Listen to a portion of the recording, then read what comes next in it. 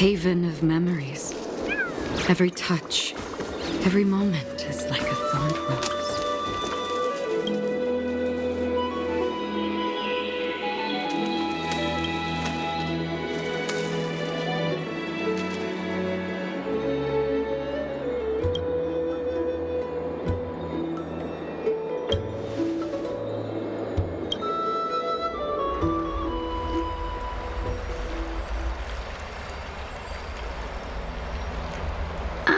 It's you, Cass.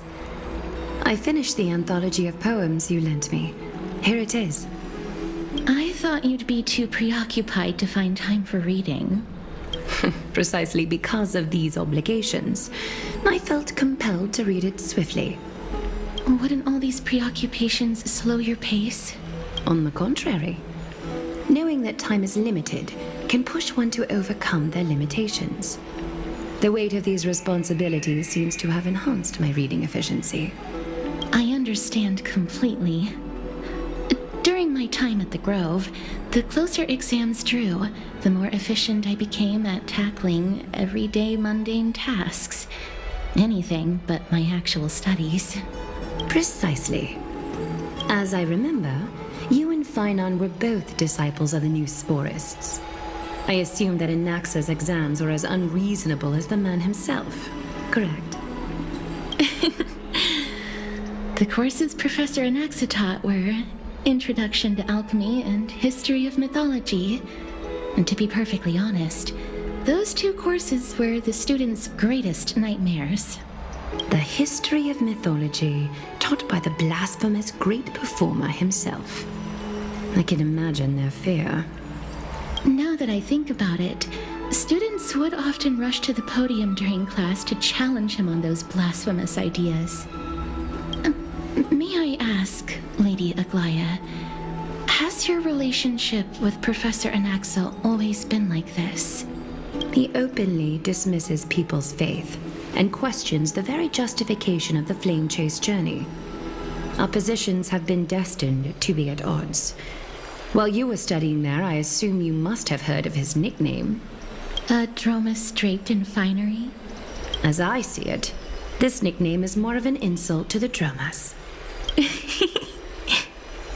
Despite his insufferable arrogance, I do hold a certain respect for his nature as a scholar. To remain true to his principles, he is unafraid to stand opposed to the world, and that requires considerable resolve. Anaxagoras' life is almost like a satire. As a Chrysos heir, he refuses to heed the prophecy, while he disrespects the gods. The gods have chosen him. He was indeed chosen by Circes. Is something weighing on you, Cass? The golden thread is quivering. I sense there's more to this exchange than idle chatter. With all due respect, I'd like to know what you plan to do with him. In light of his assistance in the battle against the Flame Reaver, I am willing to grant him some time to find a way to remove the core flame. However, if Anaxa decides to make any move that places us in danger, I will not hesitate to take extreme measures. Just as I feared. The Flame Chase journey is the destined path for the Chrysos heirs. Yet he now seems more like an empty shell. Given his strong sense of self-respect, I trust that Anaxagoras will make the right decision. Still, I can't help but hope for another possibility. Perhaps Anaxa will also overcome his limitations, now that he knows time is limited. I understand your stance. Let's continue this discussion another time. But now, let's greet our guest. You're here. Does this mean you're ready to take on Orynyx's trial?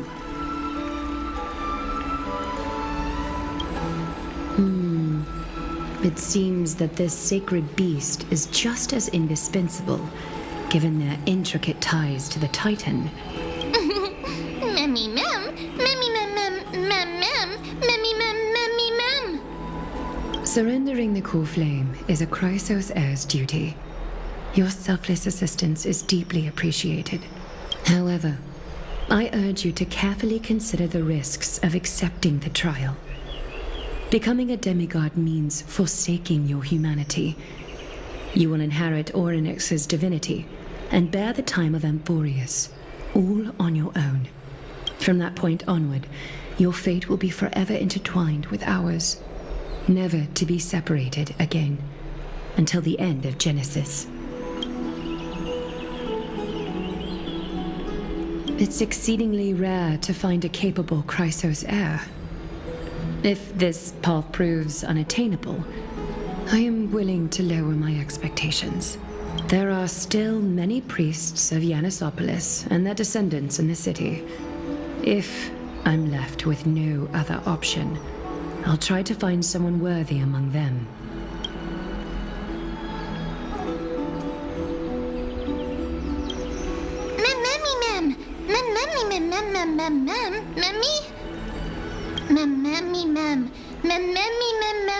Hero.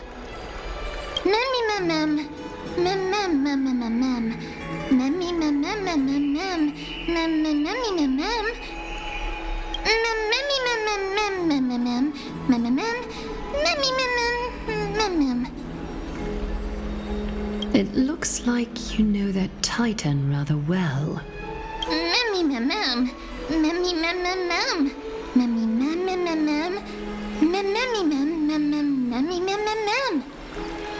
Memories that exist outside of your own experiences. I can't explain why, but I can vouch for Mem's words. When I was in the abyss, I heard the Titan's groans, full of pain and grievances, yet without any ill will.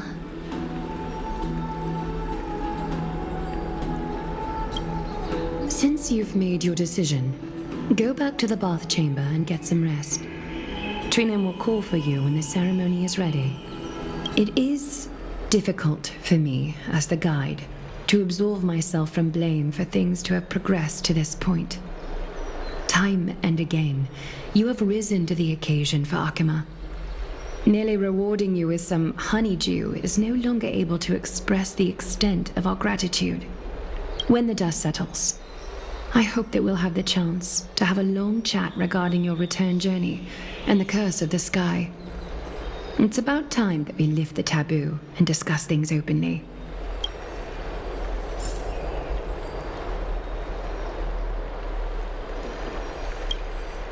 Mister, may everything go well for you and Mem. It's nothing. I only came to discuss some matters with Lady Aglaya. Previously, I lent her an anthology of poems that Lady Trianne had gifted to me.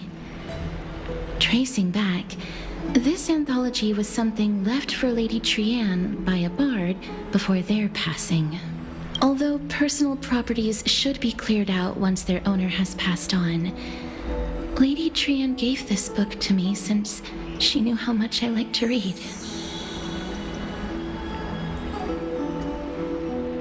No, it's just an ordinary book. It's definitely not some kind of unique copy. It just contains an allegory. In a faraway land, in a city known as Styxia, a dragon corrupted by the black tide descended one day, swooping upon the city like death itself. It swallowed the princess of the city whole before it was suppressed. After taking down the evil dragon, the warriors discovered that the princess's life had already met its end. Overwhelmed by grief, the queen hired an alchemist to resurrect the princess using the dragon's flesh and blood. However, having lost memories of her previous life, the resurrected princess turned into an evil dragon herself and wreaked havoc on the city. As a result, the prosperous Styxia met its demise.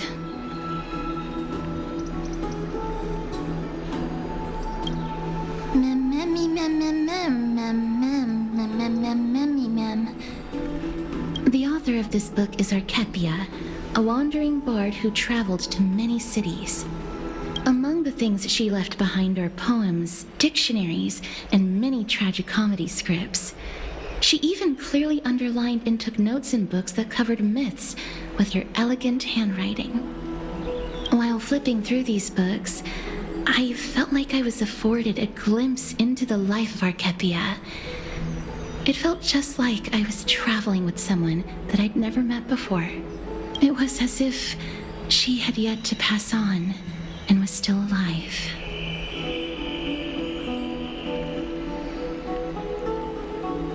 That's right. Writing, drawing, and taking photographs. It seems like human nature to try and leave records of things. Speaking of taking photographs, when I was helping you to take the photo previously, I did not look through the photos in your photo stone out of courtesy. But I'm also very curious about the story of the Rosy Celestial Maiden.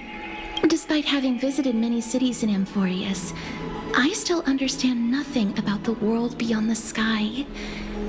If there is an opportunity, forget it. Let's talk about this in the future. For now, I only hope that you'll be able to complete the trial safely and obtain Orynyx's blessing.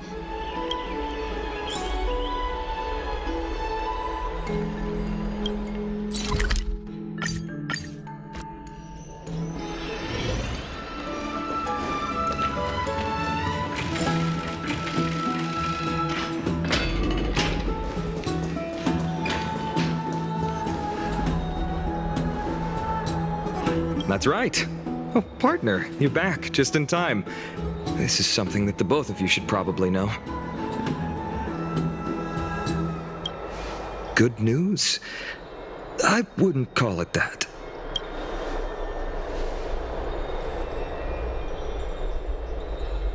Some background information for you. The Council of Elders is an authoritative body in Amphorius, made up of different city representatives. They hold legislative power over the Holy City, and are in charge of presiding over the Citizens' Assembly held once every few years. This is the most important social event of Akima. It is highly influential, and can even affect what happens to the Flame Chase journey.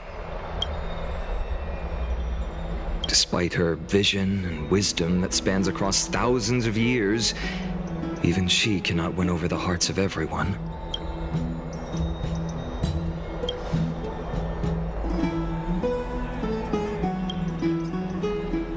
Every 5 to 10 years, the Council of Elders organizes a Citizens' Assembly at Dawncloud. During the assembly, the representatives will vote on major issues such as whether the Chrysos heirs led by Aglaia should still hold the right to govern the Holy City, and whether the Titan's conquest should continue. That is correct. However, the problem lies in the fact that there are ill-intentioned extremists in the Council of Elders. They view the Citizens' Assembly as a way to restrain the Chrysos heirs and hope to take complete control over the Flame Chase journey. We can refer to them as the opposition. During the assemblies held in the past 100 years, the voices supporting the opposition have been growing stronger in the shadows. It's only thanks to Aglaia that the Flame Chase journey has been able to continue to this day. The Citizens' Assembly is just around the corner, but this time, there seems to be a new variable to the situation.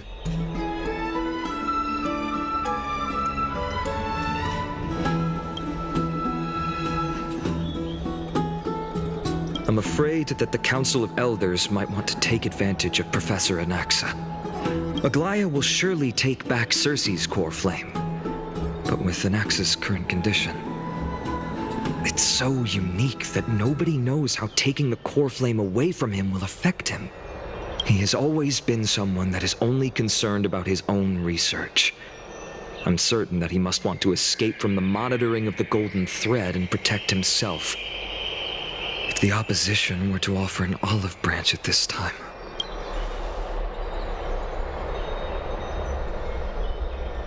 Anaxa has never believed in the prophecy, so technically it cannot be considered a betrayal.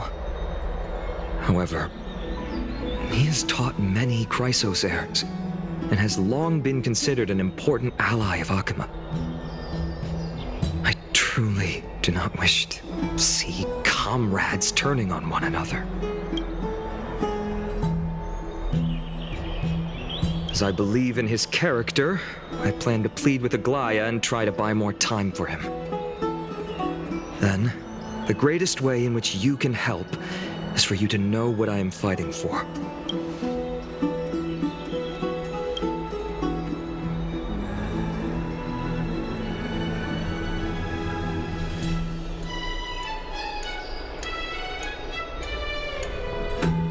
Allow me to apologize for the fact that we always seem to be troubling you.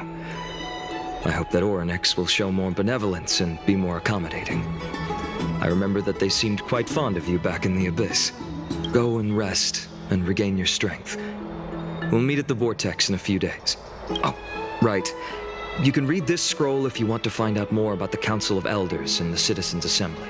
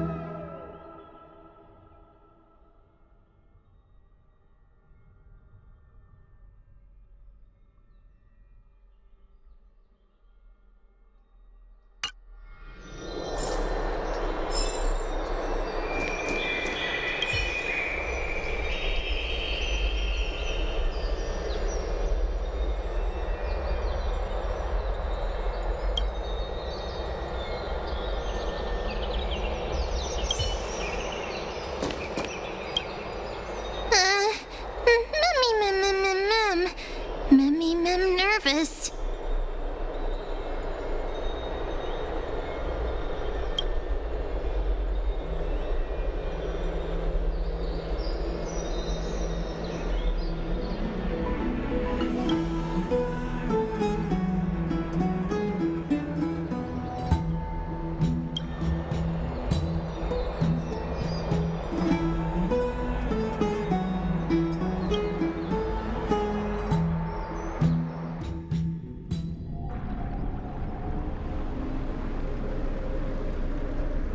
Esteemed one, Orynyx's vacant totem awaits. If you have already made your preparations to become a pillar of Amphorius, please, step forward.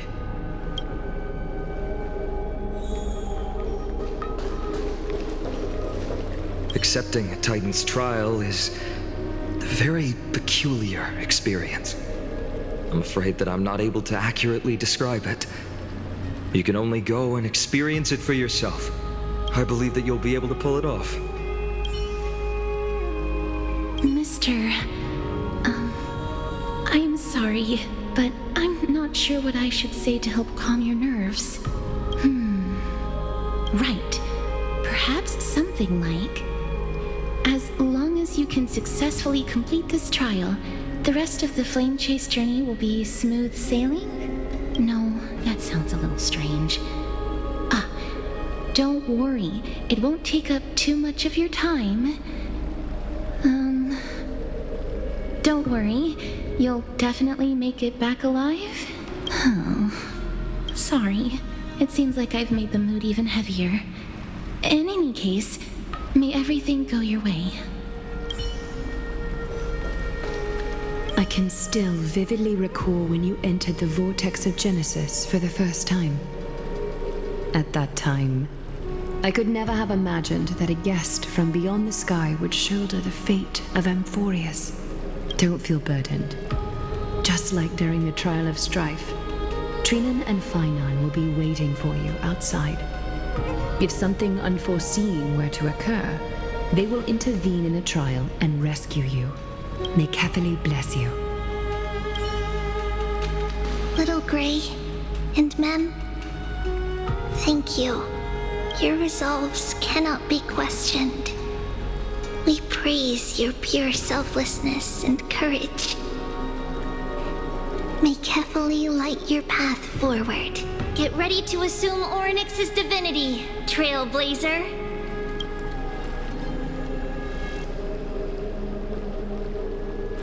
divine position of Orynyx has already been vacant for some time. We can feel the space of the trial closing. As there isn't much of their soul left, we'll have to complete the ceremony before their soul completely dissipates.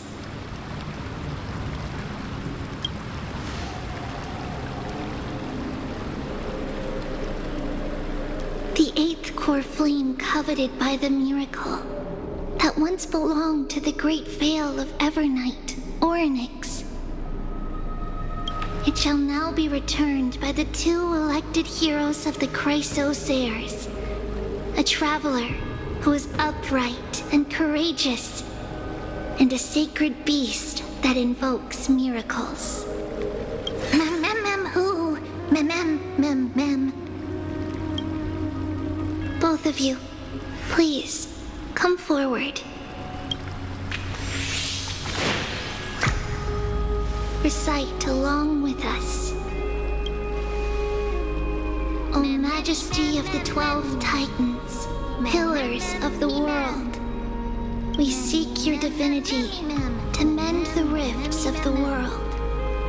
Fill our bodies with blood of gold, till we wither in willing service to the prophecy.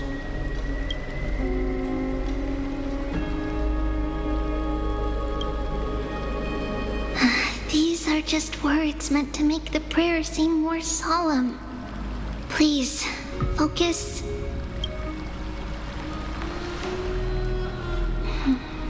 And surrender the core flame.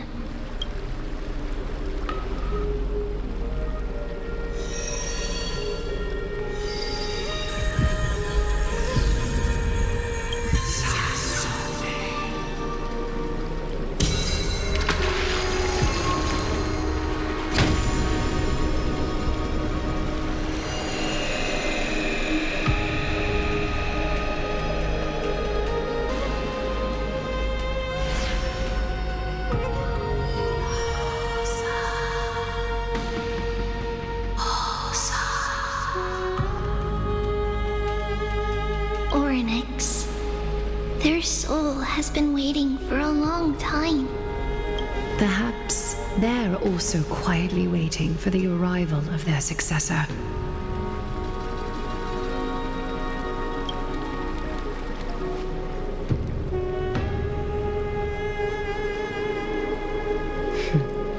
The last time I heard this, things didn't turn out that well. Don't worry, Aglaya. He's tougher than I am, right?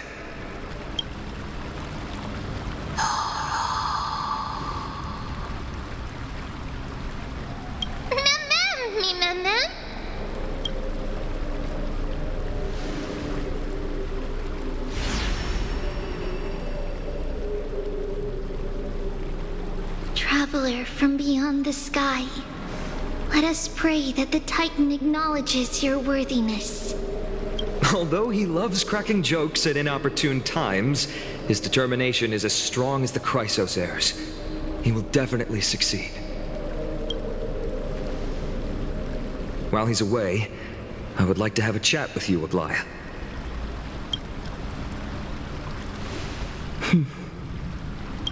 Speak. I'm listening.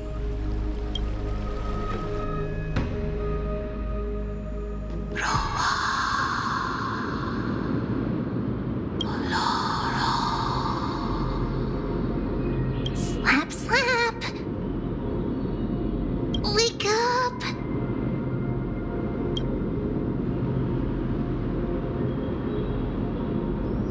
How is it? How do you feel? Right? I think that it's amazing, too! Testing, testing, 1, 2, 3! Testing, testing, 1, 2, 3!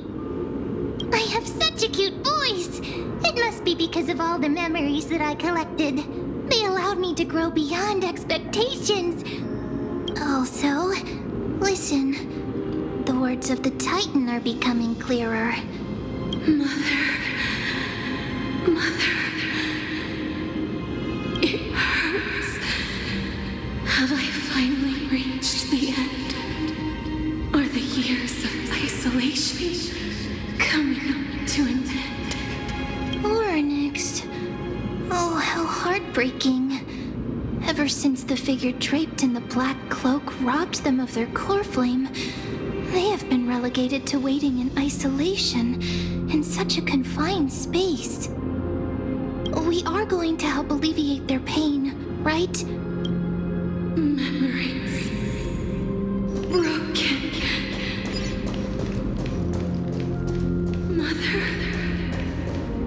where? Mother?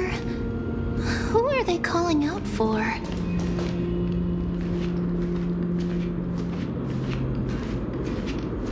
You.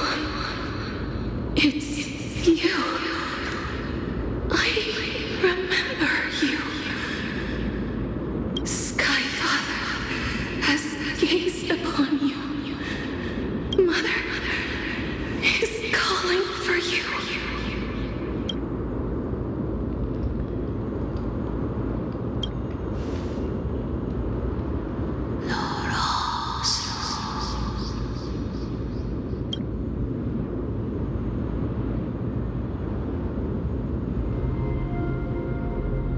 Sky Father has chosen you.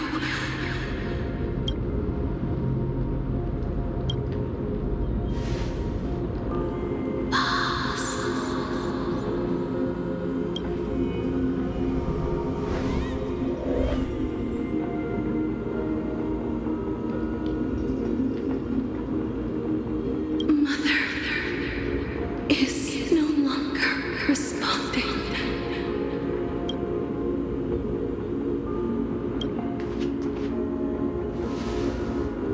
Something important. An important matter. Onyx, listen to me. Aren't you tired? Throughout the long years, you have always been protecting the fate of Amphorius. Each time people draw strength from within their memories, every single ripple falls onto your shoulders. There's no need for you to bear this any longer, Onyx. From today onwards, someone else will bear time on your behalf. This is why we have come. Freedom. Freedom. I want freedom. Oh, poor child. Everything will be fine. Let us help you. You can have a good rest now.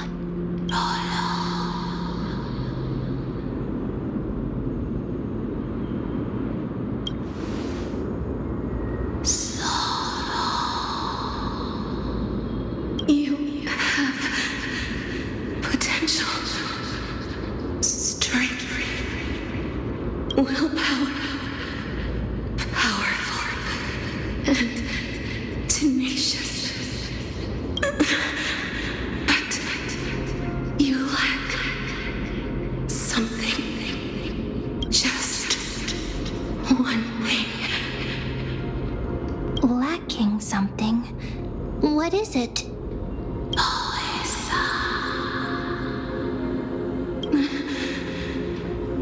What you lack is a future.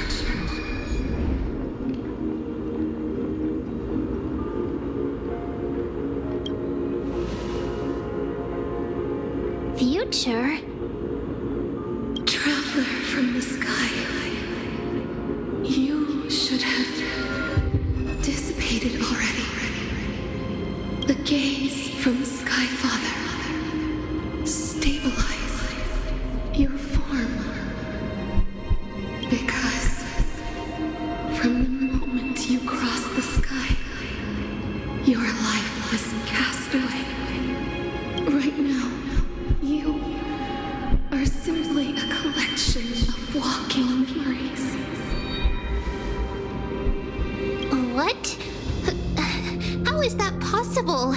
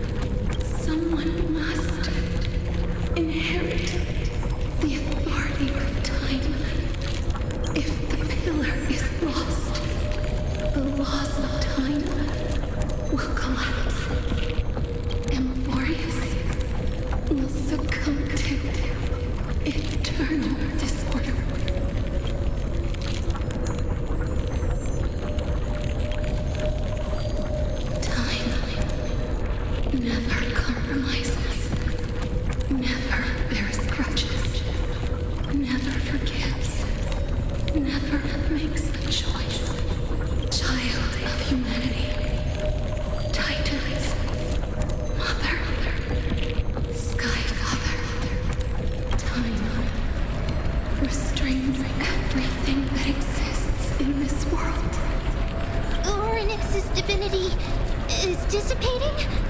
Is the trial coming to an end? Strider of remembrance, my strength, I shall entrust it to you. The fate of the world. If you wish to, save it. Go and find your future that has been stolen. Even if that means you'll have to cheat death. You'll have to challenge that. Hand of shadow, clasped with unyielding fingers.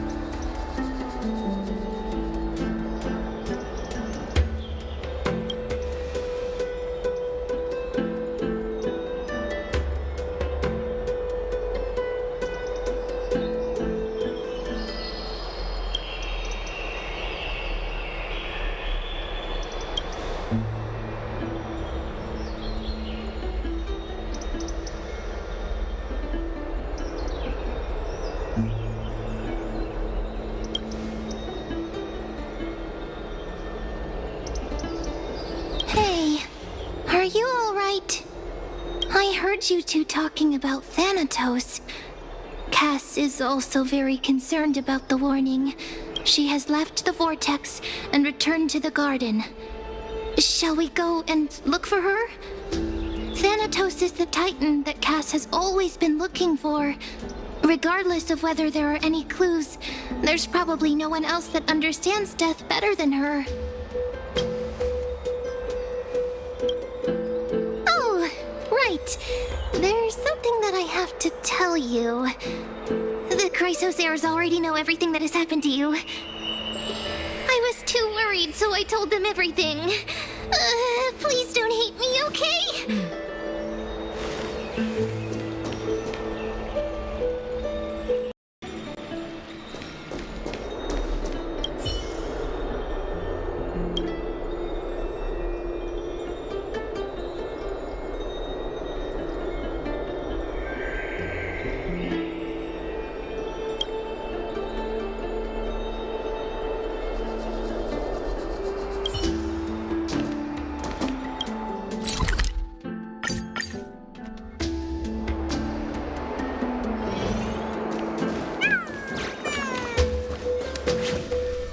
Mister, I'm right here.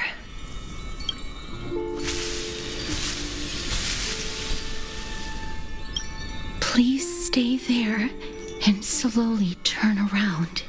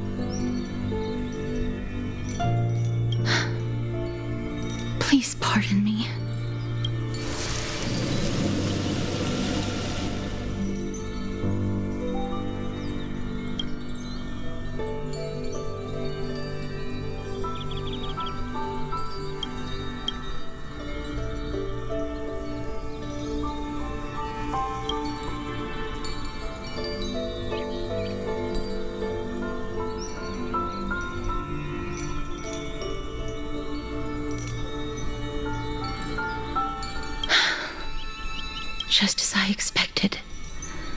I cannot feel anything. Back at the Grove, I was puzzled as to why you were not affected by my curse. I thought that it might have been the special ability of a traveler from beyond the sky. Never did I expect that this would be the true reason. I'm sorry. I should have noticed that something was amiss earlier. Mister, if my abrupt behavior just now offended you, I hope that you can forgive me. I'm just thinking, if your soul has really left your body, as a mortician, I might be able to trace where it has gone to.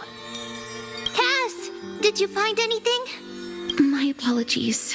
Not as of yet. Perhaps I have overestimated my capabilities. But, mister, would you be willing to let me try again?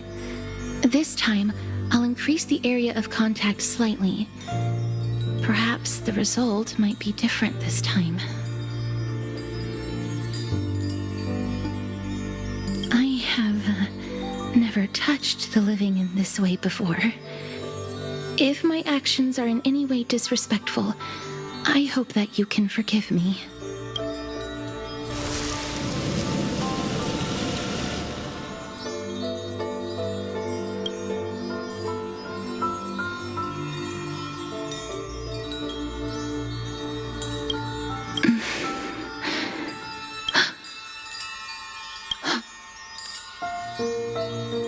I seem to have caught a glimpse of something.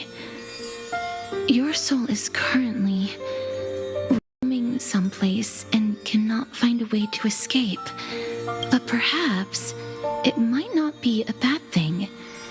If your soul is still wandering around, it means that we still have time. We have a chance to find it before the fingers of Thanatos sweep everything away. Clues. Just a few more. I need more guidance. The connection has been severed. With my strength, I'm not able to trace it. It was me. I was a little too hasty. Don't worry, mister. Although we currently have no leads, I will do my best to search for the whereabouts of Thanatos, bring back their core flame, and personally return to you the life that you have lost too soon. I know that I'm lacking in confidence, but I hope that you can keep this promise of mine in mind. Before I manage to deliver on this promise, please do your best to hang on. Amphorius needs you. Lady Aglaia and Lord Finon are currently discussing some matters in the paths. They're worried about you too. If possible, please go there and let them know that you're well. Although, I don't actually know whether your current situation can be described as well. Also, please accept this Styxian fable. Reading can help one to focus and relax. I hope that reading this can help tide you through this difficult period. More species are disappearing.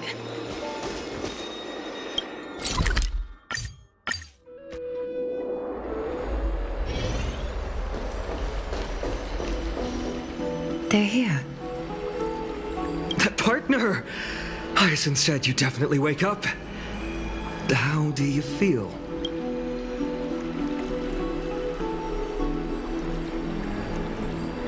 Well, at least you look no different from the living. I think that most living people don't even look as good as you do. You've completed the trial of time, and I have to admit that the process went better than I expected. Even in the end, that Titan's heart still showed a soft spot for humankind. However, I never expected that two people who have cheated death would appear in Akima at the same time. That's what we have been talking about. Mighty has been in Akima for such a long time, but has no one thought to study his indestructible body? If there were even any minor breakthroughs, we wouldn't be as clueless as we are right now. Many have had this idea, but so far there have been no results.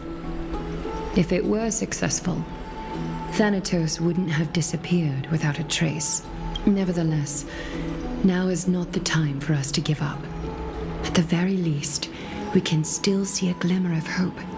Cipher. If anyone in this world knows the whereabouts of death, it would be her.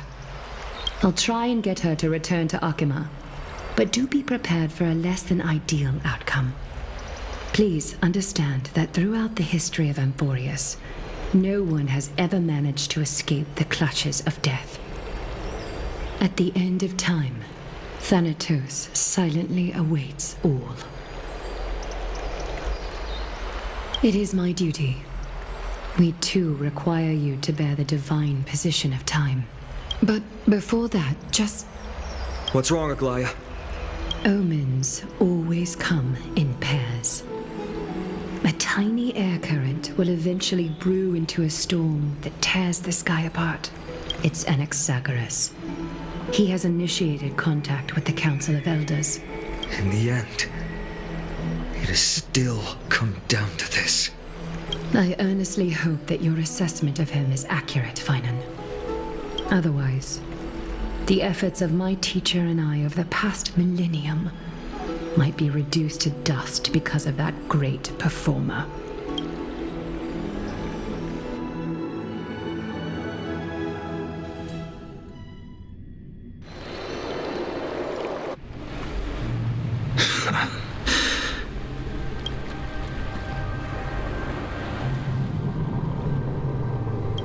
I'm back here again.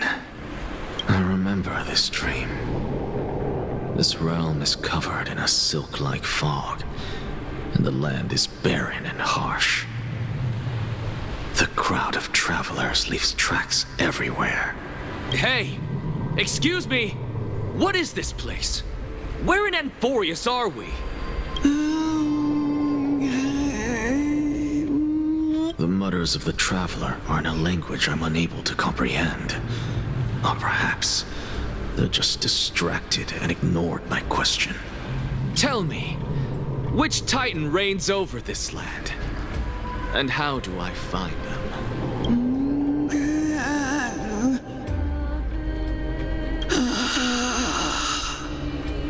Hand of Shadow.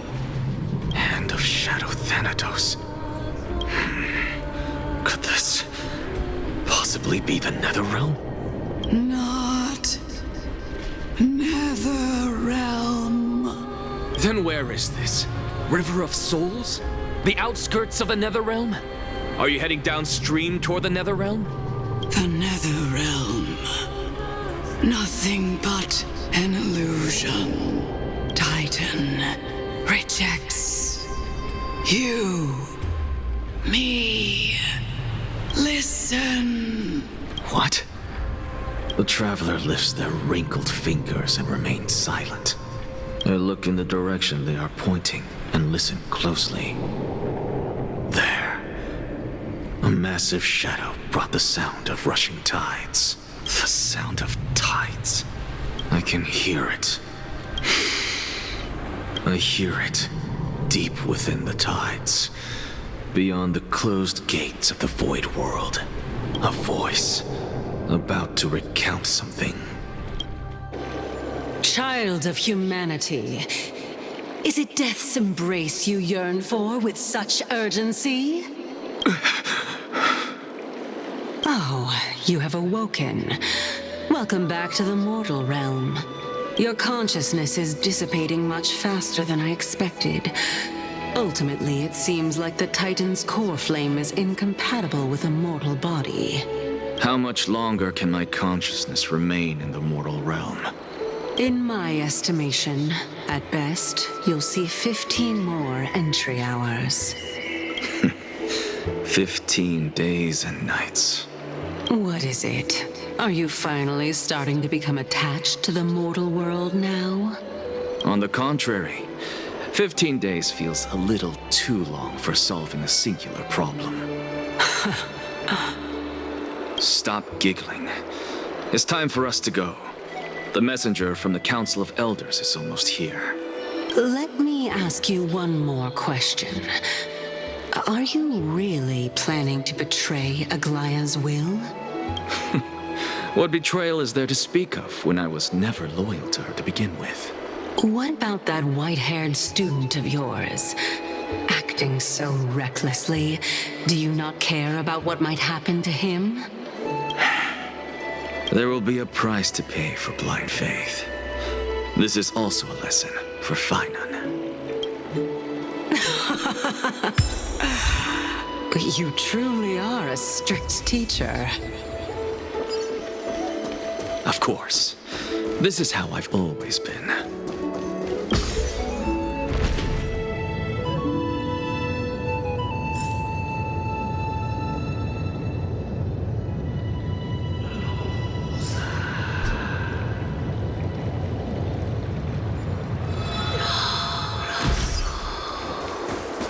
Sorry to keep you waiting, Lord Anaxagoras.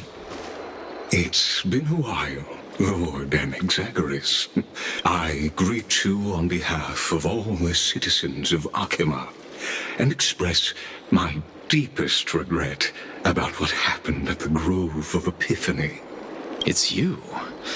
I never expected that you would personally come and meet me. By carefully into Lantern above, I have come as a testament to the justice of the Council of Elders. There are anti-Catherians here? They have been a rare sight ever since the Chrysos War.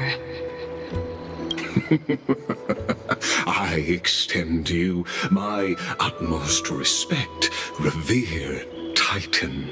I am Lycurgus, though you may call me Lygus, holding an honorary position within the Council of Elders in Akima, and as the Theoros, I stand to protect the right of all upright citizens to express themselves freely. You can see them too? You know about us. We anti-Catherians perceive the world through the amplitude and frequency of souls.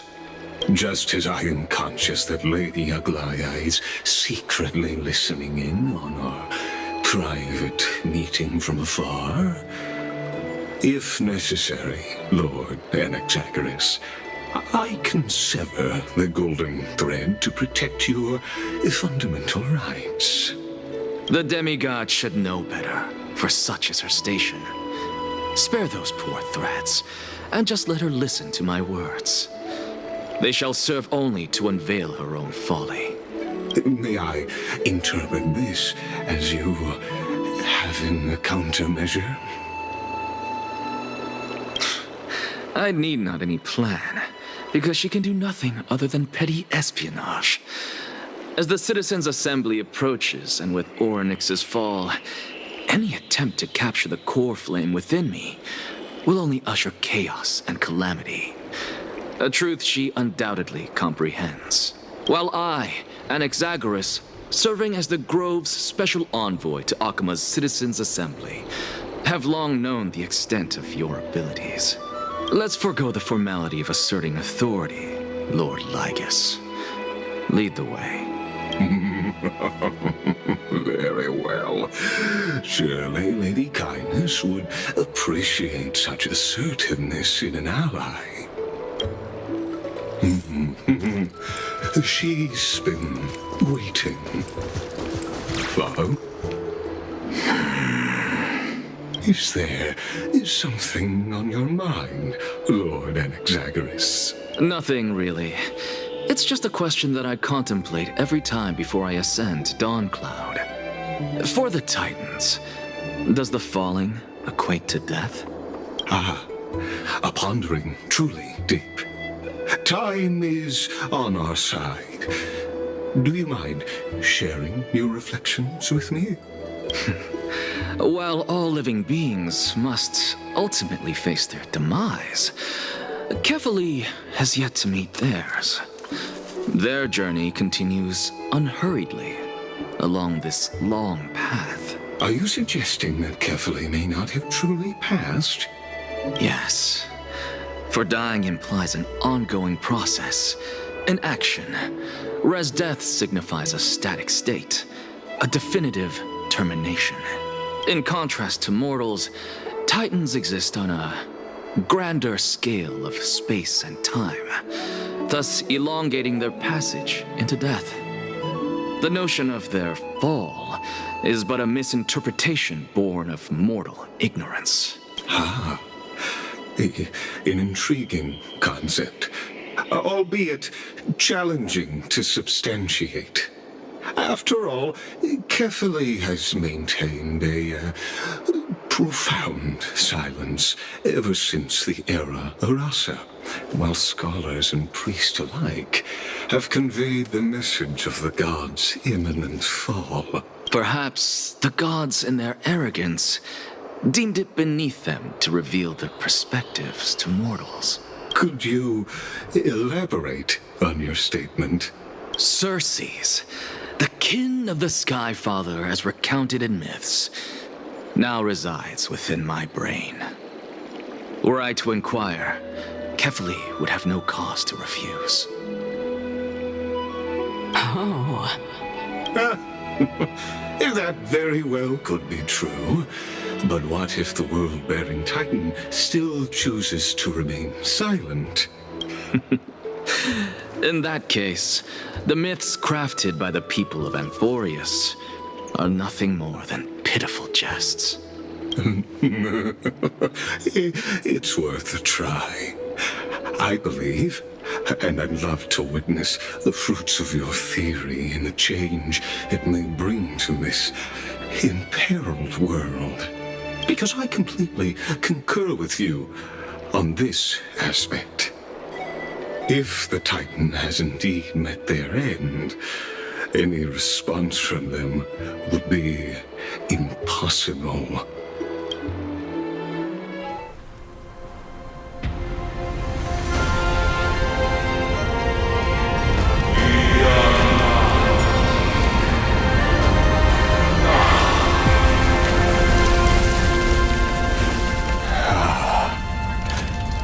Please, Professor.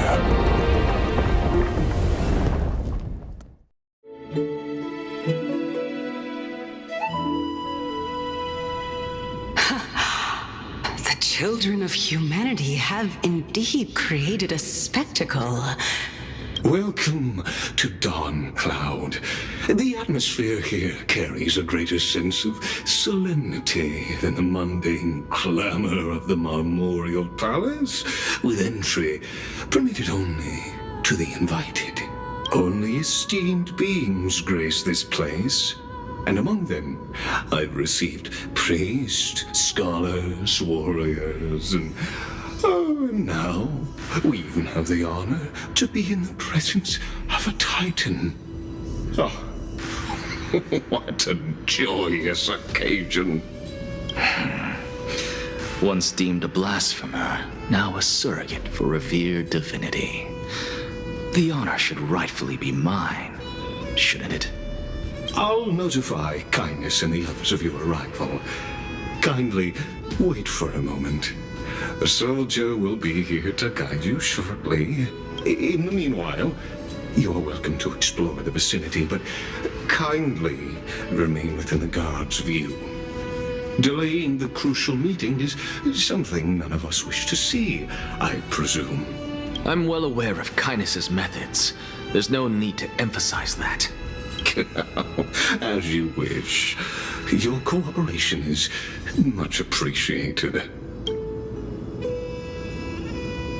Alas, I had hoped for a brilliant plan from you, but it turns out you just left one cage to enter another. Save your concerns. I know very well what I'm doing.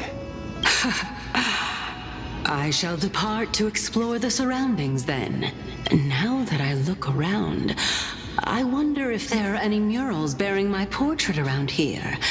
I'm quite intrigued to see how the children of humanity beyond the grove perceive another Titan. Off you go.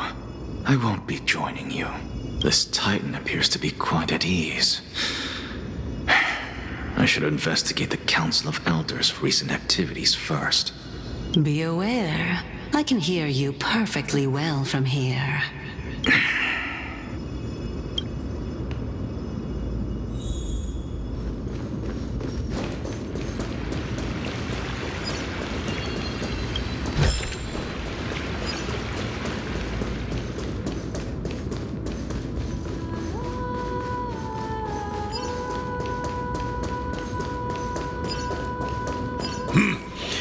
Even blasphemous scholars can come here, it seems. Looks like my presence here is quite unwelcome.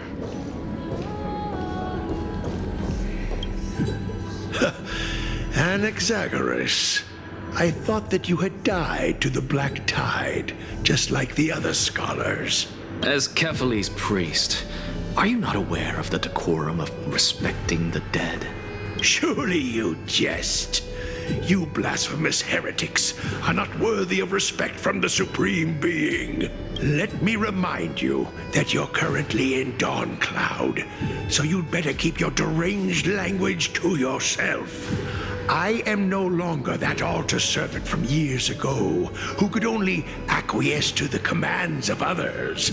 Now, I have plenty of ways to deal with people like you. I'm not sure whether I should laugh or cry right now. I can't believe that a follower such as you could have been made by a creation titan. As I see it, a dead titan can't provide you with this level of confidence, right? Then who is it exactly? Could it be kindness? You.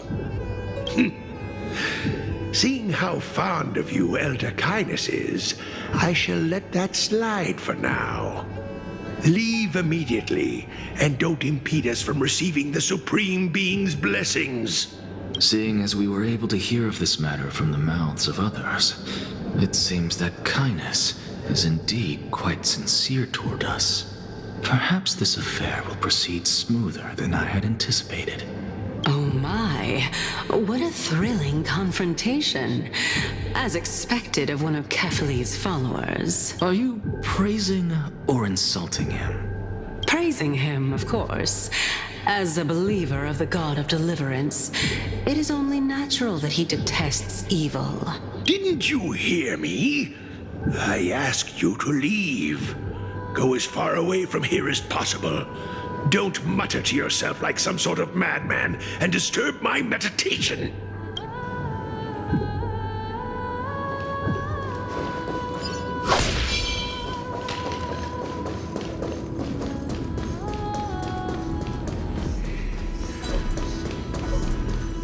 Professor Anaxa! Over here!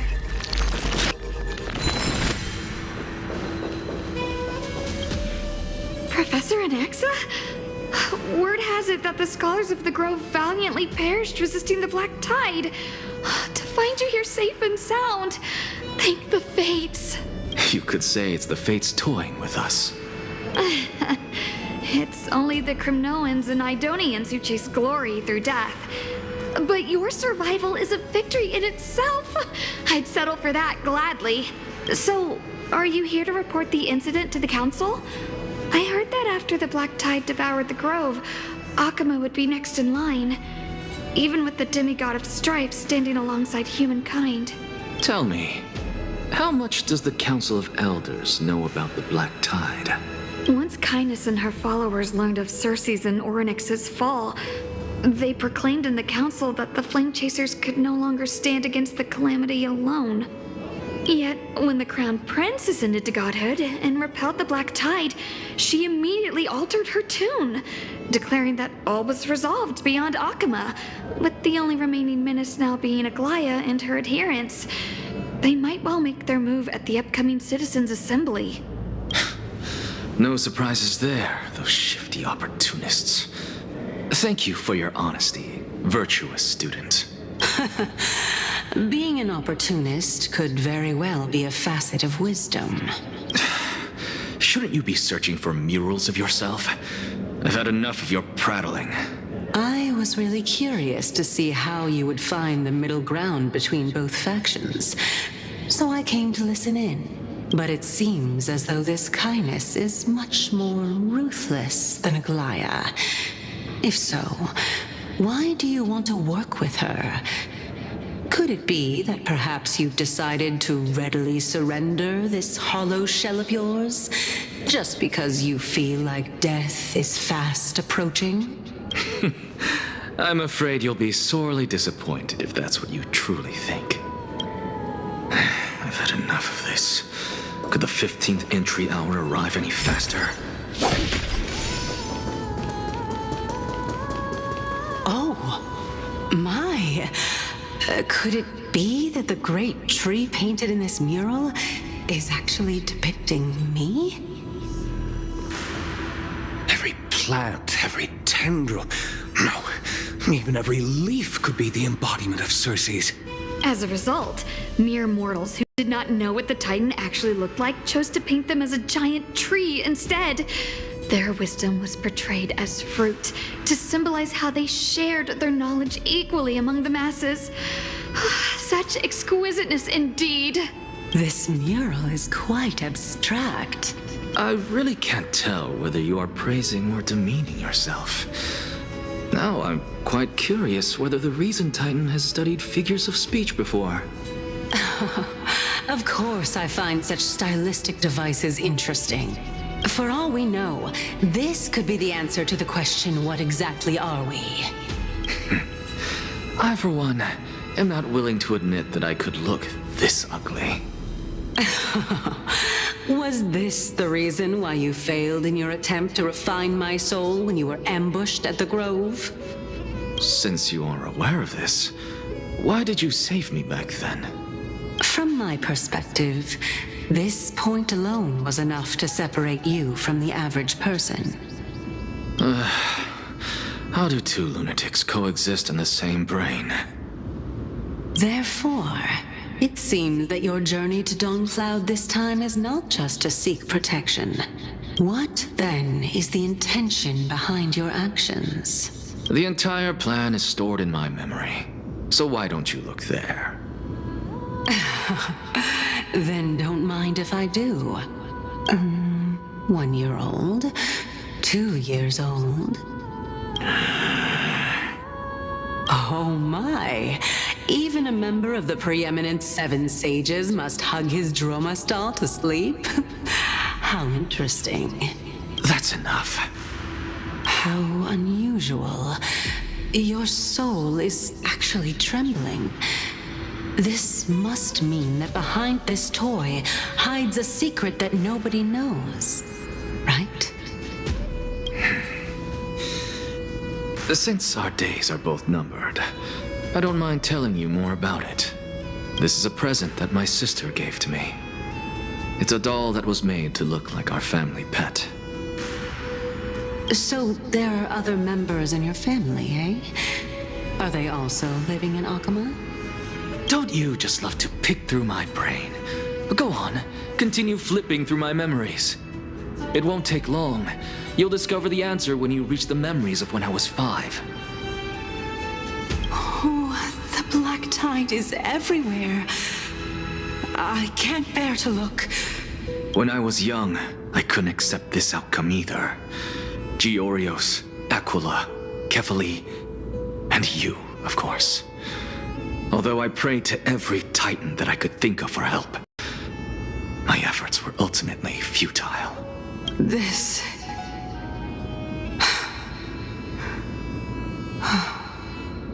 Could this be the inception of your research into alchemy? Indeed it was. Everything started from that verdant courtyard of yours. When I was pursuing my education there, I naturally also came to learn of Thalesis' theory as well. Oh, I remember that person. He was the one to come up with the concept of souls, right? Not only that, he also believed that life, as well as the composition, movement, and transformation of matter, all stem from souls themselves. This is why I thought that Since all living things stemmed from the same origin, why could I not sacrifice myself in order to resurrect my nearest and dearest? Anaxa, you... I did it, teacher! But this is absolute blasphemy. Regardless of how much freedom the Grove provides, such an act could cause you to be burned at the pyre.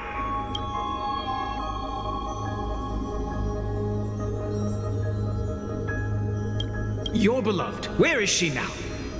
Send her away from the Grove at once, to a place where nobody will ever be able to find her. Otherwise, the both of us will be judged by the Council of the Seven Sages. Calm down, teacher. My sister, she's still not in the mortal realm, even to this day. What do you mean? It was naive of me to think that I could snatch the deceased from Thanatos' grip by merely sacrificing one eye. Equivalent exchange. All I received for that price was but an opportunity to see her for one final time. Nothing more. Let it go, Anaxa. As one of my best students, I cannot watch you go down the wrong path without doing anything to stop it. Never do something taboo ever again. Don't disappoint the deceased, and never harm yourself.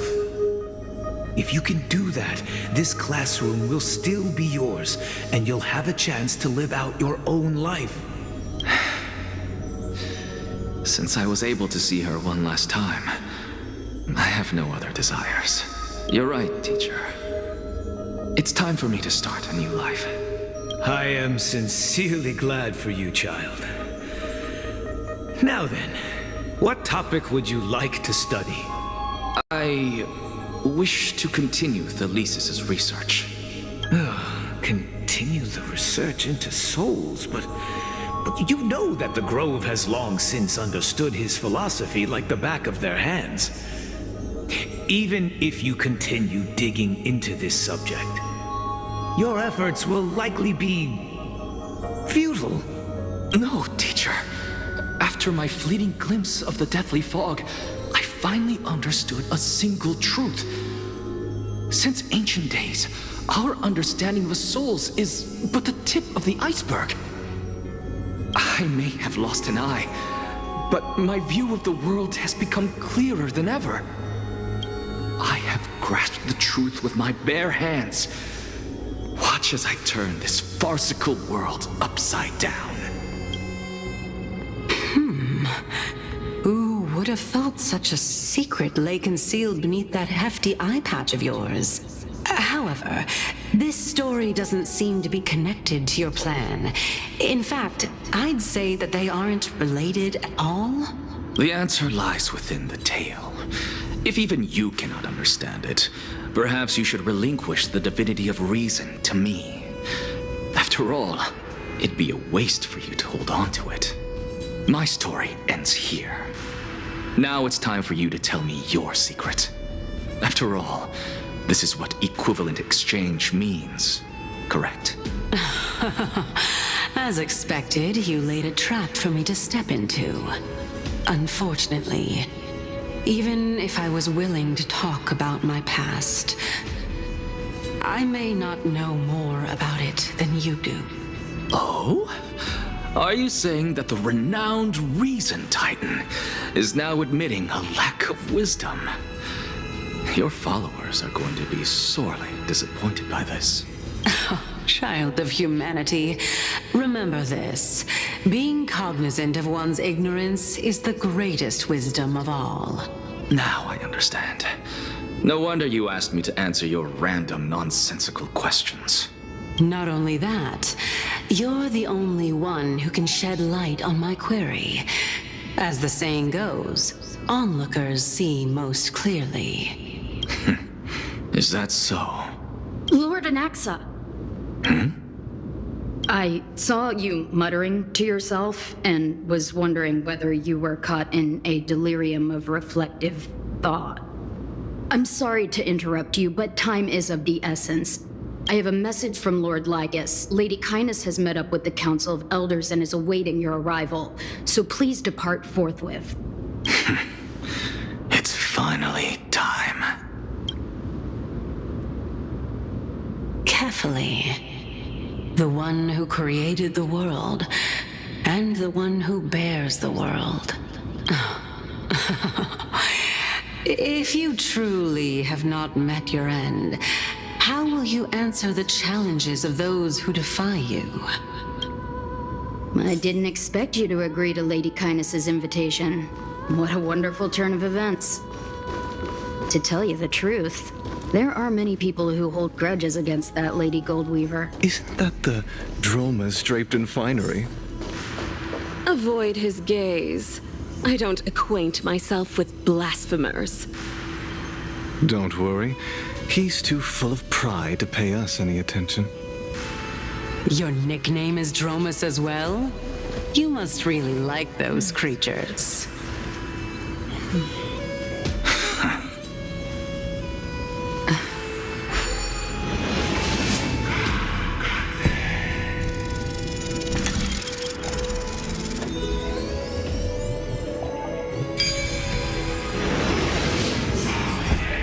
A student of Empedocles?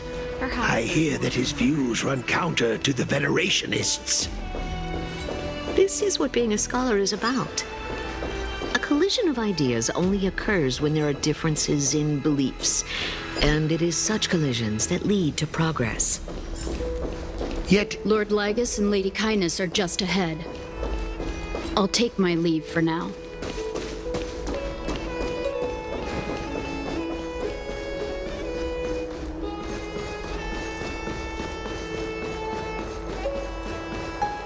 Welcome to the Demigod Council, esteemed guests. Lord Anaxagoras, I've heard so much about you. Head of the Nusporists of the Grove of Epiphany, notorious blasphemer, a Chrysos heir who bears Circe's core flame, a survivor of the Grove Calamity. Did I miss anything? Well, if so, please be so kind as to enlighten me. Since Lady Kindness is already well acquainted with me, I won't waste any effort introducing myself again. But then again, perhaps the customs are different here. Back in my hometown, there is a form of etiquette known as honoring guests. The host will welcome their guest with warm hospitality by treating them to fine wine and a cozy bed. And yet, ever since I arrived, I have not been welcomed with warm courtesy or ceremonial gifts. Instead, I am met with intense scrutiny. Even more absurd, the host has sharpened their blade and instructed their servants to lie in wait in the shadows. Perhaps you intend to cut open my heart, retrieve the core flame, and then hold a grand feast for all of the guests. Everyone, stand down. Thank you for understanding. I am but a feeble scholar who is not used to the stench of avarice and blood. No need to be humble, my lord. From my perspective, your courage and gumption are worthy of the reputation of the Seven Sages. Your bravery is more than adequate to accomplish our perilous endeavor. So, you wish to start a war? Well, since the Chrysos heirs are calling for war, we will respond in kind. Conflict is inevitable. Since Aglaya endeavors to suppress the virtuous commoners with blood of gold, we will not hesitate to display the rights and metal the citizens of Akama are so entitled to. As to your question of whether peace is still a viable option, well, to that I can only say this. Everything hinges on the next citizens' assembly and whether they have a sudden epiphany amid the clamor of the masses. And since you, as a Chrysos heir, accepted our invitation, you have indeed given us a glimmer of hope. What brazen arrogance. What you're saying right now is worlds apart from what you were saying before you retired your cleaners. I don't deny it. After all, they're responsible for cleaning up any threats, and just a moment ago, you were on the side of the Chrysos heirs. But now that you're an ally of ours, we can continue talking somewhere else. As you know, these walls have ears. I was fortunate enough to have the opportunity to discuss a treatise about the Venerationists with your teacher, Empedocles. Yet, it seems you subscribe to the Nusporists instead, Lord Anaxa. I've heard that this school of thought is one with many detractors. It's normal for Welcome back to the hub of the Demigod Council, Lord Anaxagoras. Surely you remember that countless eloquent orators have stood in this spot before and emerged victorious by stoking public sentiment with their words. And yet there have also been innumerable blasphemous philosophers who set themselves up for failure because they refused to defend their actions. This tiny stage is the most profound embodiment of Akama in centuries. In 15 days, this site shall also become the most important, as well as the final turning point in Akama's history. May the both of us carry out our duties with honor and lead the masses back toward the Erachrisia, a golden age with no death, strife, or trickery. Oh my, 15 days and nights. That aligns perfectly with the date of your demise. Could such a coincidence truly exist? Using death to prove myself fits my intentions perfectly. What strong conviction you have. As expected of the hero who dared to stand up to the Gold Weaver. As expected, she misunderstands you. That's enough, Lady Kindness. Dispense with the niceties. I only accepted your invitation so that I can serve the commoners alongside the members of the Council of Elders. Don't test my patience with such superfluous formalities. Well, you say that now, but surely you also require my aid as well, so that you can stay alive even when being pursued by the Golden Thread? You worry too much. She won't show her hand too freely, as she still needs to garner support from the masses at the Citizens' Assembly. Even someone like me can tell that only a sliver of her humanity remains. Surely you're not asserting that she will definitely act in a rational manner. As you're no doubt aware, Aglaia covets the core flame that I possess, which makes it the bargaining chip that allows me and the rest of you to negotiate with her. However, in return, I'll need the Council of Elders to support me as much as possible. Naturally, this includes the guards as well. You're well aware how valuable Circe's core flame will be in the Erachrisia that you are desperately pursuing. Talk is cheap, so you'd better act prudently as well. I understand. After all, this battle of wits is just a means for each party to acquire what they need. As long as your request is reasonable, the Council of Elders never shortchanges its allies. Since we're both intent on mutual cooperation, let's not mince words and just speak plainly to each other. Let us decide how much we can secure for ourselves and how much we're willing to sacrifice, like true philosophers, with our words and wisdom. Continuing from the earlier topic, let us discuss our common enemy, Aglaia. She is the second most experienced Chrysos heir across the whole of Akama, who has gradually lost her humanity to the ravages of time and the ablation of the core flame. A formidable opponent indeed. Admittedly, there is ample reason for her to take your life. Yet your previous reasoning is quite sound. As a seasoned political animal, it's unclear whether she will actually cross that irreversible boundary. Moreover, she still needs you alive so that the Titan's trial can be completed. Is there anyone present who can swear by the sacred vow of Kefali and guarantee that you weren't in league with that woman before coming here? Are you just trying to pull the wool over our eyes and aid her in her savagery?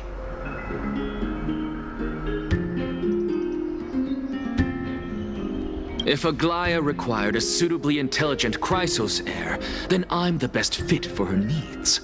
However, it's quite evident that she has no need for a Chrysos heir who could break free of her control at any time. Since I believe in neither Titans nor the prophecy, there's no way that I would willingly walk on the path that she extols. Given how rigorously she enforces her principles, how would she ever accept a heretic such as me? I understand what you mean. At the very least, the both of us agree that this tyrant who wallows in extravagance and greed is the greatest threat to achieving peace in Akama. The Council of Elders is willing to defend your right to live, just as we defend every oppressed citizen. However, I regret to say that sentiments in favor of the Chrysos heirs and Aglaia are only growing in magnitude. The peace that we are aspiring toward, as well as everything that we hold dear, will be destroyed completely. The city will be burned to ashes, and the citizens' blood will be shed. Tell me, what are you willing to do for our esteemed citizens so that they can vanquish the enemies of our fine city?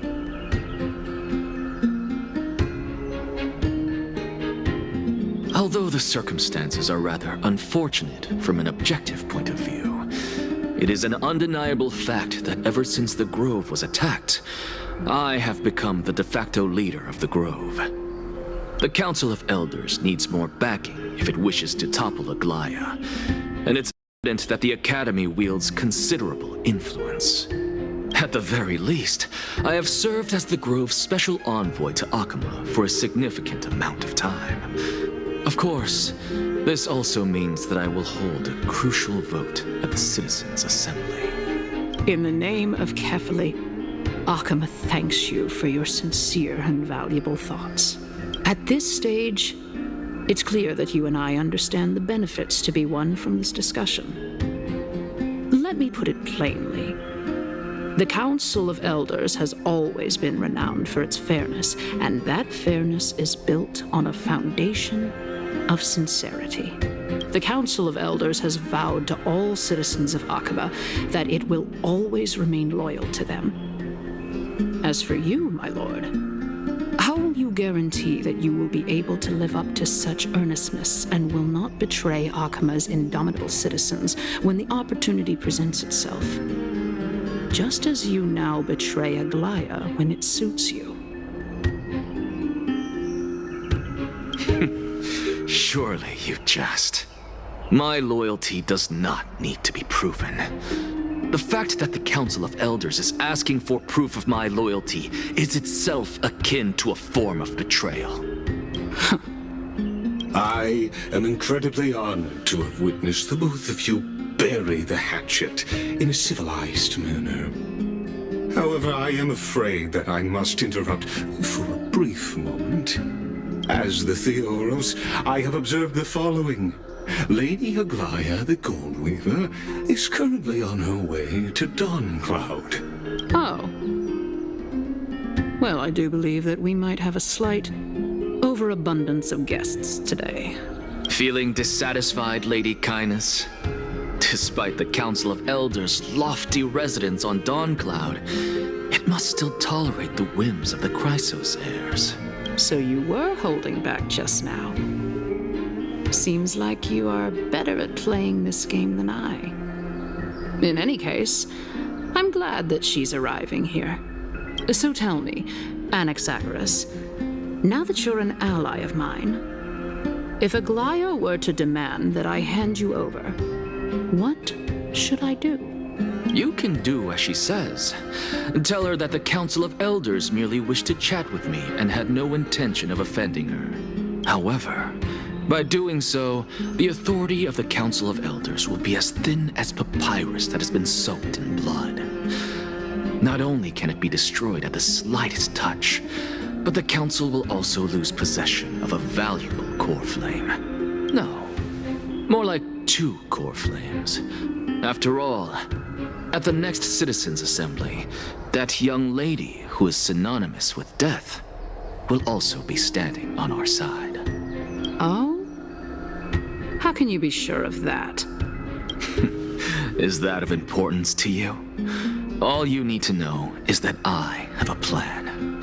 In my opinion, you should be more worried about the impending threat. If Aglaia can seize me in full view of the masses today, she could also dismiss the entire Council of Elders in one fell swoop tomorrow. If that happens, the discussion that we've just had will turn into an utter joke instead. Is this the outcome that you wish to see, Lady Kindness? Fine. I will handle this matter appropriately. But you do best to remember this. Fool the people and karma will be on your tail. I'll overlook it this time, but don't count on there being a next time. Unless, of course, you crave cruel punishment and consider suffering the perfect state to ponder the true nature of souls. Well, what do you know? That happens to be one of my rare talents. We shall see, then. I've got to say that you've managed to really impress me again. But shouldn't you be going after more? Dying to know what I'm after. I mean, I'm the reason Titan after all. It is in me to ask and seek answers. Easy there. You'll learn the answer soon enough. I didn't bring it up with her purely because she doesn't have the means to give me what I truly want. It's as they say, onlookers see most clearly. The true masters of Dawncloud have always been the Theoros, who watches over everything.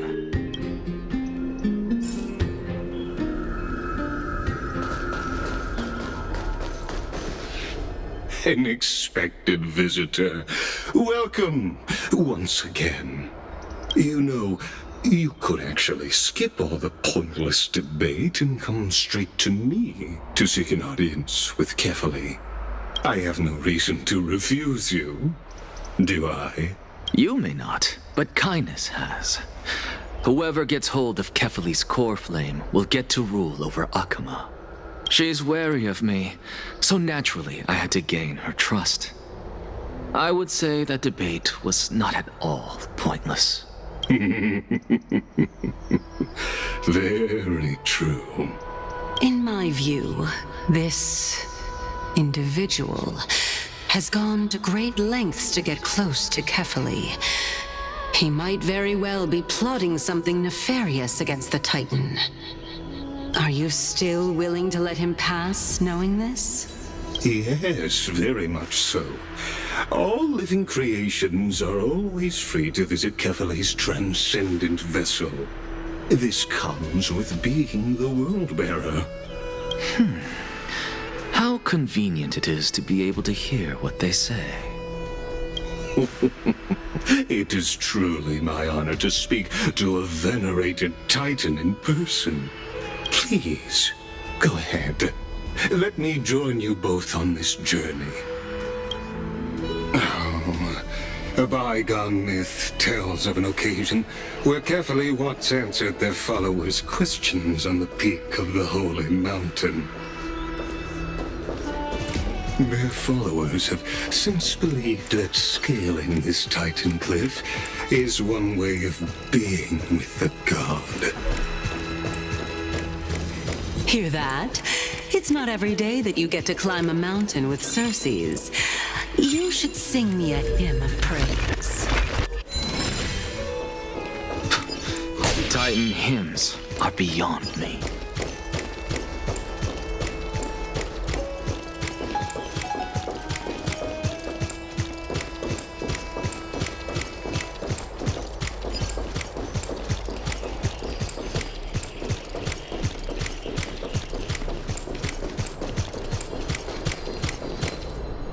ahead. Take this Yanis shortcut, and the long pilgrimage stairway will be waiting for you at its end. I have to admit, I never expected you to not ask me anything.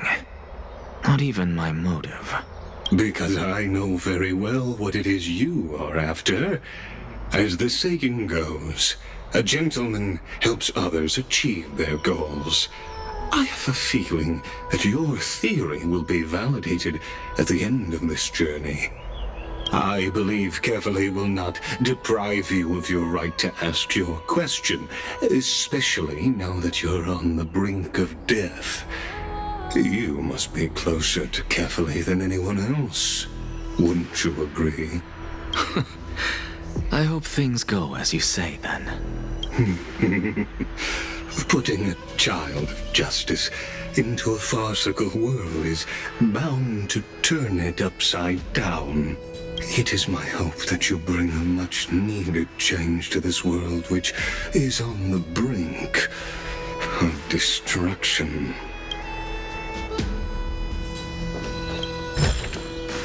Seek, and you will find.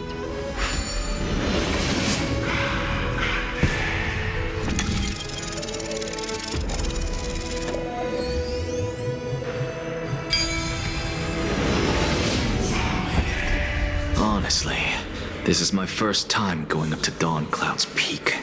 What a splendid view. Isn't it about time you recognize the magnificence of us Titans? Well, I don't see how this place is different from those temples in the city. All they have are magnificent facades. And even though I've come this far, I'm still doubtful about getting useful clues from him. I must be getting ahead of myself to be expecting to hear something nice from you. Oh? Haven't you been in my head for some time now? It's high time you get used to how I feel about things. All right, we're just a short hike away from Kefali. No time to waste here. So the intellectual debate from earlier was too draining for you, huh? If Amphorius gets a new lease on life, you should focus on strengthening your body and stop shirking social interactions. Save your concern. The Titan is in sight. Can you make it? Why? Are you going to carry me up if I were to fall now? I know how far I can go, so just hold your tongue and come along. Fine then. I guess I won't say any more. I'll just wait till your soul dissipates completely to gain control over your body. Wait. Who is that? Circe's? Hey, look at that. Huh? What should I be looking at? Am I hallucinating? Or do we even get to see souls when we're close to dying?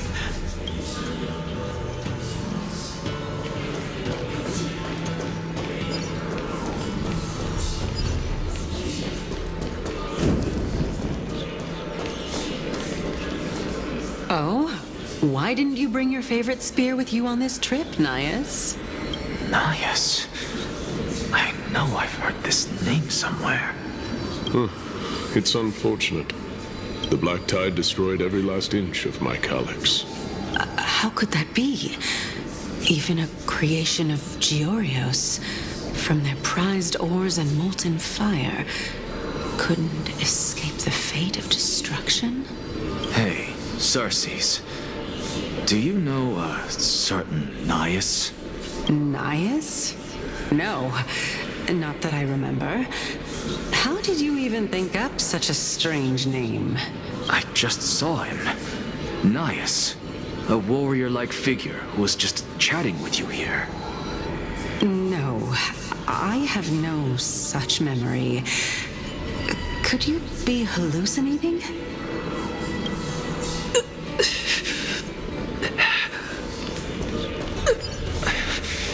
This is a departed spirit.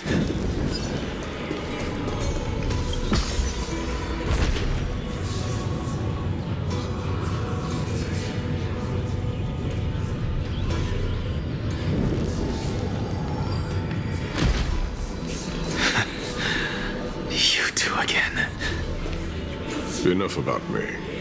Did Kaos ever reply to you? Well, regrettably. Seems like the price of becoming a demigod is a lot heftier than we thought. Kaos. Demigod. I've never heard of this person. Which Titan's authority did he inherit? Look on the bright side, Nias. Since we've come all this way, I doubt he'd snub his old friends, would he? Let's just hope we mean as much as the world to him. Hey! Are you seeing that same hallucination again? Yes. It's still you and Nias, but you're now talking about a certain Kaos. I'm guessing he's one of your companions? Kaos? This name sounds just as strange to me. Never mind. I think I know what this is about. If things are as I thought, then they aren't hallucinations, but the souls of people. What? But if those are the souls of the dead, then what am I? Beats me. For all I know, you're just an illusion I conjured up in my dying moments. Let's just keep going. As long as I take in more sights and hear more stories. Know your limits. Wander too far among the dead, and even I might not be able to save you. I'm fine. If this is indeed as I thought, then this will be very amusing. So...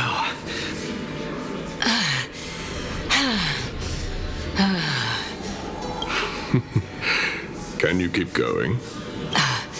Of course. I'm just... If I knew we had to climb a mountain, I wouldn't have come along with you. I guess this also counts as one aspect of the world-bearing burden. If Amphorius does have a next life, you may want to get your body in shape. Keep your sarcasm to yourself. I'm not getting anything of value from them. I would sooner throw myself off this cliff and hit rock bottom than exercise even a little. I am Calypso of the eminent Seven Sages, after all. Training would make me no different from those Helcalithist barbarians. Calypso. She's one of the Seven Sages. A member of the Grove? No, she can't be. I would know her name if she really were one of the Seven Sages. Hey, Circes. Does the name Calypso ring a bell? Circes? They're gone. Doesn't matter. I can do this myself. Oh, beautiful old world. Where are you now? Oh, legendary era Chrysia, return to the mortal realm. Splendid gods once walked the paths we walk. Alas, all that's left of that warmth is a hazy mirage. Why are you chanting that too?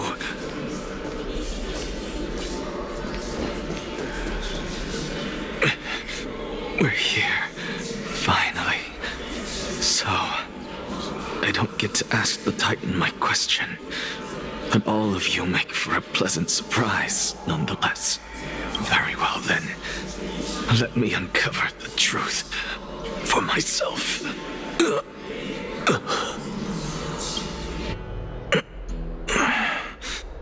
Did I still fail to make it in time? So, I'm back here again. I can hear it. I hear it from the depths of the tides, behind the closed doors of the void world. A voice ready to tell me something. This time, The voice is a lot clearer than before.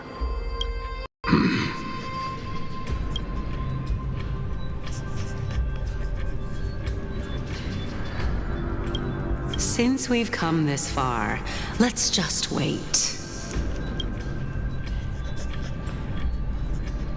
Lord Nias and Miss Calypso, are you both here to visit Chaos too?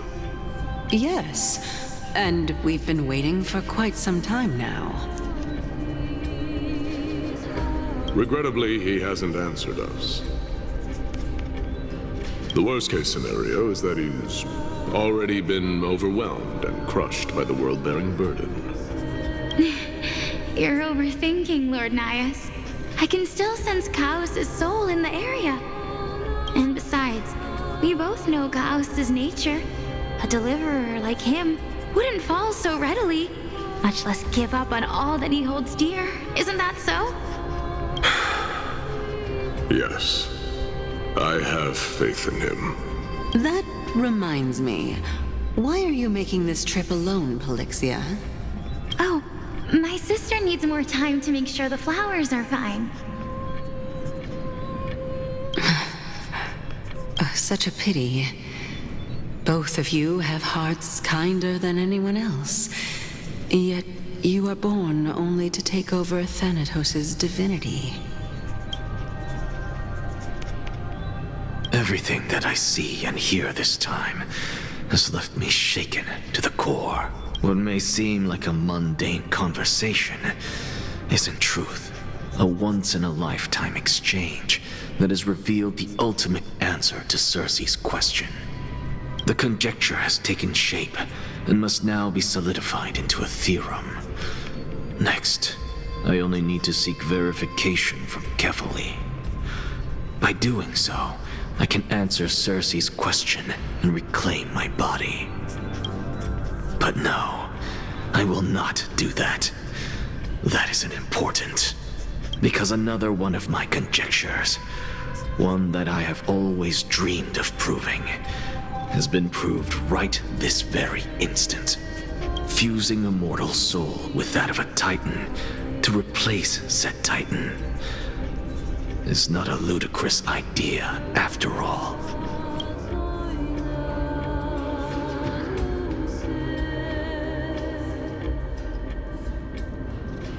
What are you thinking about?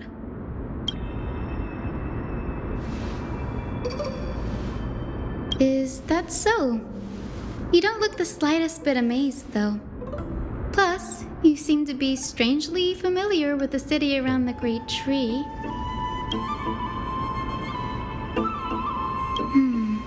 Events of the past, huh? I was also a child when I looked up at Circe's. Their leaves and branches reflected the sparkling stars, and their trunk was like a pillar that supported the sky and ground. I stood at this very spot back then, imagining the day when I could climb to the top of this tree, because I would be the closest I can be to the sky at that spot.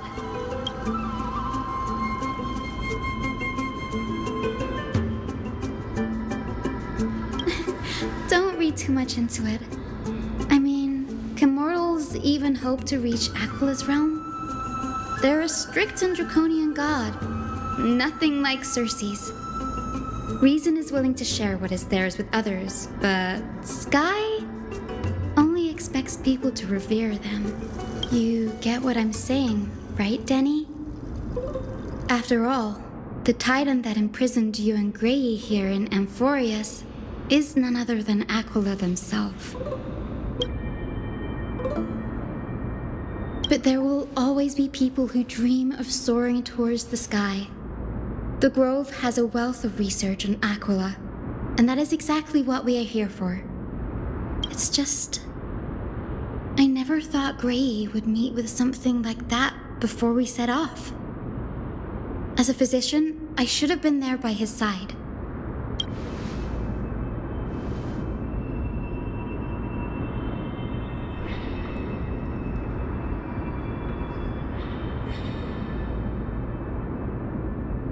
Yeah, there's no rest for the weary, huh? In any case, what we're looking for could be anywhere in this enormous grove. Let's split up to cover more ground. Danny, with your skills, I'm sure those monsters born of the Black Tide will pose no threat to you anyway.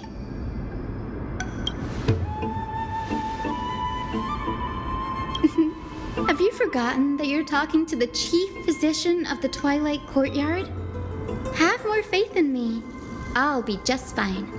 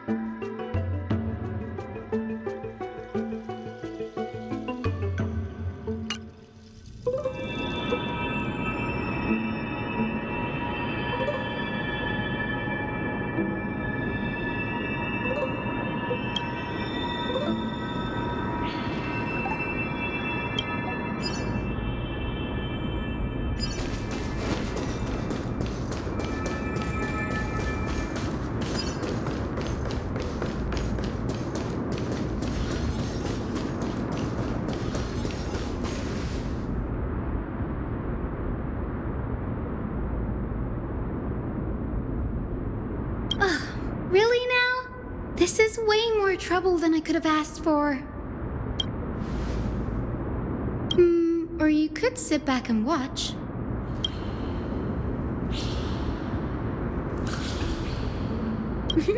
I'm kidding, Danny. Lend me a hand, pretty please. All right, now let's get him.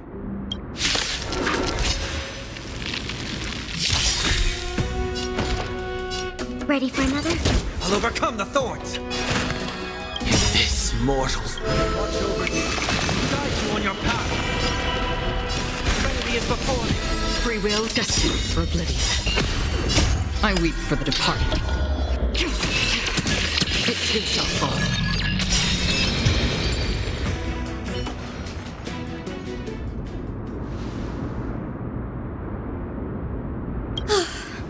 The Black Tide is remarkably quick to detect the light of Amphorius.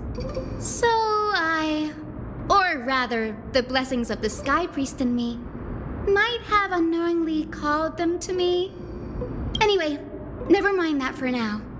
Here, you might want to have a look at this. I found it around here and thought it might be of interest to you.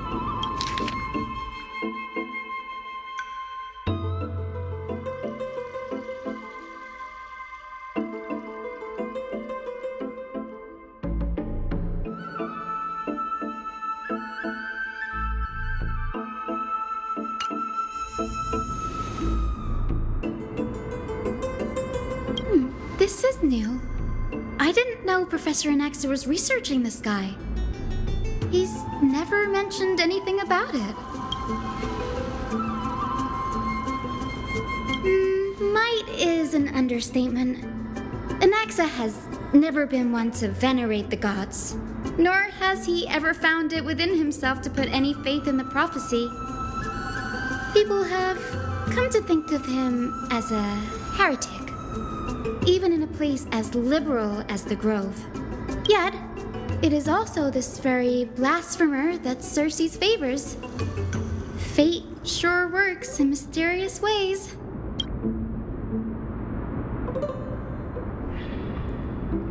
Oh, let me have a look.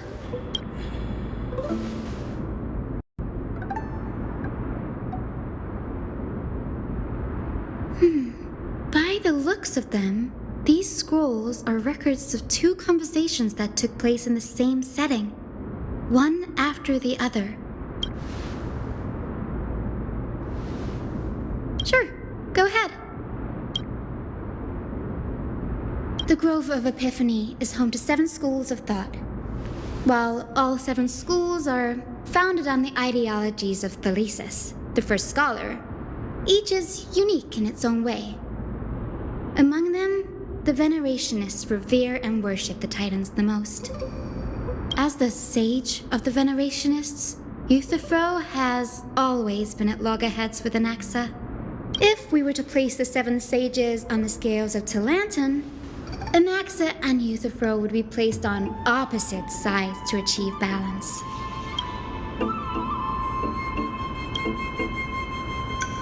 Nearly everyone in Amphorius has heard the story of the skyships by now. Aquila's stature is loftier than the heavens, and their divine retribution is merciless. That's why it's no use building giant skyfaring ships. Oh, but I do wonder if a supercharged mini Treaty cannon could slip past their watch. Newsporists primarily study the application of alchemy in soul repair. Everyone considers Anaxa a blasphemer, but that has never stopped him from sharing his ideas, no matter how taboo. If you must say that he's hiding something, then it's likely what lies beneath his eye patch. Anaxa often says that every failure brings us one step closer to the truth. Perhaps, to him, the crash of the skyship carries a different interpretation. The firmament is not impenetrable. On the contrary, it was precisely because the skyship represented the first step toward breaking free from the shackles of the earth that it provoked the wrath of the Sky Titan and brought divine punishment upon itself. It's a shame that the majority of the Grove's research on Aquila was headed by the Venerationists, with sacrificial rituals making up a predominant part of their findings. Discourse about more esoteric subject matters in relation to Aquila dwindled even further after the skyship incident. So much so that even the scroll is completely new to me.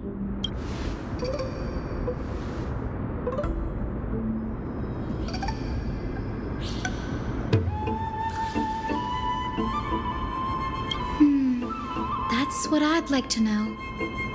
What are these experiments he's involved in? Even I, the assistant lecturer, know next to nothing about them. I have a bad feeling about this. Could there be more to what happened at the Grove?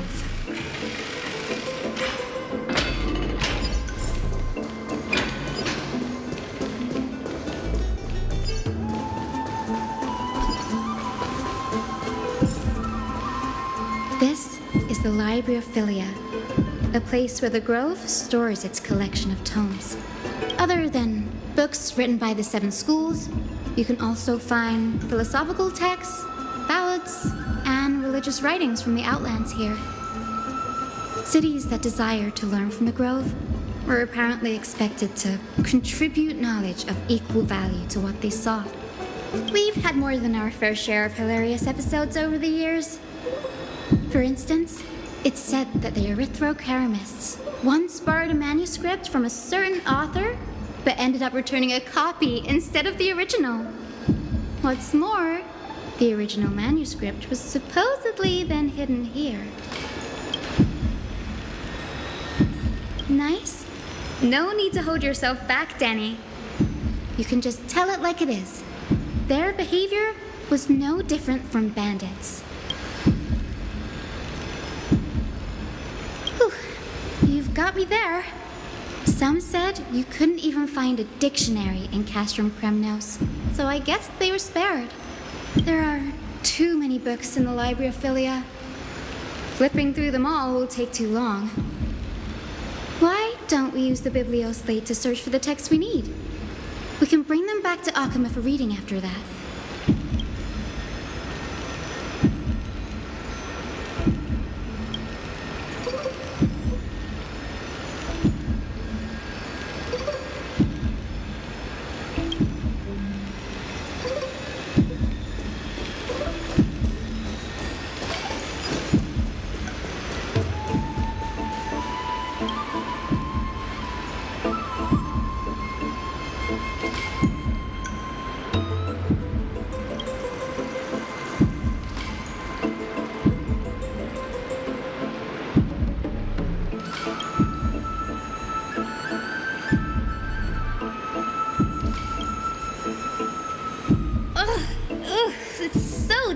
In here.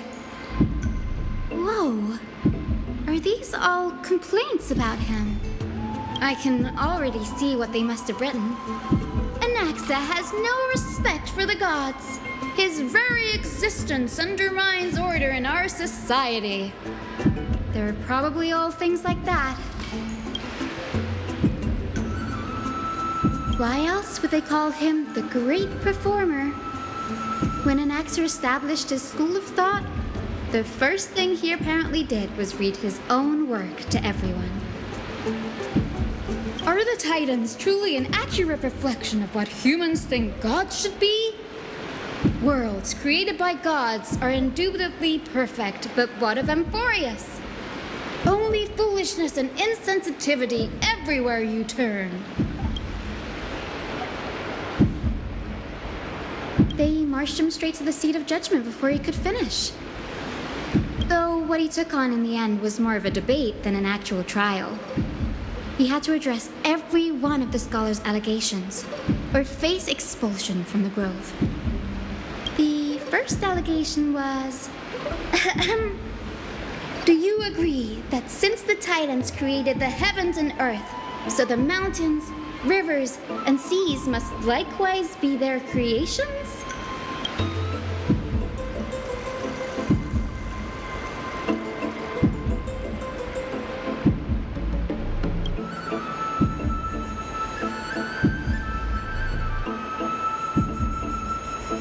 Anaxa would have probably been spared a lot of trouble if he had answered this way.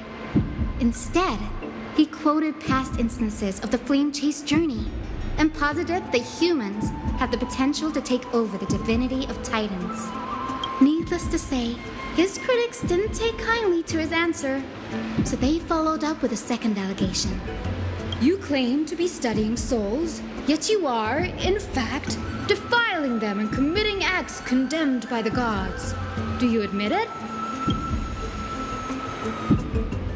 Anaxa always wears an eye patch, never removing it, even when alone.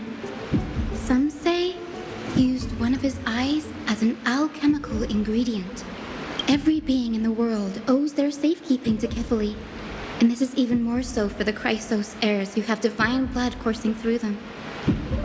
If he has really done something of that nature, then it'd indeed be sacrilegious. Thankfully, they had no way to prove it, so it amounted to nothing more than an allegation in the end.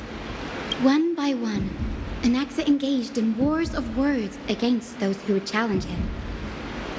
Toward the end, a scholar asked him, Anaxagoras, have you any respect for the gods? It was only after a brief silence that he answered, I have never denied that Titans are meant to be noble constructs.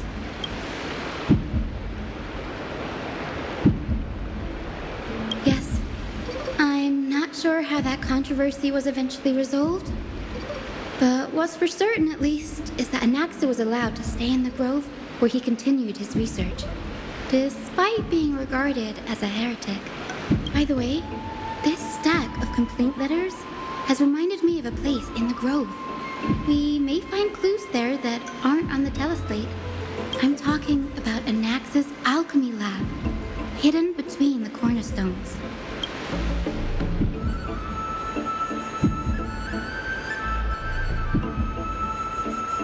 It's a well-kept secret. Among the 7 sages, excluding the nominal chief sage, each has a private sanctuary where they can conduct research undisturbed in their free time. Even the administrators of the Library of Philia are restricted from accessing those places and documenting the sage's research.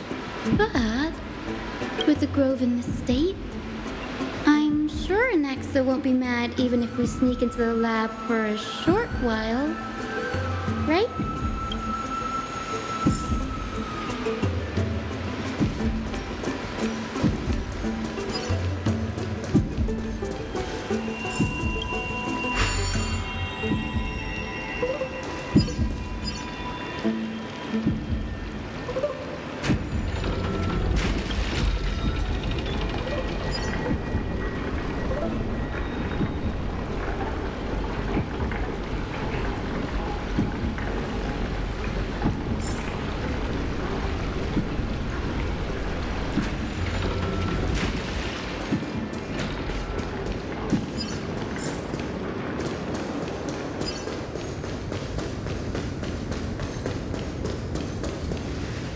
This is the place, but where is everything? Materials for alchemical experiments, matrix diagrams, and even the seal to the lab. They're all gone. Did the black tide destroy it all?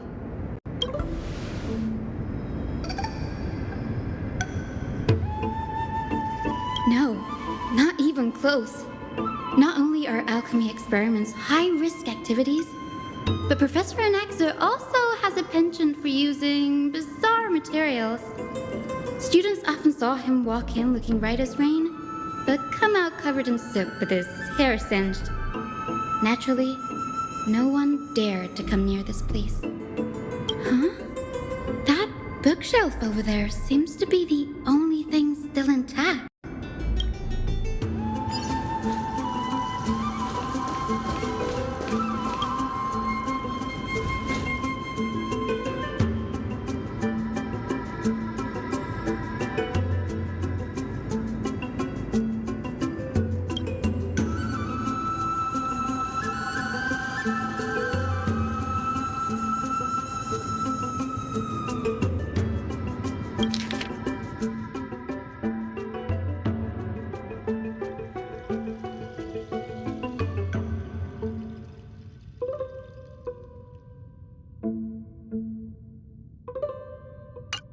What's going on? Anaxa is conducting research on our friends in Alchema and me?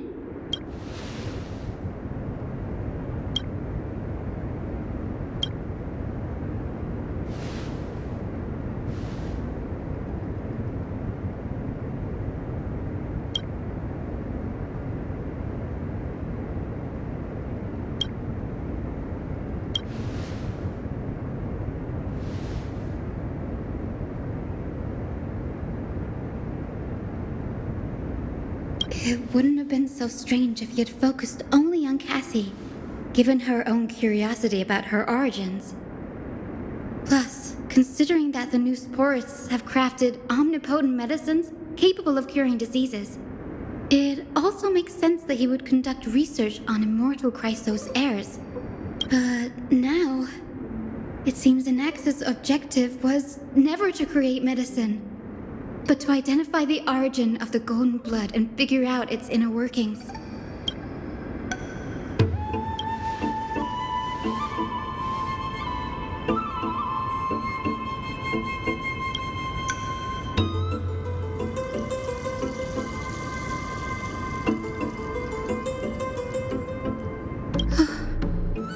Danny, look at this.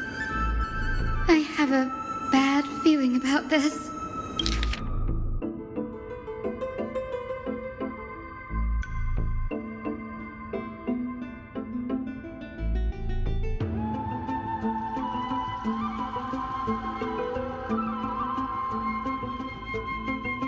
My biggest fear. It's come true. After going through his notes, I think I can piece it all together now. Anaxa was carrying out experiments on soul transmutation. Yes, this is what he was secretly conducting research on. Something he had to keep hidden from others.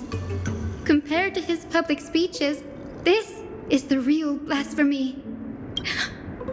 Oh, I just thought of something. Do you remember when the black tide was approaching? The Grove had planned to send Circe's core flame to a safe place. But an accident happened along the way, and Anaxa lost his life in the process?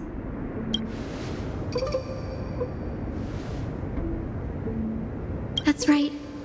But what if Professor Anaxa's fusion with the core flame of reason wasn't an accident? Put yourself in his shoes. Knowing that the black tide was closing in and your time was running out, what would you have done?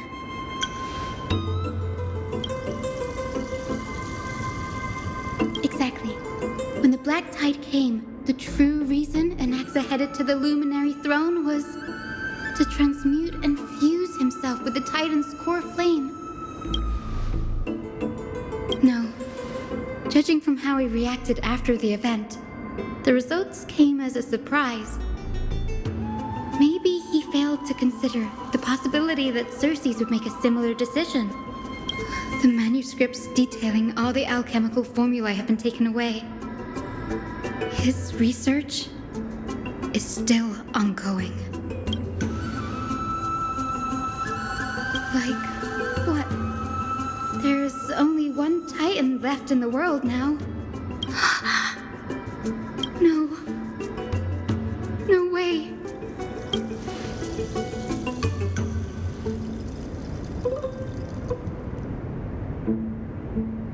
He's after Kefali.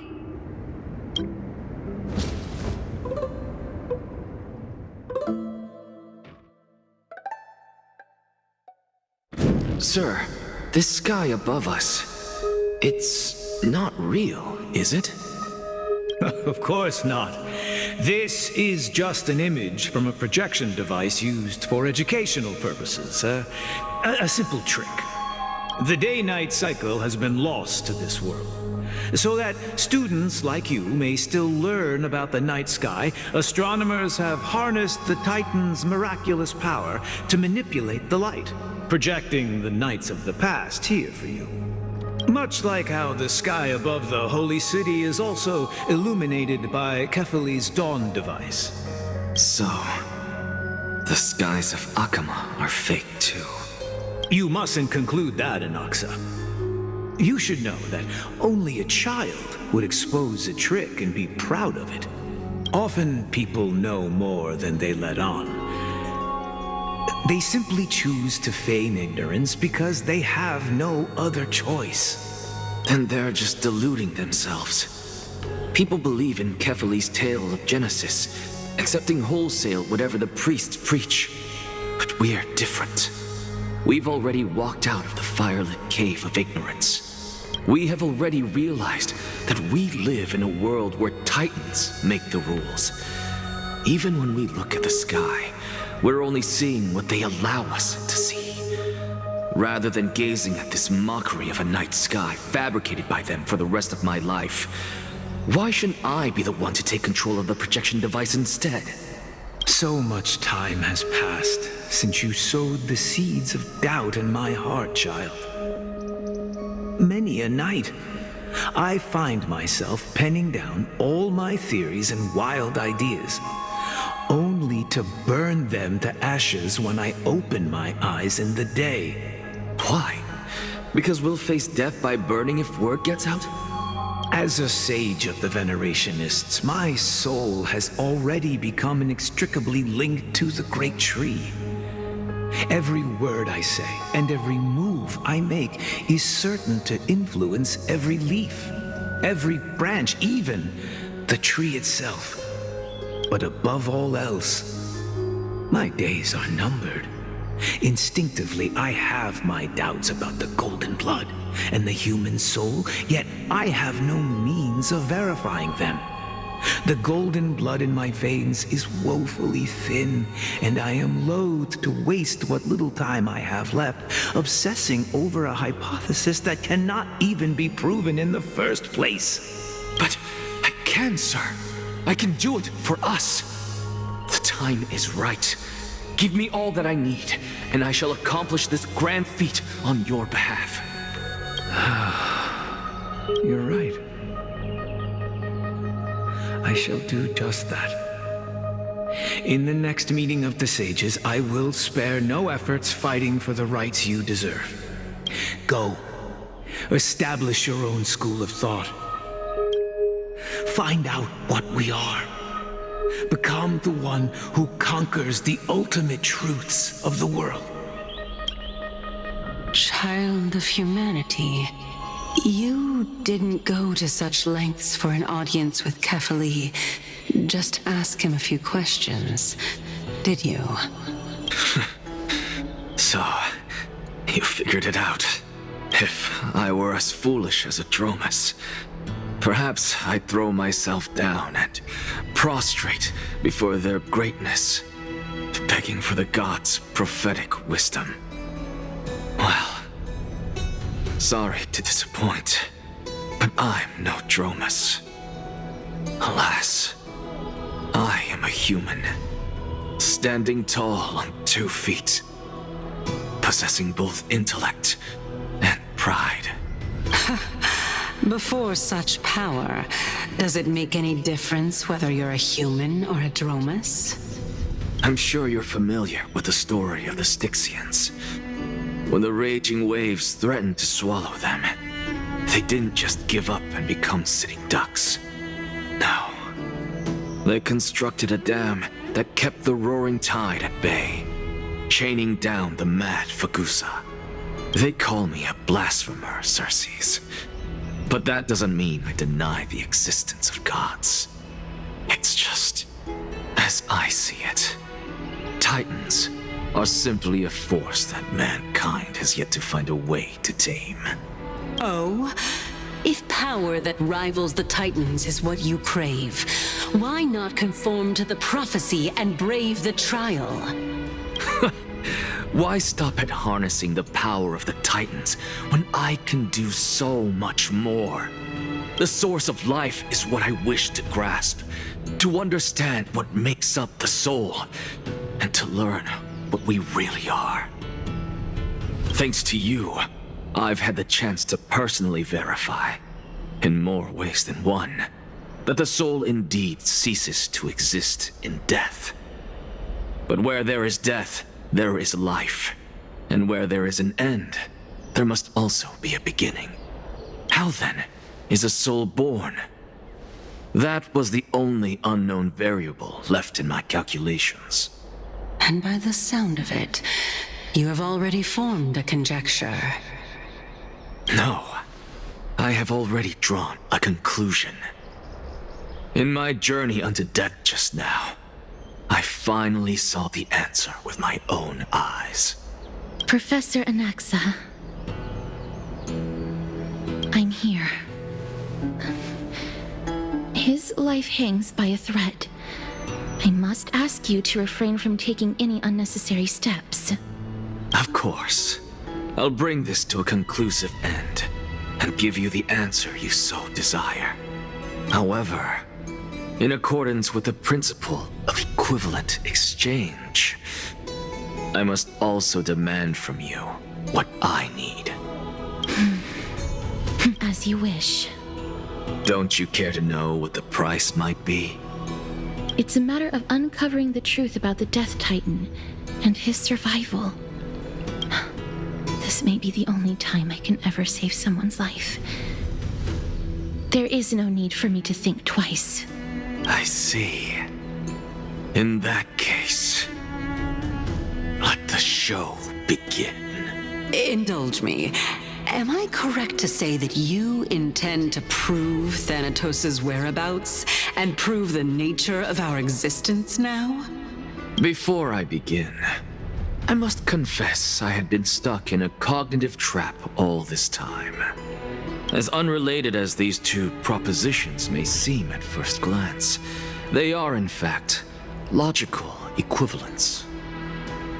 They are merely two different ways of telling us about what the soul is at its core.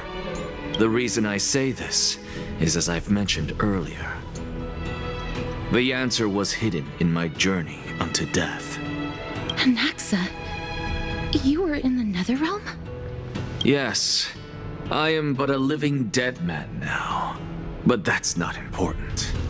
What truly matters is, I overheard a conversation between heroes. That's not all. Remember how I said you were a part of that conversation too, Circes? And I've told you that I have no recollection of such an event. That was likely just an illusion conjured up by the mind of a dying man. Of course you would remember. Because that wasn't you. That was Calypso, one of the 7 sages of the Grove. Calypso? Huh? Oh, that's the name I made up on a whim when speaking to this girl. How do you know of it? And surely you jest. Don't you think I, of all people, would know if that were the name of one of the 7 sages under the shade of my tree? Don't you claim to know the Grove's past like the back of your hand? It seems you've lost even the memories seared into your soul. Use your head, Circes. Since all of this took place in the realm of the dead, it stands to reason their likenesses are of souls from the past. The living cannot step foot into that world. So who could they be? Think about Calypso. Why does she share your likeness, yet you have no idea who she is? The answer is evident, is it not? Those fallen heroes are the mortal incarnations of the Titans before their ascensions to godhood. The gods aren't master creators born out of thin air, and they are no different from humans, because they all evolved from one. Does this answer disappoint you? Yes, because you've answered nothing. If I truly was once human, as you claim, then where do the children of humanity come from? Even on the off chance that you speak the truth, this brings us no closer to grasping Thanatos' whereabouts. How are we to find them? I knew you would say that. But it matters not. I know what I'm doing.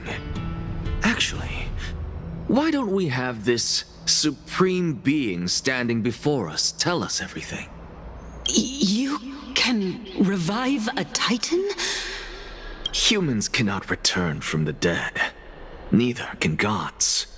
But all we need to do is look at this from a different perspective, and the problem will resolve itself.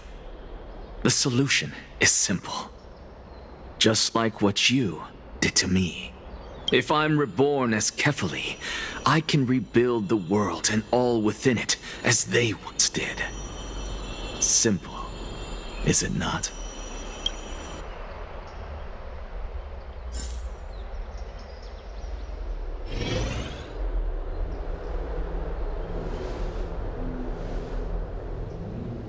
I have news from Hyacinth and Dan Hung.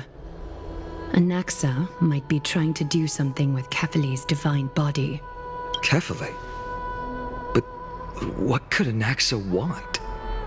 Is the Council of Elders going to sit around and let such a sacrilegious act unfold? That is not possible. He is indeed the great performer, capable of fooling anyone and everyone with his tricks. I'm sorry. No need for guilt, for this is good news to us. The Council of Elders has found themselves a traitorous ally. Anaxa's ambitious desires will be something we can exploit. What we should be doing now is to keep our eyes peeled for whichever trickery Kynus is up to, and react accordingly to thwart her plans. Being Akima's political center, the Demigod Council holds just as much significance as the Vortex of Genesis. Someday, after my duty is over, this site will take the place of the battlefield where you hunt gods. Become the next challenge you are to overcome. Till then, it's best to get used to this place as soon as possible.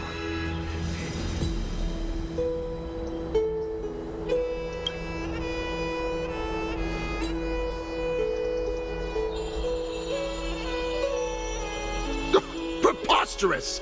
The Christos heirs only have their standing because of the Council of Elders. How dare they trample over it?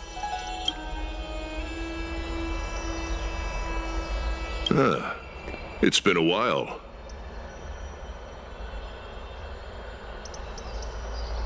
That's fine. I recognize you. The young lord has nothing but good words about your courage. It has indeed been some time, Lord Kratos. What brings you here in such haste? Shh, keep it down. Be more vigilant. See those duplicitous dogs over there? They do the dirty work for Kynus. I've already ordered my people to hold them back, but we should still lay low. Unless you're itching for a bloody fight to get a workout in. My bad. So, did something happen? Did you hear thunderclaps last night?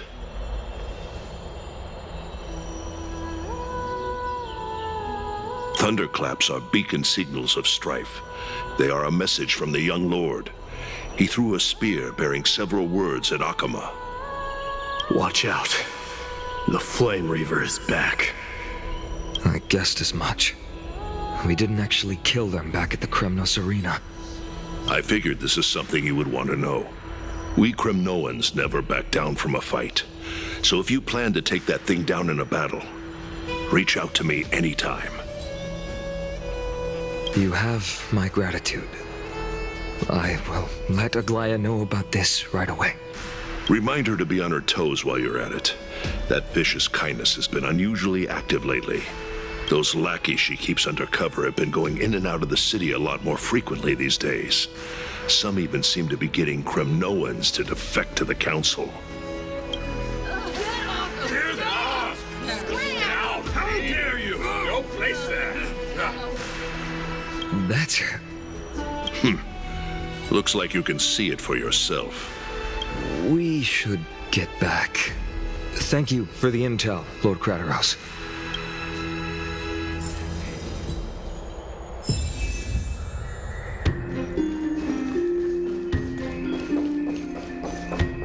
By Kefali into Lenten above, as the Theoros I have observed. Aglaya, What happened here? I know about the poisonous fangs of that king snake through the golden threads. In the past, I would be confident about keeping her in check, but I admit I am now unable to do so. What do you mean? It is no longer about eloquence or arguments. I have been a demigod for far too long that I hardly have any humanity left. Before I realized it, I have become no different from these hypocrites, no longer capable of relating to the people. This has come a lot sooner than I expected. But perhaps it is time. I need you to step up, Finan, in order for me to retreat behind the scenes. Yes, this is my duty, but... It is far easier for the Council of Elders to fool many than just fool one person. Their so-called more support is no more than a ruse to distribute power using words instead of lances. There is no glory in winning this debate, but that makes having respect for humans so much more priceless. Finan, you are a Chrysos heir without flaw, capable of relating deeply with humans. I appreciate what you've taught me, Aglaya. I hope we'll live up to your expectations and win this debate.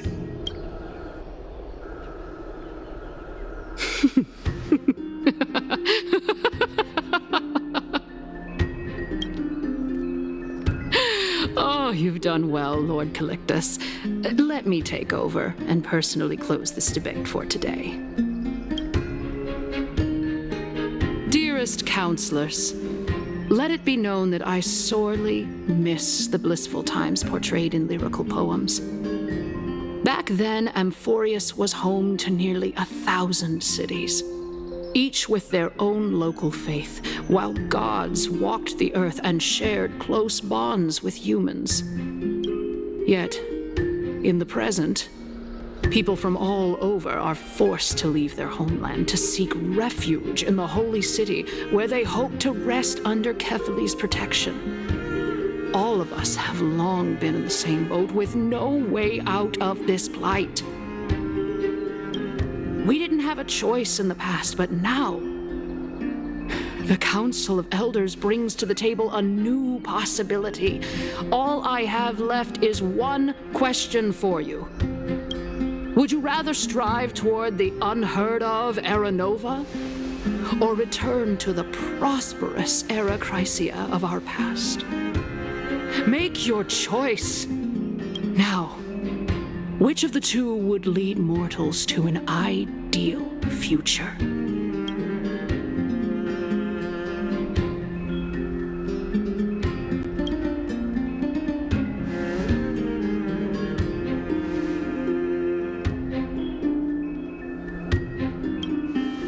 We all know that Era Chrysia is a thing of the past, Lady Cainus. Please, enlighten me. How does the Council of Elders plan to turn back time? Let the three titans of calamity be born, and Era Chrysia is nevermore. But bring demise to those titans, and Era Chrysia will descend upon us again. Know that the Council of Elders is never one to make empty promises. Look at who we have on our side. Anaxagoras, one of the Grove's 7 sages, and Castorice, Idonia's goddess of death.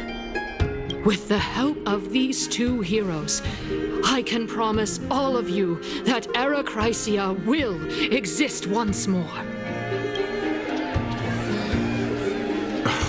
Aren't they Chrysos heirs?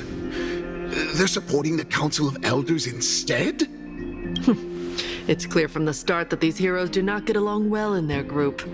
All the more proof that Aglaya is unfit to speak on behalf of every Chrysos heir. I am in favor of Era Chrysia. Era Chrysia! Era Chrysia! Era Chrysia!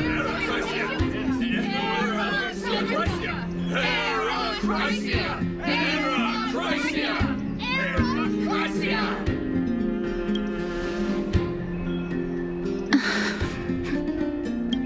Castorice? Why are you standing over there? You finally arrived, Anaxa. So have you, Cass. Don't worry, Aglaya. Well, I know that you have many queries. Could you continue to converse like how the citizens normally do? Tell me, dear citizens, if we successfully retrieve and return Thanatos' core flame without anyone passing the Death Titan's trial, what would happen next? The answer is simple. We will have a chance to rid the world of death and bring Amphorius back to an era when all beings live forever.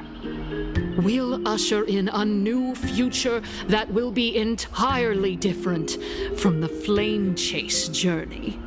He's one of the 7 sages. It's impossible. Your proposal is much too idealistic. As long as the Black Tide still exists, how can we go back to the old days? Remember what I previously said? Kefali's core flame is guarded by the secret power of the Council of Elders.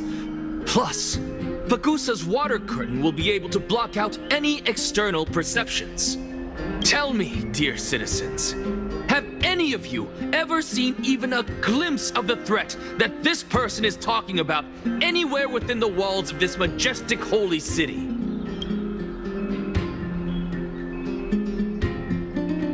Oh. Could it be that you heard that from the Flame Reaver themselves? Citizens, let's loudly sing the blessed hymn. Oh, beautiful old world, where are you now? Oh, legendary Erechrysia, return to the mortal realm. After the destruction of the 3 Titans of Calamity, the flame chase journey will have to end. Erechrysia! Yes! Yes! It has to end! It has to end! It has to end! It has to end! This is bad. The masses are now totally riled up. Anaxa, pray tell. Everything that you've mentioned hinges on the premise that we can find Thanatos' existence, right? Thank you, Lady Aglaya, for still caring about this city. However, dear citizens, we are truly fortunate and blessed. For Castorice, Idonia's goddess of death, will surely find Thanatos under my guidance. What? With that, I solemnly promise that the core flame Lady Castorice brings back will be personally managed by the Council of Elders. Thereafter, if we are able to garner the support of all of you at the Citizens' Assembly, we shall spare no effort in ensuring that the Erechrysia will return to our world once again.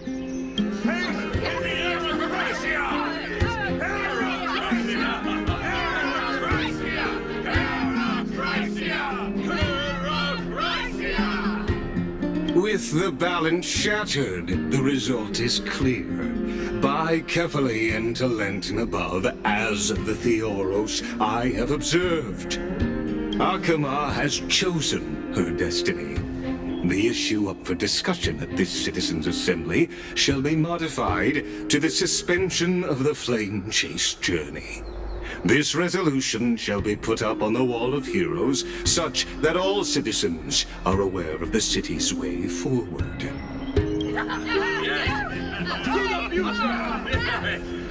Yeah, I like this. Fantastic. Yes. Aglaya, dear Aglaya, what has caused your heart to soften? You also don't seem to be as quick-witted as before. Wag your tongue as much as you like. Since the flame chase journey has been preordained by the prophecy, our failure has never been on the cards. Well then, I guess we'll find out if that's true at the Citizens' Assembly.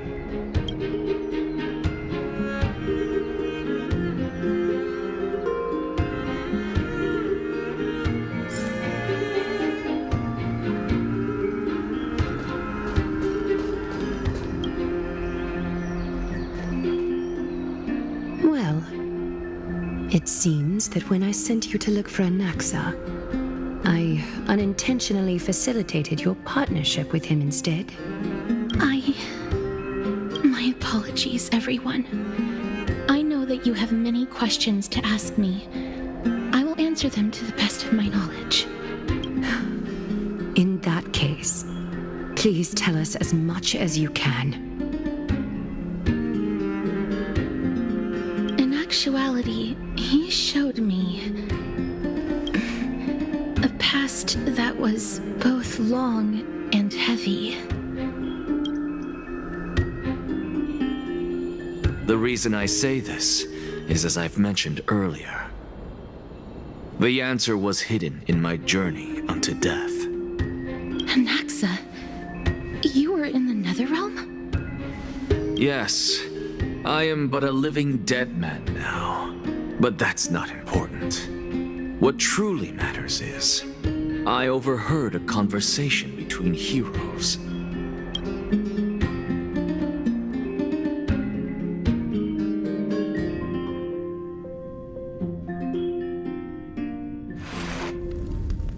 Have you heard of this tale before? A tale about the ocean god's treasured pearl, our hometown. It was a seaside town which enjoyed the ocean breeze and glorious, peaceful times, thanks to the wisdom of its ruling queen.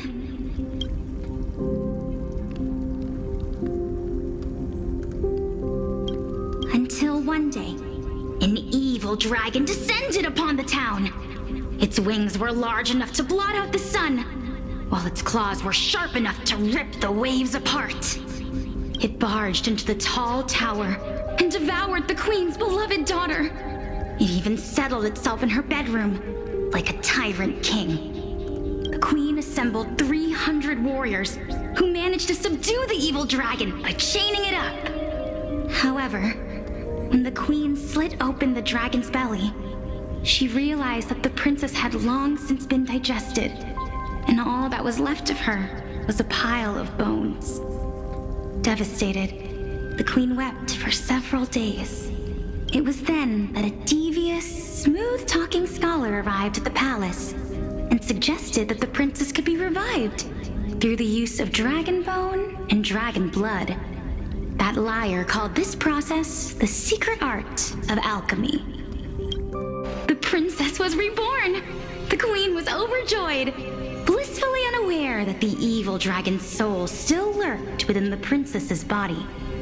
As revenge, the evil dragon swallowed the poor queen, the glib liar, the courageous warriors, and all of the town's innocent civilians in a single gulp. Worse still, the souls of the deceased refused entry to the Netherrealm because they were filled with regret. Forced to roam the mortal realm, these resentful souls ultimately converged into a river of souls that would not retreat for a long time. The terrifying death had consumed all. Thereafter, our hometown fell into ruin as well. Until...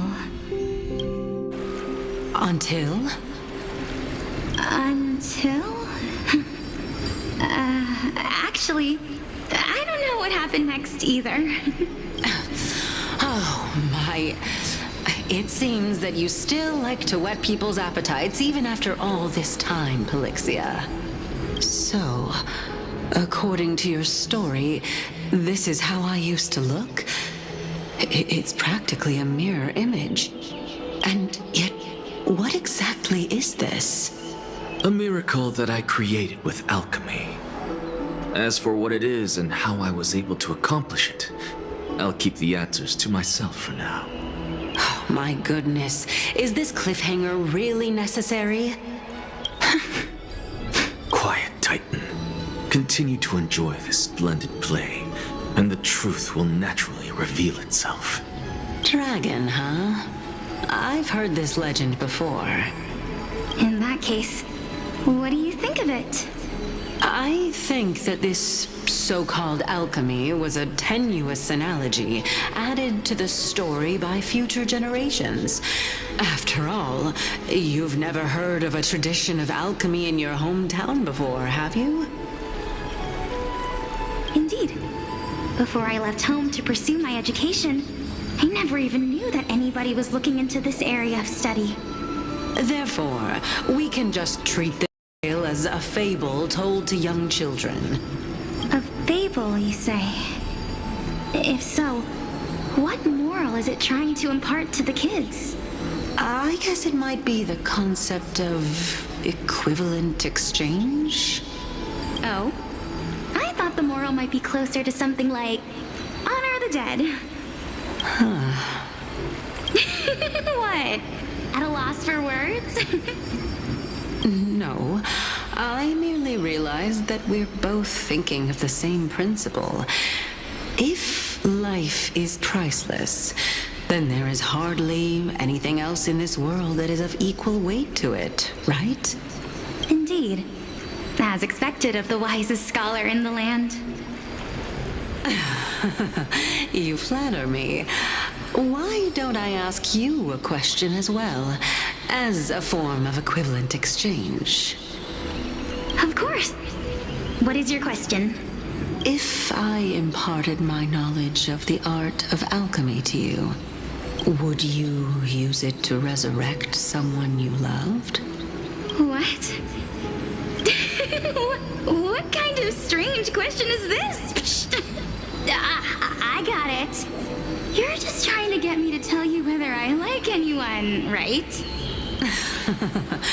Let's just leave it at that. That was rude of me. Yes, I would. Oh? Death is inevitable. In the days to come, I'm certain that someone whom I cherish deeply will leave me for good.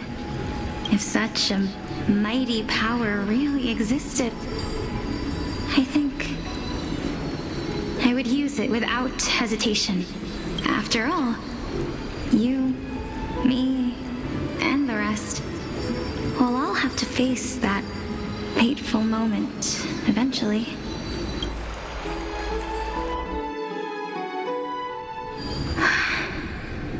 My time is finally here. However, perhaps because of my firm belief in the immeasurable value of life, I am unable to complete the trial.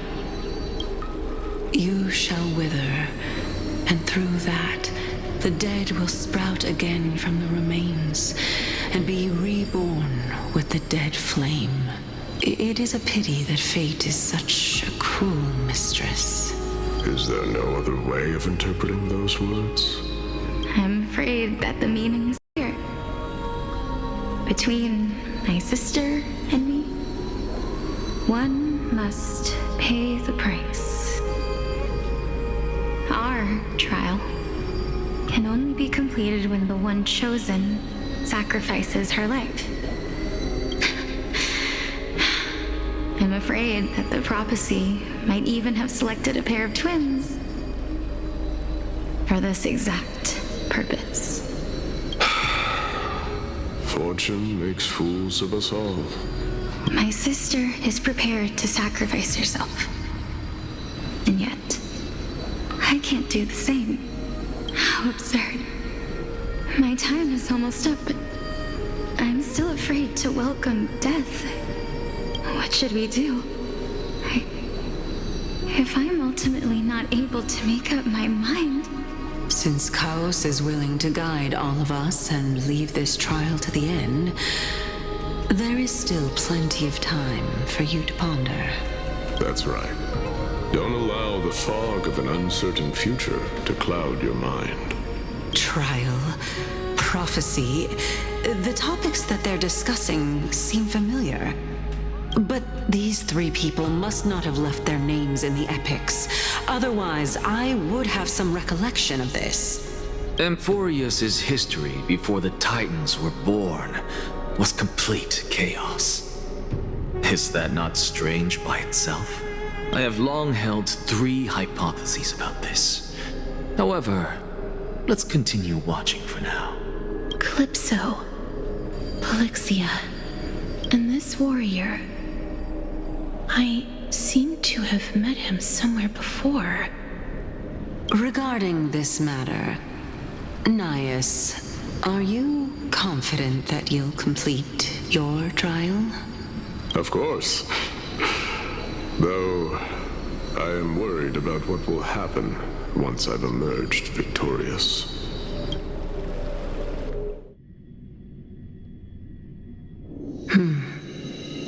Looks like you have made up your mind.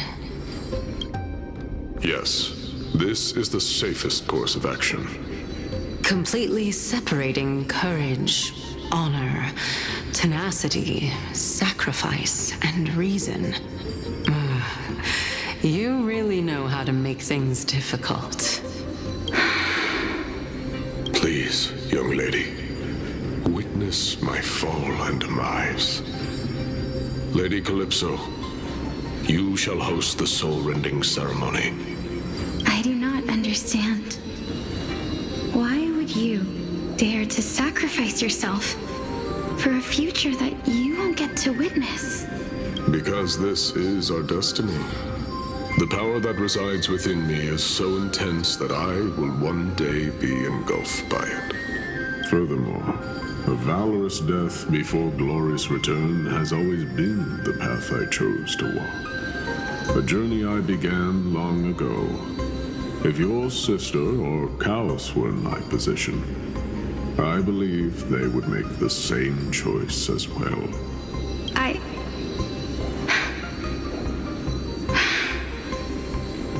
I'm not that brave. I don't know how I'm supposed to face such a serious affair. Despite being Death's chosen one, it seems you still don't know how to face it. Let's chat, young lady. Perhaps I shouldn't end my journey so hastily. Since there's still time, I'm not worried about letting fate wait a little longer. Of course. This warrior is Lord Nias.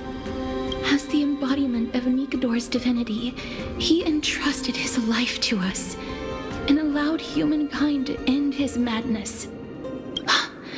That means that what I'm currently seeing before my eyes is, in fact... Looks like one hypothesis of mine has already been proven true. These heroes are the true forms of the Titans, before they attain their divinity. If so, the chosen one of death that he speaks of is actually... Polixia? Is the previous form of Thanatos? But her appearance... If this is true, as long as we can find out where she went, we'll naturally be able to figure out the location of the Death Titan. But before that, we first need to witness what ultimately happened to Lord Nias.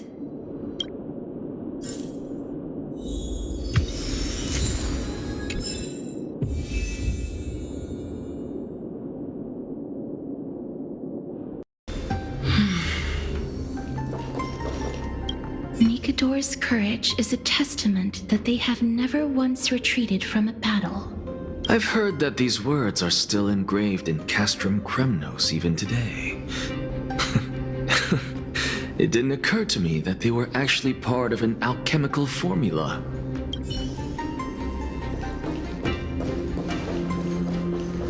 Lord Nias's honor is sealed here. Incredible. The honor in this child's soul is so light. I believe that his tenacity is sealed within this statue. Before we fought Nikador, we also released it from the stone statue. Sealed within this statue is undoubtedly his sacrifice. They use their own body as our city walls, keeping out and protecting us from the pervasive spread of madness. They are acutely aware that if the end times were to arrive, there would be nothing left in this world to conquer. Honor, courage, tenacity, sacrifice. And finally, the only thing that remains is reason. Cheer up, young lady. There is no need to shed tears over a glorious death. All farewells in this world are sorrowful, Lord Nias. No, young lady. As a warrior, I have witnessed too many bitter deaths. But now, all I feel is peace. I did not know until this moment that mortals could live their lives in such a way. Although only a sliver of your soul remains, you remain so optimistic. Or maybe the truth is that you aren't able to feel sorrow anymore. To be honest, I don't know either. But I am certain of one thing. This is not an acceptance of death nor apathy toward it. It's not even a feeling of despair. I am just enjoying what remains of my life to the fullest. Enjoying? Indeed. Along this journey that we've taken together, not only have I changed the world, I myself have also changed in the process. And now I have reached the journey's end. When I look back and see the grand epic that I've personally written, how could I not revel in that fact? But when you depart the mortal realm, won't all of your accomplishments be reduced to nothing? Separation and death are two sides of the same coin. Reconciling this doesn't come easily for a mortal. Finally, let me recount to you a story of mine, young lady. The first time I returned from the battlefield, I felt extremely hollow. The calamity had devoured everybody on the battlefield but me. When I returned to the city alone, the citizens held a banquet for me that was far from pleasant. I felt as though I was still on the battlefield, and the person who had returned was nothing but an empty shell. It was late into the night by the time the banquet ended. My head still reeling, I returned alone to the barracks. On the way back, I encountered someone. It was a crazed scholar looking at the night sky and muttering to himself by the side of the road. Although I tripped over him and fell, I wasn't angry in the slightest.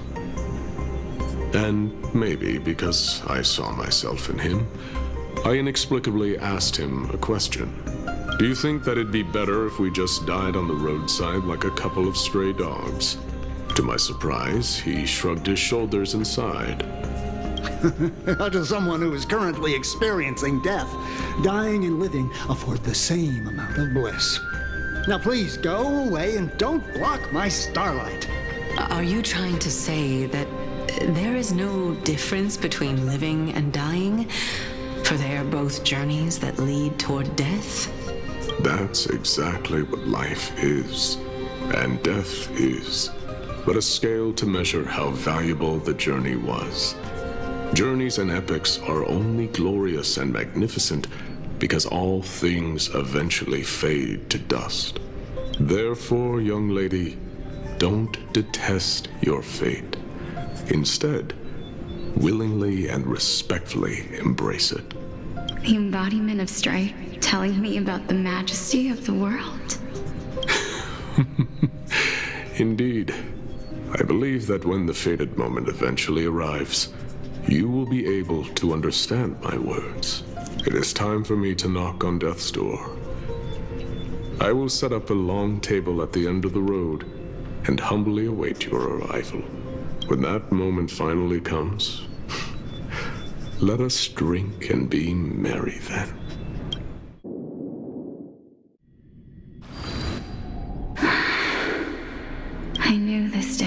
eventually come.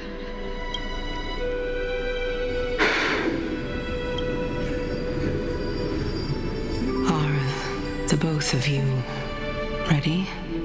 Mm-hmm. Polixia, I'm here. What? This is quite interesting indeed.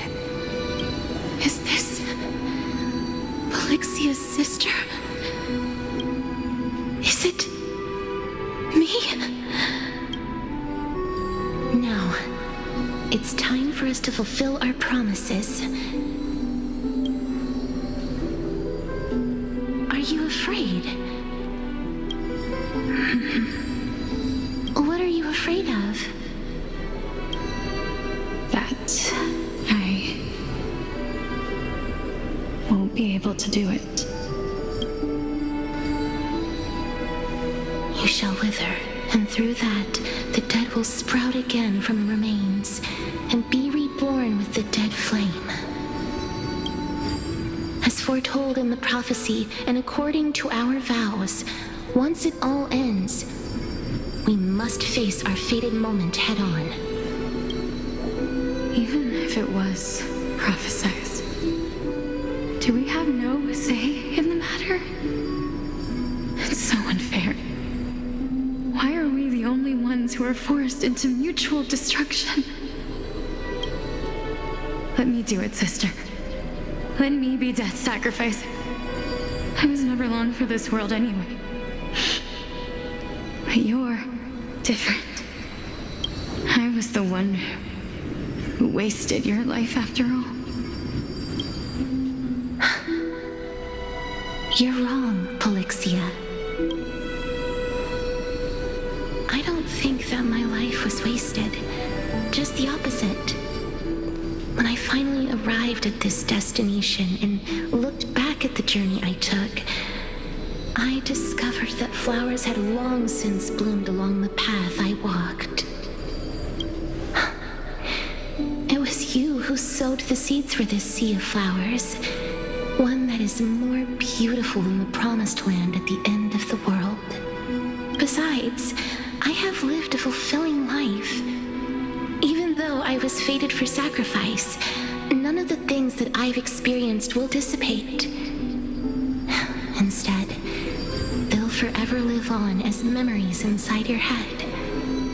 Will they not? How could my memories of you ever compare to the actual you? Well then, tell me, what exactly are we?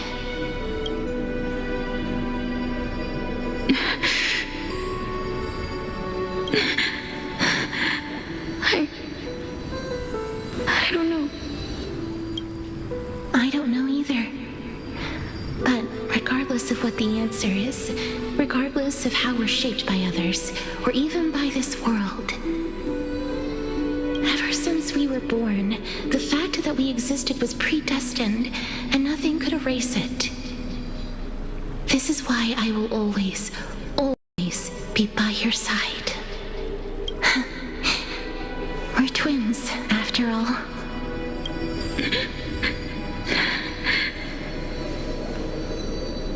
All right, my dear Polixia.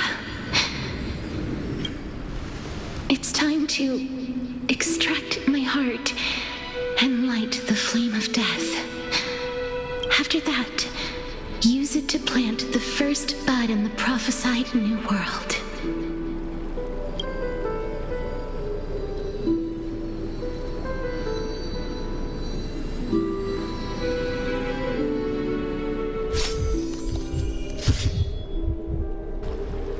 If I imparted my knowledge of the art of alchemy to you, would you use it to resurrect someone you loved?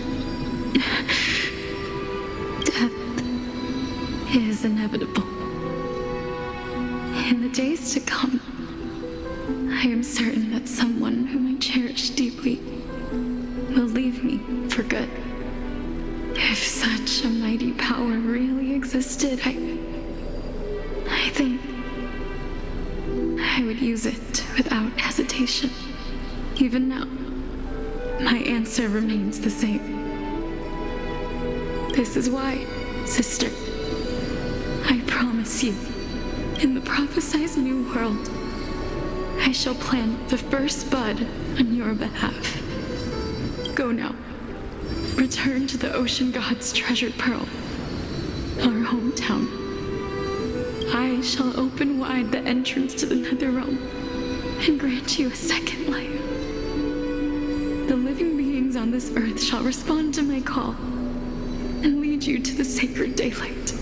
Remember, do not look back on the land of the dead, and do not stop moving. In the new world promised by the prophecy, march toward your new life. As for the price of our equivalent exchange, let me be the one to pay it.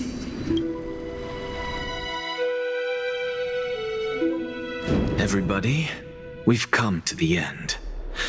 Unfortunately, I am not compatible with the Supreme Being, so I was unable to completely fuse their soul into my own body. However, being able to glean all this from them is exciting enough. I'm certain of this now. Before the Titans that we are well acquainted with were born, a group of heroes roamed the land. These heroes followed a prophecy and took possession of divine authorities one by one, until they eventually became the pantheon of the new world.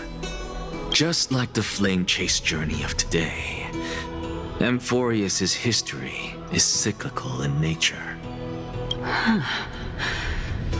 What a startling revelation. This means that the demigods, who bear the core flames, will also become the new Titans at the world's end, thereby shaping a new world?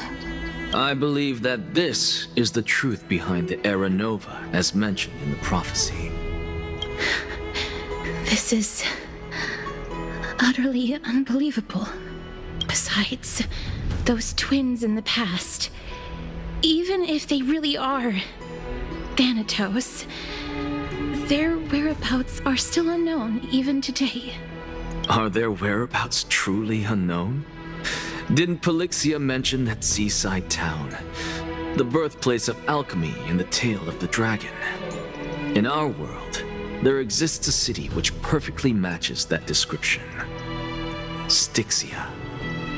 But the people there worship Fagusa and bear no relation to Thanatos.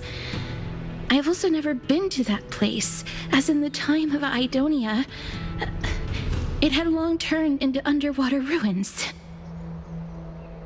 Take this. This is... the new Sporist masterpiece, the Philosopher's Stone. It was made by transmuting all of the sages' wisdom into a single entity, with their flesh and blood as its foundation. Remember, I've mentioned before that the art of alchemy is all about conversion, tempering, and ascension. This process also applies to the pursuit of truth. Regardless of how unbelievable this sounds, the truths of the world have been refined from the impurities. Think about the story of the dragon. This stone will lead you to your real hometown, allowing you to reform the door to the Netherrealm and discover Thanatos' fate. You still look as confident in your victory as ever. But what if your conjecture is wrong? Simple. I shall merely admit to the entire world that my experiment was a failure. However, my line of thinking will not fail because I have already planted the seeds of doubt into the hearts of the masses. Actions speak louder than words, Castorice. With the assembly about to begin, don't forget the promise you've made. I've already searched for so long. I'm willing to try one more time. While we converse, his life is also slowly slipping away. But before I leave, I have another question. What exactly did we witness just now? That was the world imprinted in Kefali's soul. If we are to prove its existence, you must take the final step. Go. Do not disappoint me. I understand. Hey, child of humanity. Don't get antsy. I still remember the question you posed to me. As a scholar, I do not wish to offer up ambiguous conclusions. Let's discuss this topic again when she manages to find the evidence. I merely wanted to ask, was that stone transmuted from your heart? If so, rebirth is no longer an option for you. Why not? When I was a child, I lost someone dear to me. When I was a teenager, I lost my faith.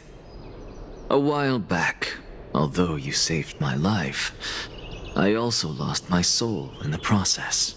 Now I'm merely forsaking my body. What's the big deal? Why are you always finding ways to die? Isn't it good to be alive? This is but a necessary sacrifice on my path to transform into the purest of them all.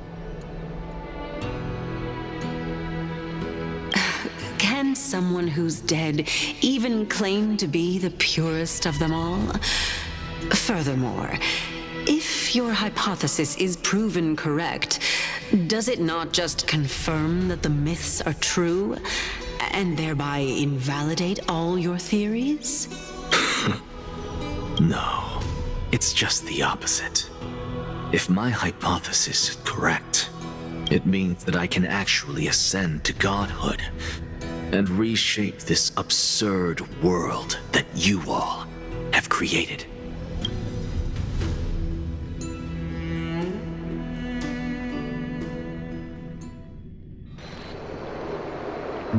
That's a lot to take in at once. Lady Aglaya, please, let me explain.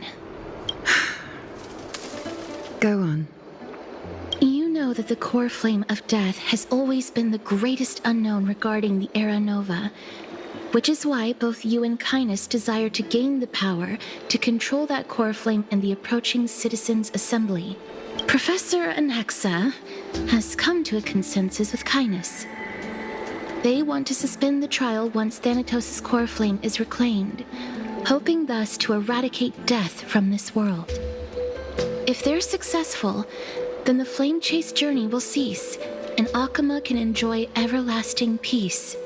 But I know this runs counter to your wishes. So long as we do not usher in Era Nova, the Black Tide will never be eradicated. Even with Lord Mighty on the front line, and the Black Tide not posing an immediate risk, the danger nevertheless remains. Honestly, it's difficult for me to assess the pros and cons in this decision. But someone must bring the core flame before we can begin negotiations over it. The Titan could be very near. I cannot let this chance slip by.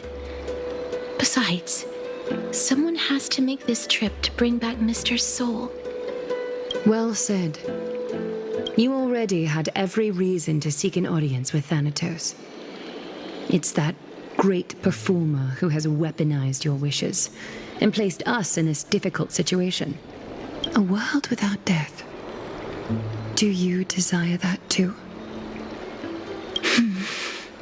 If fate dictates that my path must oppose yours, I will do all I can to resist it and protect what I aspire to achieve.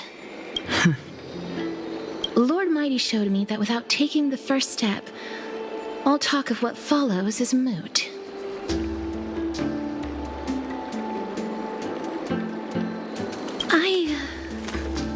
I have always hoped to hear you speak your mind, Cass. And I am glad to have heard your true thoughts. Styxia. I visited that place in the past. Though it is now an island surrounded by the river of Soul's torrents, It's not hard to see its former splendor. Go. I will not stand in your way. As for you, you are someone who has cheated death. I believe you have more than enough reason to make the trip with castorice and meet the god of death himself. Castorice, I too look forward to your journey. I wonder what kinds of new interpretations your completed story will bring to the Flame Chase journey. Thank you, Lady Aglaia. I hate to put a damper on this heartwarming moment, but if Styxia is now an island surrounded by the river of Soul's torrent, then how do we find a way in? Lady Trebe is probably... The answer is quite simple. In the myths, Zagreus once made the domain of the dead their treasure vault. That is to say, they could enter and leave the nether realm as they pleased. And if they could do that, then it follows that the demigod who inherited their divinity must be capable of the same. I'll see you at Memorial Palace at Action Hour tomorrow. Cipher shall be your guide to finding that ancient city.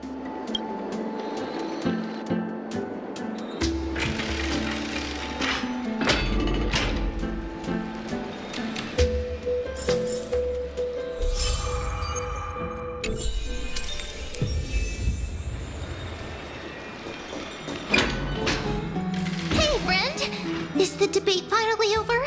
Did you win?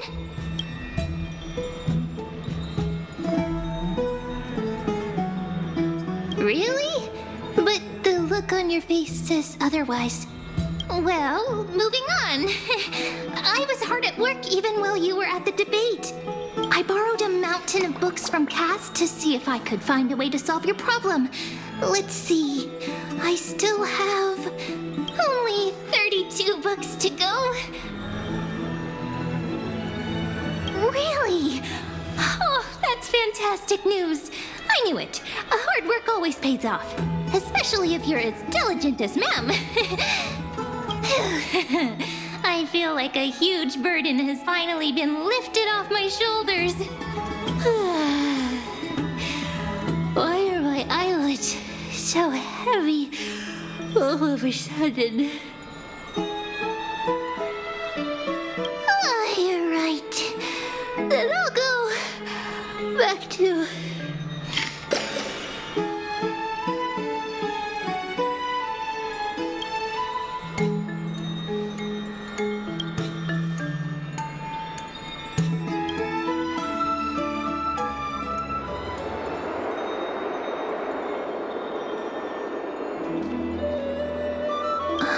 Cass?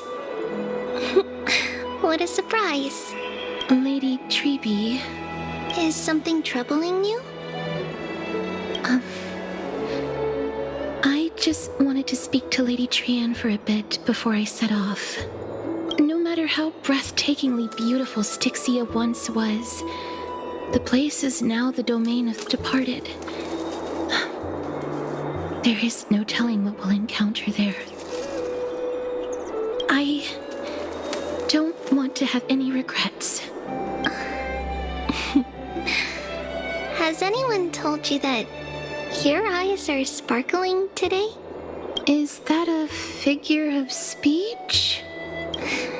In the past, when you did smile once in a while, all of us could see that your heart remained troubled even as you smiled.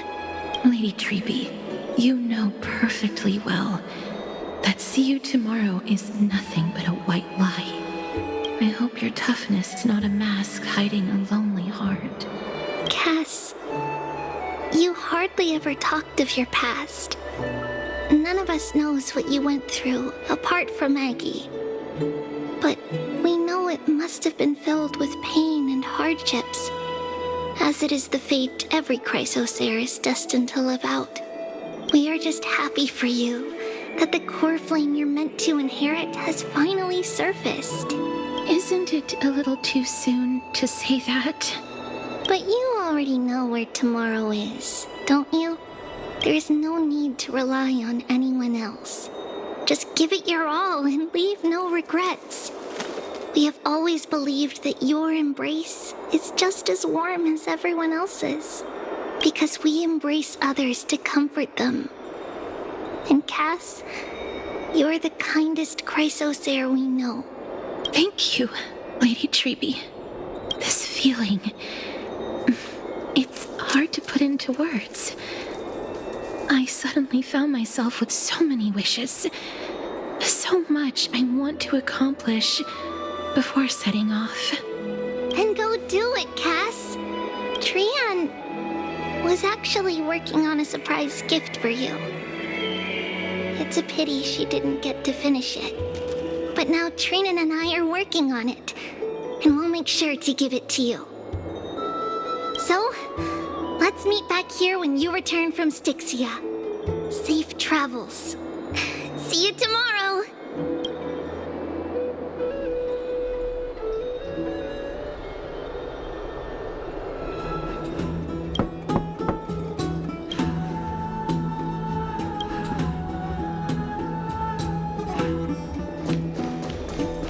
It's me.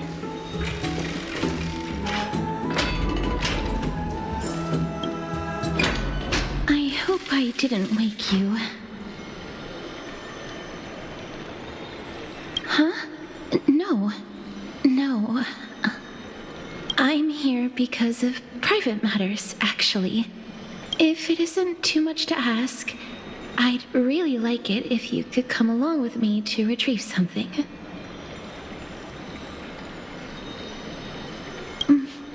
Aren't you going to ask me what it is? It isn't a long way from here. Shall we? I'd love to go in and take a look. Have you heard? It seems like all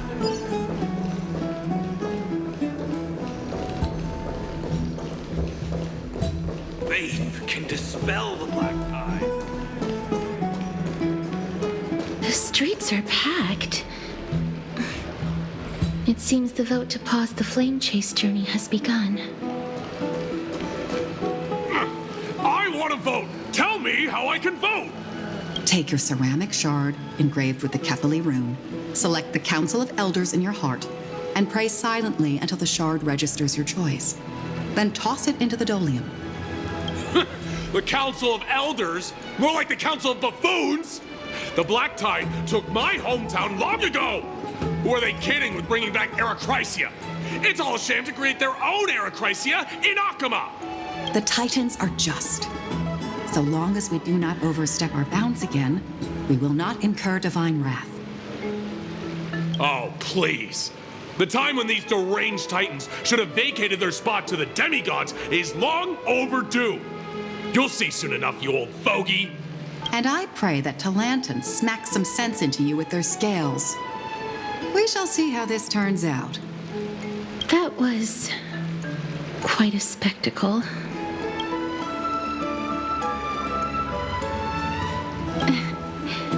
I suppose peaceful is technically correct if no actual violence happened.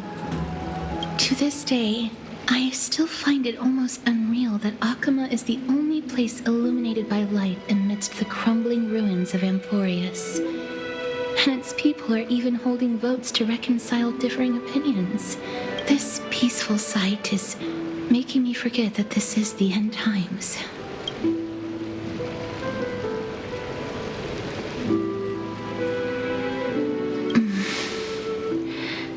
Before coming here, I had lived for many years in Idonia, a city of rime and frost. The people there were devotees of Thanatos, and were well known for their unique burial rites and traditions. Traditions that I played a major role in.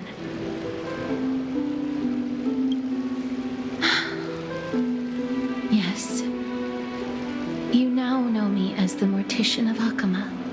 But back in those days, I was Idonia's Maiden of War. I was trudging across the frosty plains on my own when the Idonians found me. They saw the curse in me as a blessing from Thanatos, and believed that my hands could correct the Aracrisia's mistake and lead them to meet the great god of death. They provided me shelter, but in return, I was expected to grant merciful deaths to war captives, prisoners bound for execution, and heroes alike.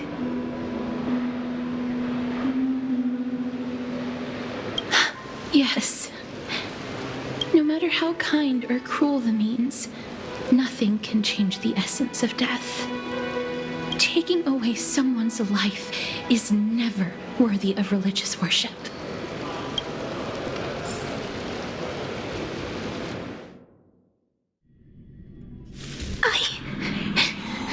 I can't do it. Their voices, they pierce my ears. The pleading. The thanks. I know that feeling, child. I was once as lost as you are now.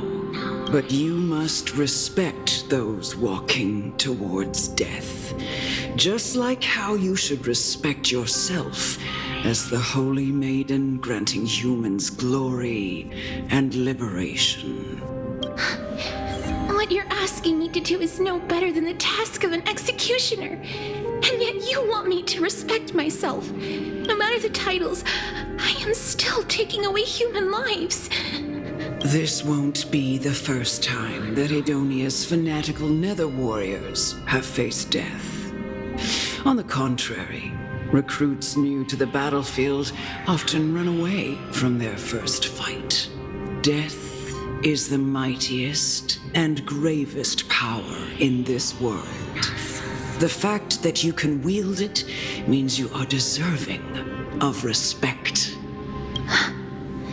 That's such a twisted reason. Then let me tell you a story. In Idonia, the great swords commonly used by executioners are called Draconian, in memory of Drakon, an elderly executioner. The sword has 3 air holes along its body. If the sword is swung down swiftly and accurately, the holes would make no sound, and the executed would also depart this world quickly and painlessly. But should the executioner have any hesitation, the holes would produce a piercing whistle. On that cue, the screams of the executed are sure to follow. Every executioner after Drakon is to hone their sword skills every day in preparation of future executions. Every swing of their blade must be more resolute than the last, for failing to do so will bring pain. Pain for the dying, as well as pain for themselves. No. I can never get used to this. You misunderstand, child. I am not telling you to get used to it. I'm asking you to consider the source of the dead's suffering and use that knowledge to fortify your future touches with more and more determination. Go, walk with the dead and love them as you love life. Then you'll no longer hear those noises.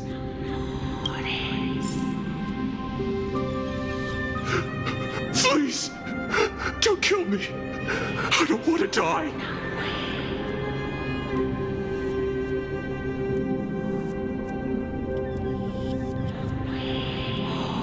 This is your duty.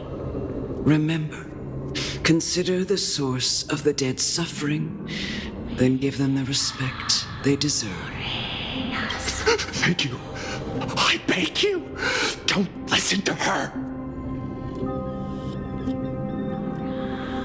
If you cannot learn to accept death, then Idonia has no place for you. This is your last chance. Do it.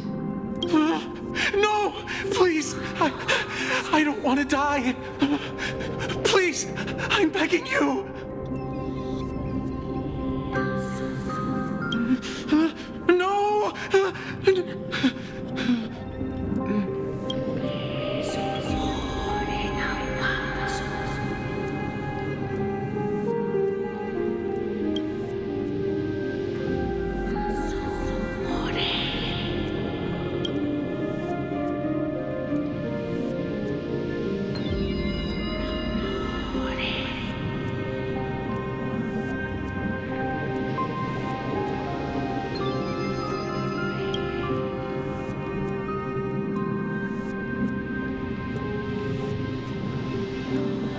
May you gain some insights through his sacrifice.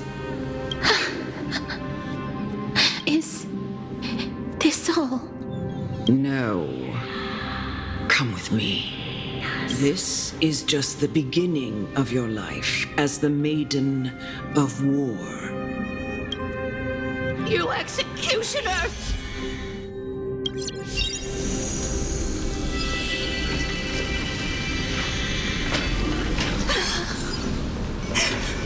Only maiden. Go. Grant her glorious death.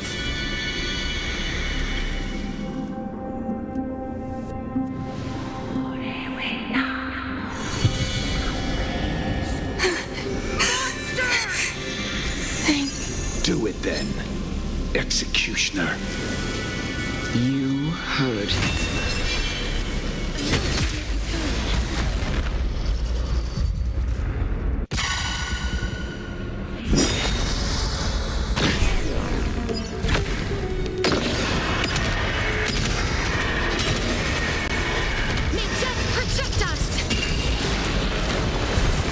I'll overcome the thorns.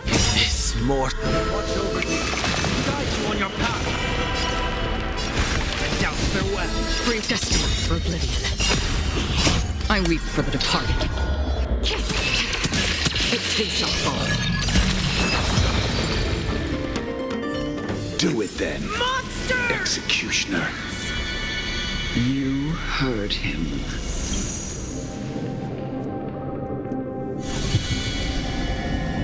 I curse you. Why? Please, grant me release. You know what to do.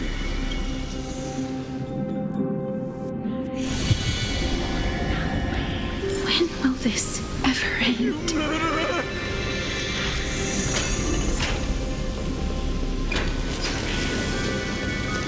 Come. Fulfill your duty. What? What are you trying to do with me? I have aged. The time has come for me to heed the summons of Thanatos and journey to their domain. The final resting place of every Idonian. You're not that old yet. You still have many, many years ahead of you. No. I'm already dead. For I have come to fear my declining health and impending death. Ah, castorice. Will you give me one last chance to charge towards fear and prove that I am no coward? I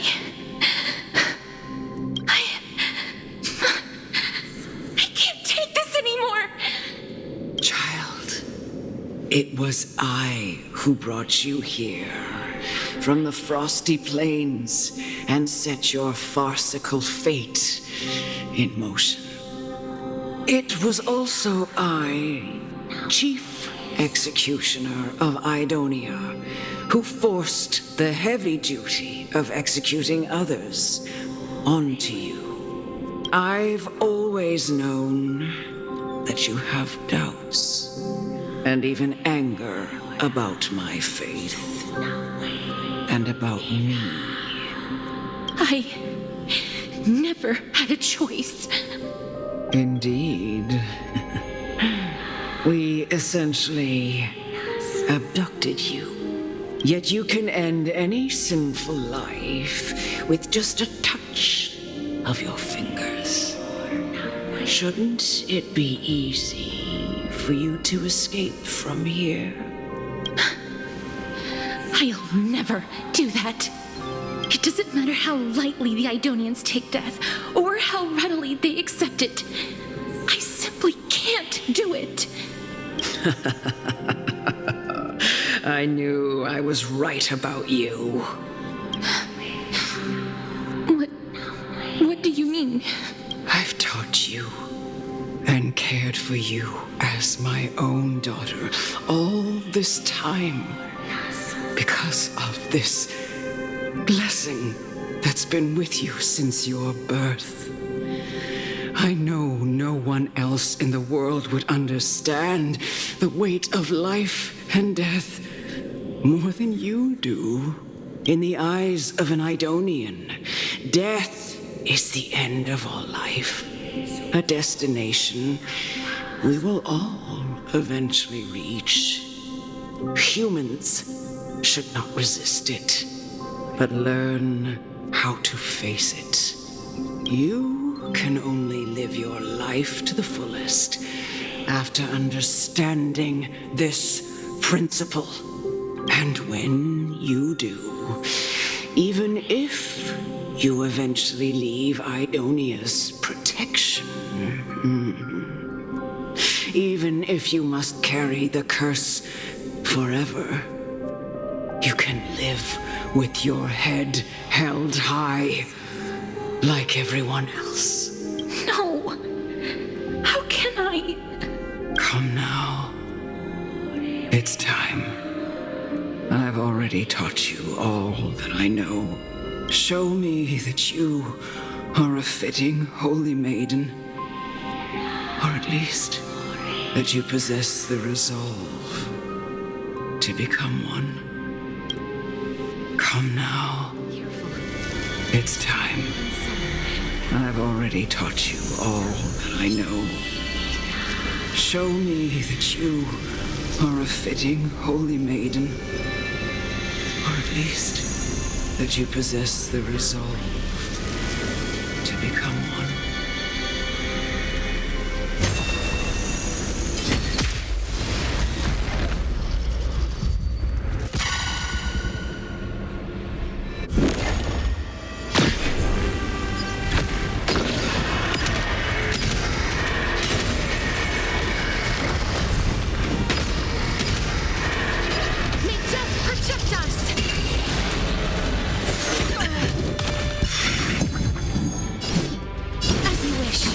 Overcome the thorns! Serenity is before me! Another journey from the still waters of oblivion. Their course. All I weep for the departed. It takes not far.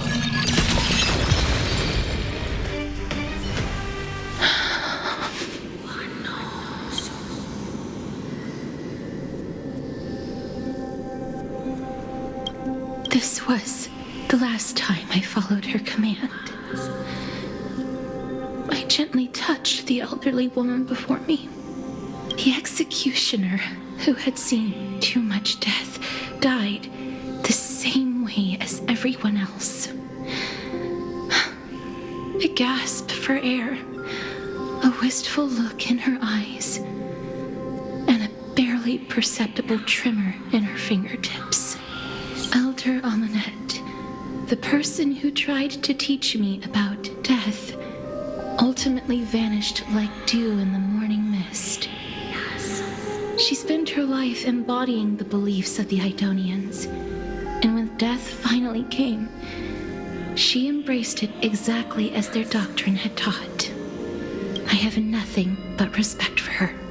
I erected a cenotaph in her honor in the marshes outside Idonia's city walls with the others I had laid to rest. Then, I set out once more in search of Thanatos. It was a long, long journey. I heard so many discussions about death along the way. Life finds meaning in death. The world improves because there is an end. It seems the most terrible darkness in this world. Everyone talks about its heavy weight. Some resist it, some worship it, and some even revere it. How did a disappeared titan become the deepest fear of humankind? And why do they haunt my dreams? I continued my travels to seek an answer. Initially, I was running away. Then, I started searching for it.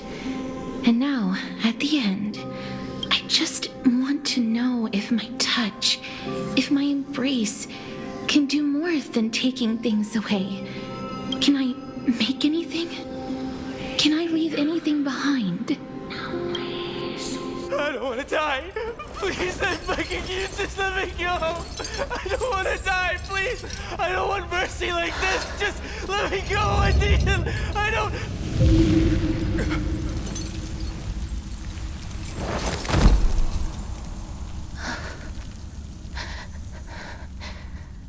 I hate these icy hands.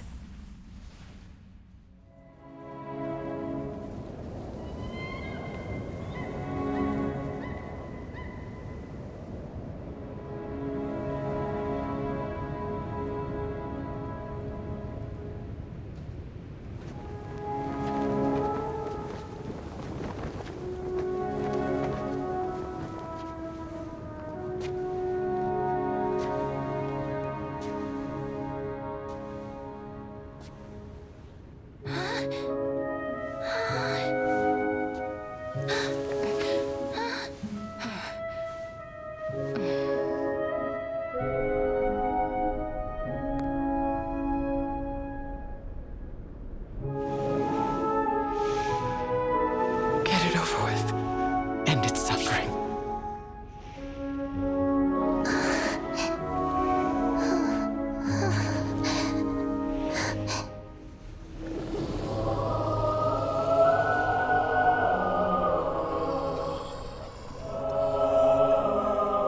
The Reaper has blessed your hands. Only you can grant them peace.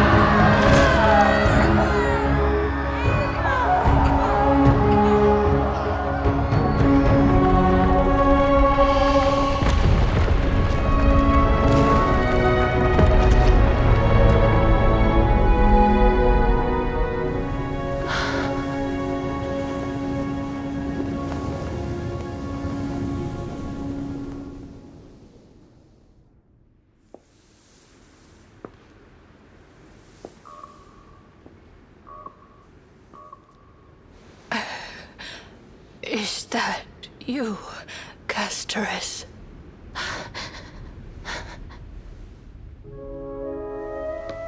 All of them have gone, heeding death's summon, crossing into their domain.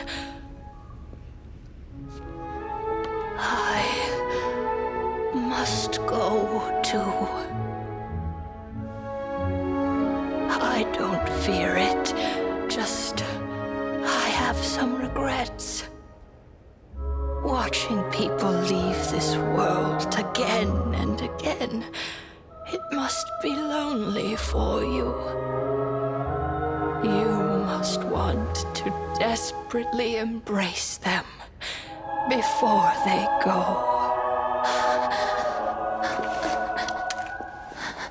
I can't. These hands, they're too cold.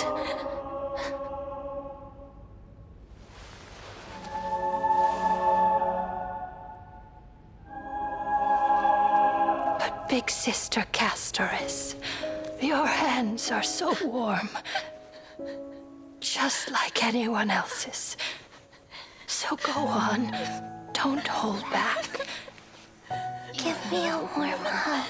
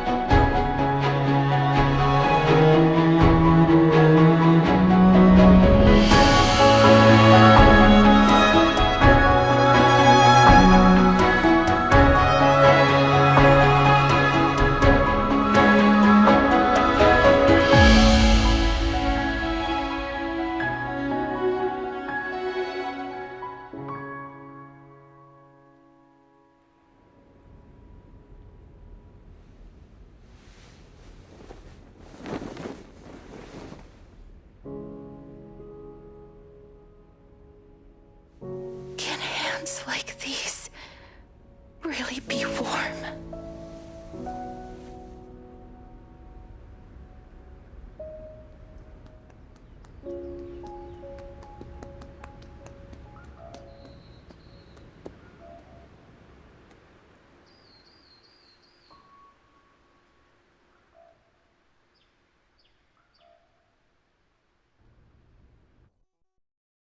On the day that Orynyx's trial ended, you must have had many questions.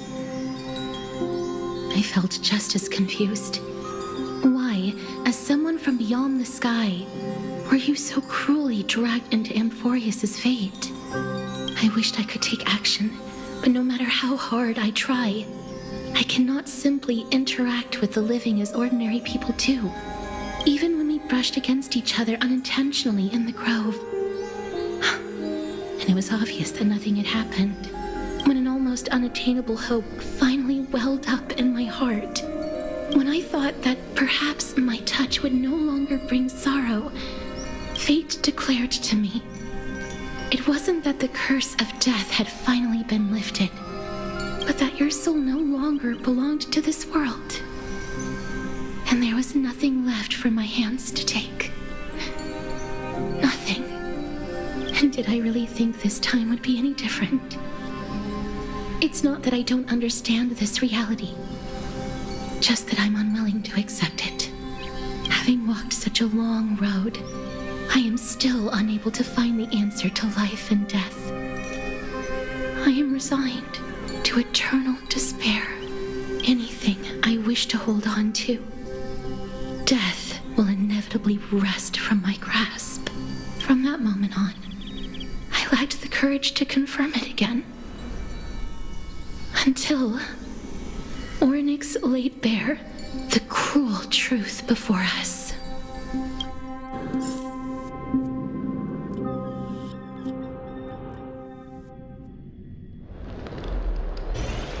But now, perhaps I might have one last chance.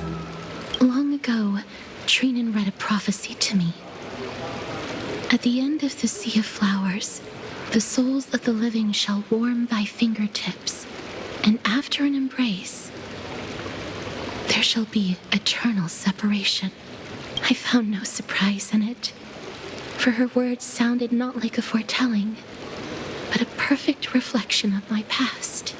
Embraces in this world are born of reunions, yet my touch speaks only of farewells. In that moment, I had no doubt that this destiny would weave itself through the entirety of my life.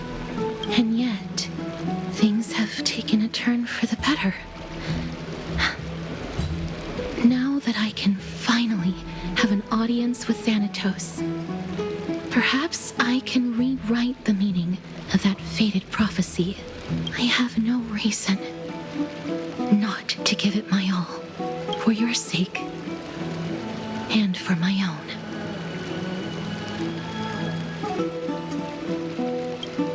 With that, I won't have any regrets.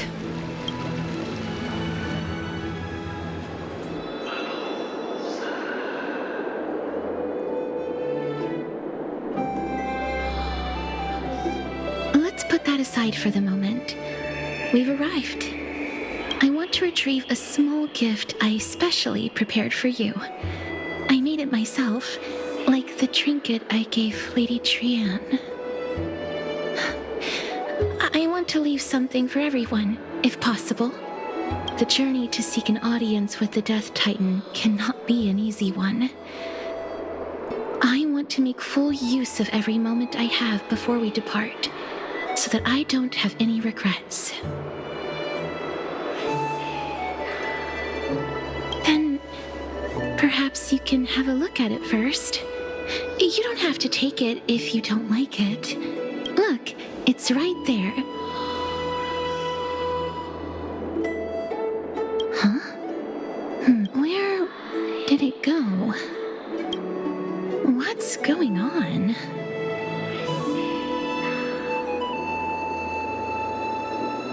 This is the coin of Zagreus and a slate. So it's her.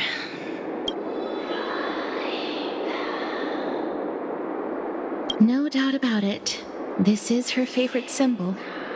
It's a lady's cipher, the demigod of Zagreus whom Lady Aglaia had spoken of. She's a master thief who's left legendary tales all over Amphorius. So many years have passed, yet she's still announcing herself in such a crass manner. Let's just do as the slate says and look for Lady Cipher.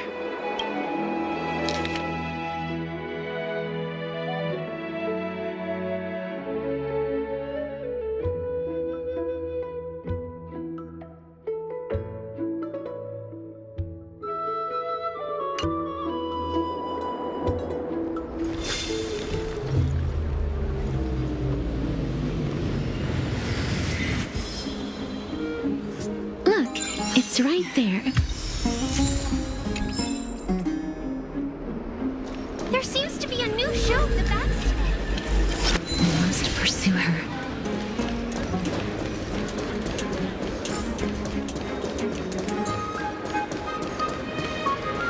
Huh?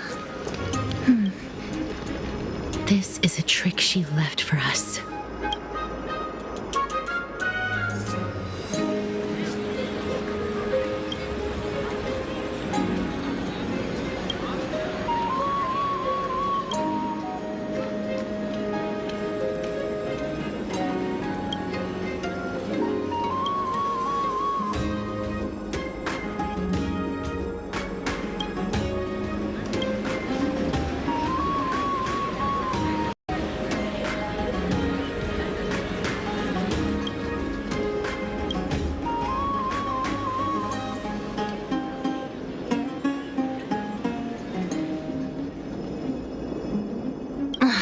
She's incorrigible. Follow me.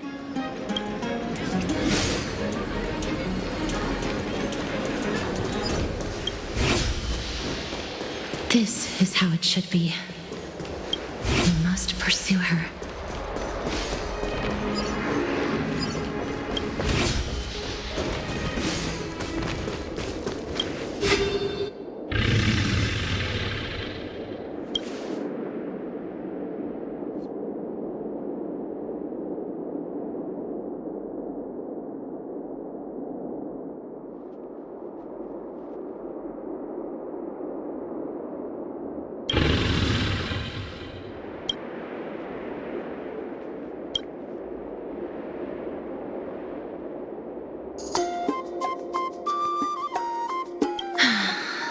Lady Cipher, please come on out. You're still careless as ever. Shouldn't you keep such a precious gift near your bosom? Since you know it's a gift for someone else, please give it back to me. Stop hiding among the people and letting the wind carry your voice. Now, since I know it's a gift, that just means I need to milk its worth. The children of the wind never stay for long in one place.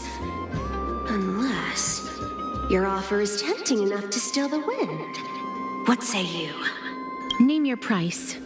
I'll give you however much you want.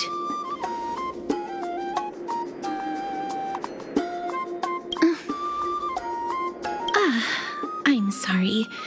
Bargaining is really not my forte.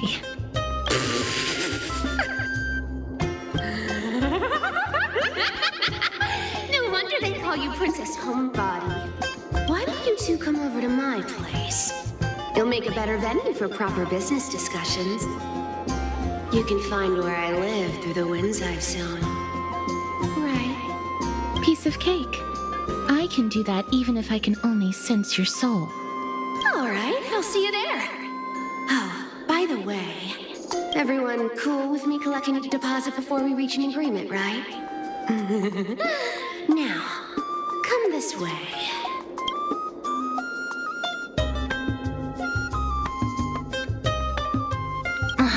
She's incorrigible. Follow me.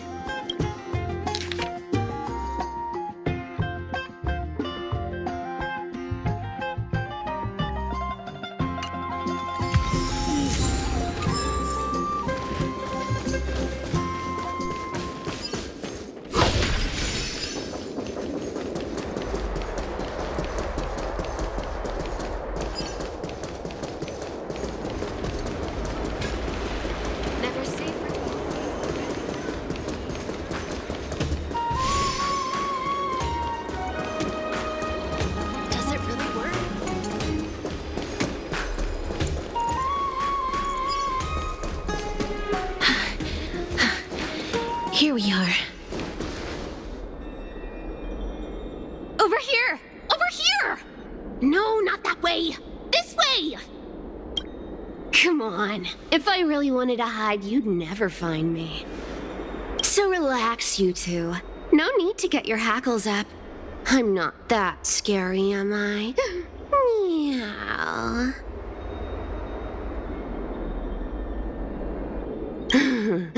No way. Some people might have been into that a millennium ago, but it's long since gone out of style. Loosen up, buddy. Shall we get down to business? Give me the jewelry piece first, or everything's off the table. Oh, come now. Don't be so upset. Relax. Relax. Look, isn't the view here just great? You can see what everyone is doing and where they're going, and they won't even know you're here. Now that we've broken the ice, let's get to the point. Everything I've said so far has been a joke. I'm inviting you two here for 3 things. 1, the seamstress found me and wants me to take you to Styxia to look for the Death Titan. 2, the Council of Elders also found me and wants me to make sure the core flame of Thanatos ends up in their hands.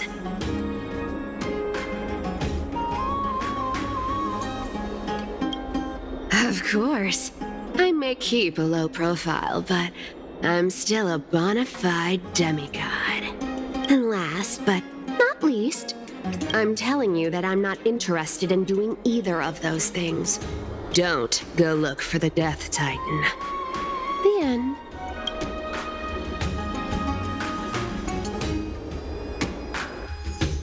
Wow, this is some high-quality stuff.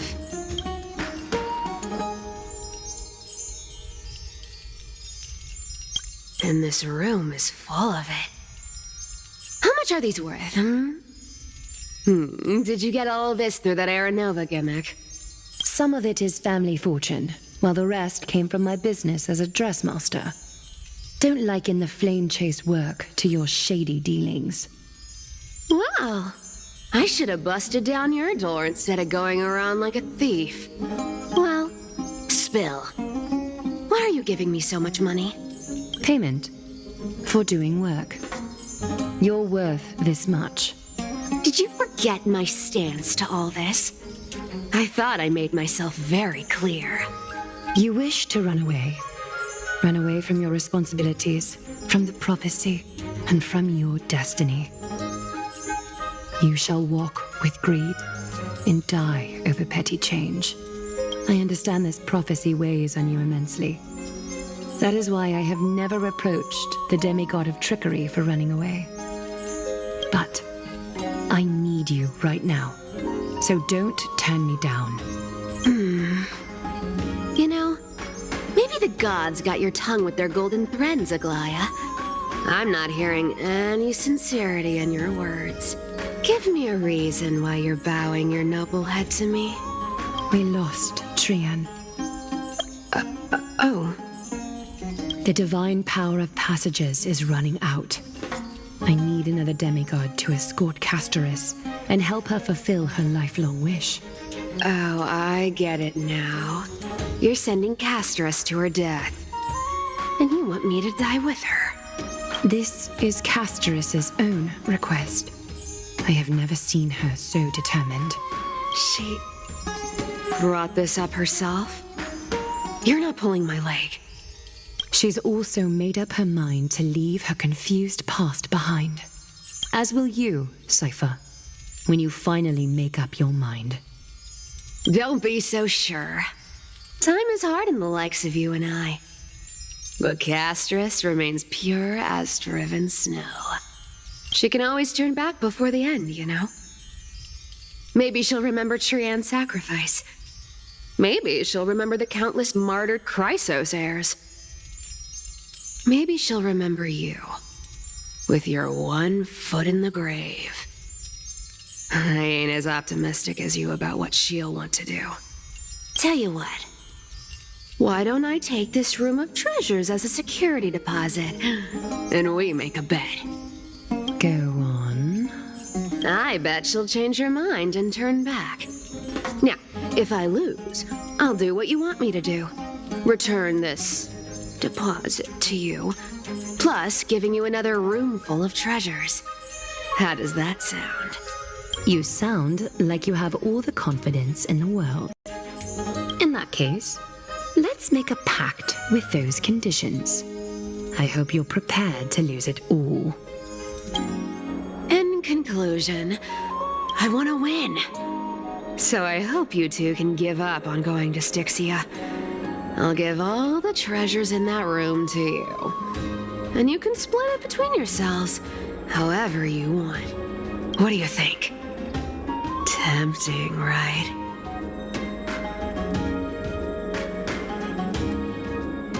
I decline. If we don't find the Death Titan, his soul will...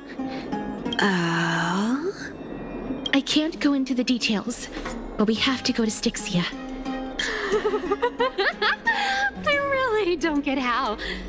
Princess, homebuddy, you keep talking about needing to find Thanatos, about getting rid of your curse, and you don't care about anything else. But did you ever live for your own pleasure? Even for just one day? What are you trying to say? I'm saying, contrary to your beliefs, Aglaya didn't take you in just so you can die for her Aranova. The flame chase journey walks hand in hand with sacrifices. Isn't that why you're always running away from Lady Aglaya?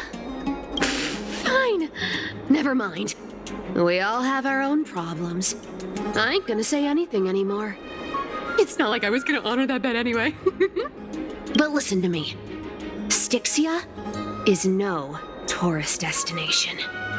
Sure, the treasures buried in there are 10, no, 50 times richer than Aglaya's vault. Yet, I've never been there. And I never plan to. Because even a demigod can't be sure they can walk out of that place alive. And now I'm supposed to escort you to Styxia. Sure. Pay up.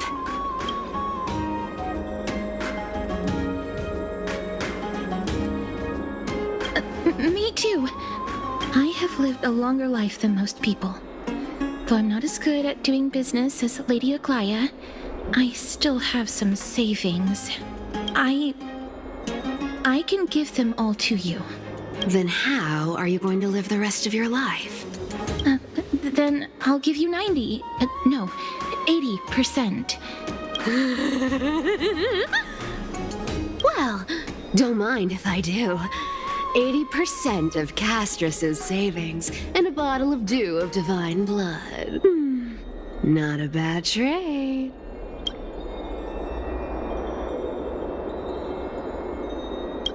Okay. I didn't know you hold grudges. Gray mystery. Here! Catch. Be careful with that! A minor change in plans, though. Don't go to the bath tomorrow. Come look for me at Akama's city gates instead. So, why are you changing the meeting place?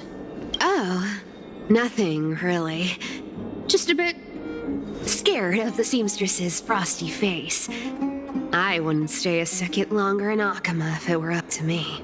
Well, now that we've struck a deal, why don't I give you guys a lift back? It's gonna be a long ride. So have a good rest.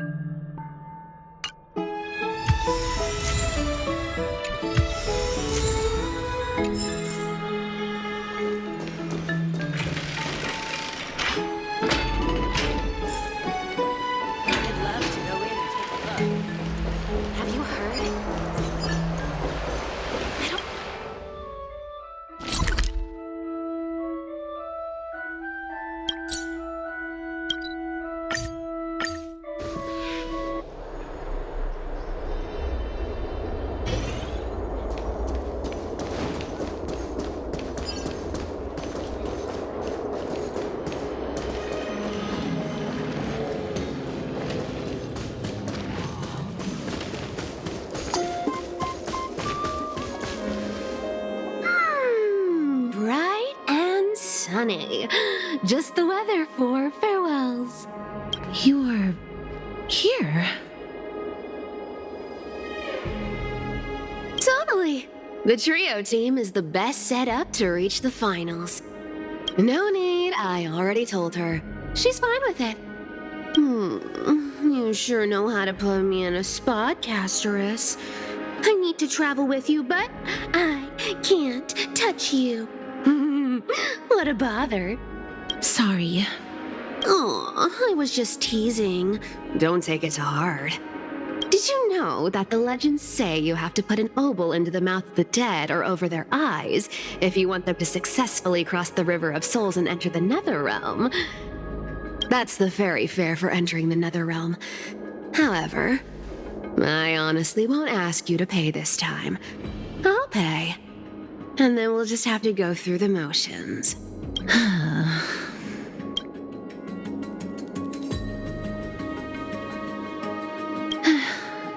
worry. It's not a lot. All right, pass me the coin. It's time to get the gods' powers going. A fleet-footed trip to the Netherrealm. Here we come. Oh, one last thing before we go. I gotta give you this piece of advice, especially to you, Princess Homebody. You can't catch the wind by waiting. You only live once, so make the most of every moment you have. Get ready. Be steady. Hi, your turn. Don't be nervous. After all, it'll be gone in the blink of an eye.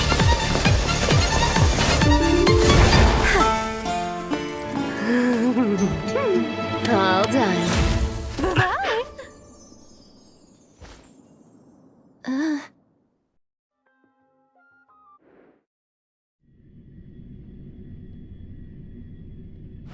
Are you feeling all right?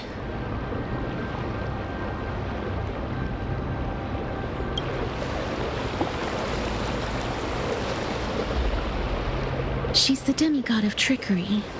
When she flips the coin of whimsy into the air, she gains incredible speed that lets her travel anywhere in an instant.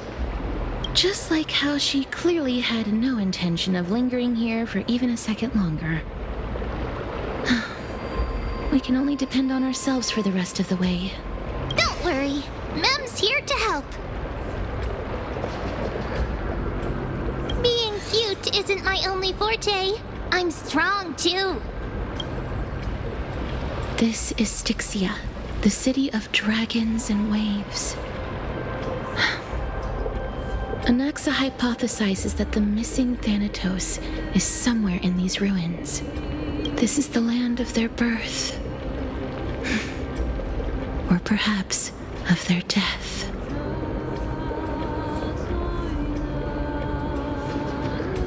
Anaxa had used a secret alchemical art to temporarily fuse his soul with Circe's and Kephae.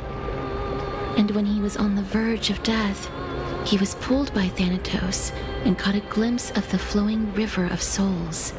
This alchemy, considered a sacrilegious act, might actually make the souls of mortals and titans attract each other. Even though Thanatos has been missing for 1,000 years, and even their followers haven't been able to find them, perhaps that special attraction could summon them here. Oh, so are we going to use that Philosopher's Stone to conjure the Titan? I guess that's the only way. The only leads we have now are the name of this city and the fairy tale about the dragon. Thanatos is even more mysterious than I am. Indeed. Even one as erudite as Anaxa could only point us to this place and no further. We will be entering the unknown as soon as we take our first steps. But that won't be the first time in my long journeys. I believe that, rather than standing still, taking action is by far the better option. Perhaps fate might take pity on us today and show some compassion.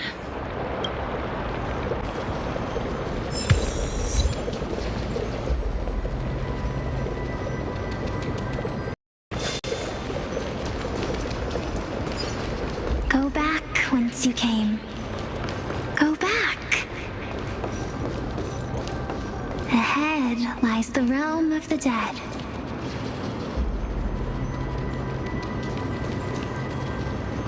What a beautiful butterfly.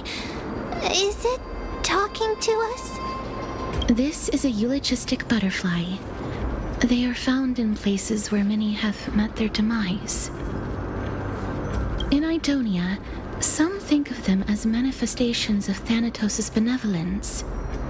By turning the lingering obsessions of the deceased into these creatures, it is as if the Titan has made life into a specimen, Others think of them as Thanatos' messengers that guide the departed to the Netherrealm. The second theory sounds more believable. After all, the things they're saying are rather, direct. Perhaps. But the fact that we're able to hear their whispers proves that we're fast approaching the realm of the dead.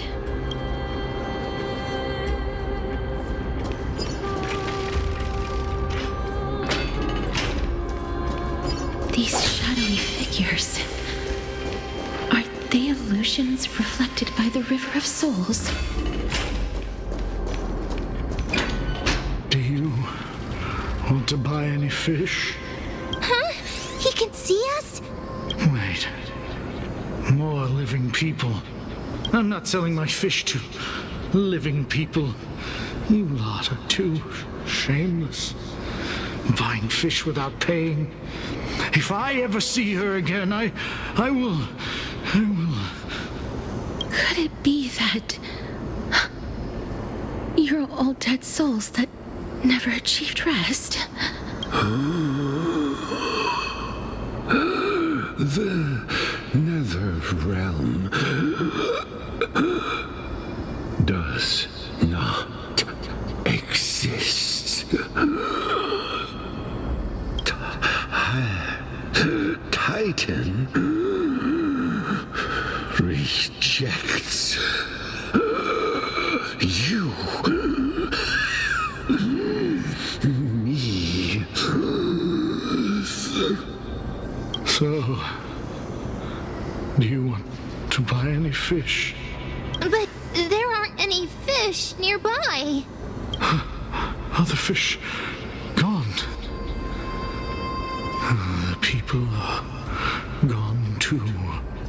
I can only keep selling fish. So, do you want to buy any fish? Apologies. I don't have much in the way of savings, but perhaps there's another way for me to release you from your suffering. Please relax. May you fall asleep peacefully amid a gentle field of flowers. This. I knew it. These people aren't illusions. They're the souls of the deceased. They're supposed to reach the end of the West Wind by floating down the River of Souls. Yet, they have floundered upon the shoals of the stream, unable to move forward. Did Thanatos reject them? Or perhaps they didn't really die at all? I have no idea. This circumstance is completely unprecedented. Hang on. Didn't he say more living people? So that means he's seen other members of the living apart from us? Could it be that these souls are stuck here due to someone's deceit? If something is done out of goodwill, are you really gonna call it deceit? Goodwill? I can't see anything good out of... Wait a minute. Lady Cipher? That's me. Could it be that you are the living being that those souls met? I couldn't take their behavior anymore. So I stole some things here and made up some lies there. Just trying to give them something to look forward to, you know? It's because of vile living creatures like you that we're being misunderstood by all of them. What else am I supposed to do? You can see the mess this place is in. These poor souls are denied by the Netherrealm. So now they're stuck in a few brief moments of their life. Unable to move forward or back.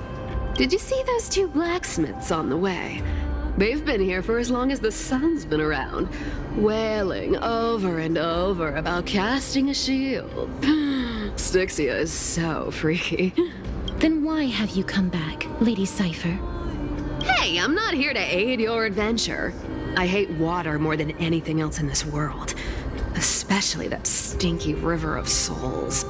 But, I just discovered some stuff before I left.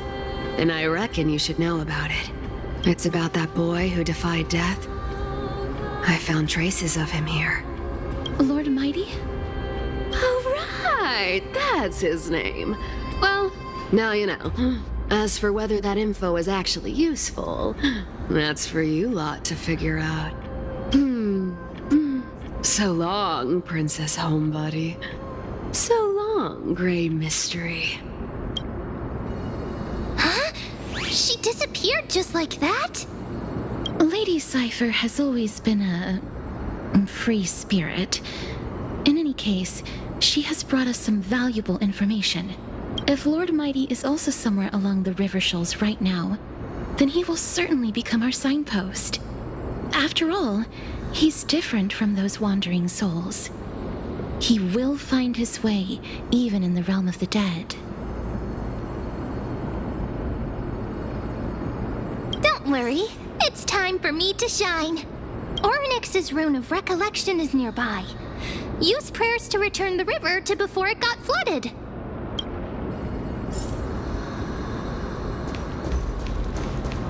Hey, over here! Don't forget to let your friends in on the action.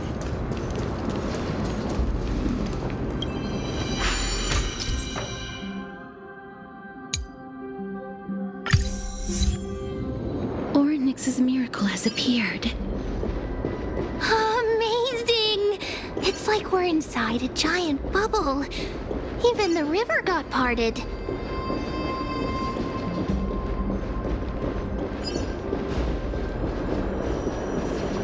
There are wandering souls of the deceased here as well. We must first return to the present before we can communicate with them. By the looks of it, you must be the foreign warriors that the Queen had mentioned, right? Since the current campaign requires the utmost care, I wasn't able to make time to welcome all of you. Please, forgive me. Foreign warriors? A priestess, a warrior, and a divine beast. You look identical to the blessed saviors that the Queen described. What? A campaign? Who are you campaigning against?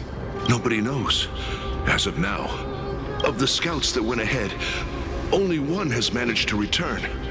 He says that the land ahead is a forbidden land that should not be approached, as it is the doorway between the netherworld and the mortal realm. As for the rest of the scouts, they've completely lost their souls and are decaying by the day. While there is still dissension within the city, the scholars agree that this calamity was so unprecedented that it needed to be given a new designation. An unprecedented calamity. Could it be death? It seems that you have indeed heard about this. Well, death is just one of the possibilities. It's too early to come to a definitive conclusion. A world that has never seen death. Looks like these people lived in the era Chrysia before the Calamity Titans descended upon the land. May I ask, where is the scout who managed to come back? So he returned to Styxia. He only had enough left in him to last no more than half a day. However, it was his intel that convinced us to rally together. He said that he witnessed the demonic specter of an evil dragon at that treacherous land. The apparition opened its giant maw and devoured everything in sight, and thus brought Styxia that thing called death. Styxia. An evil dragon that brings death. It all sounds rather familiar. Wait, wasn't this part of that fable? Sir, could I ask how the Queen and Princess are doing? The Queen?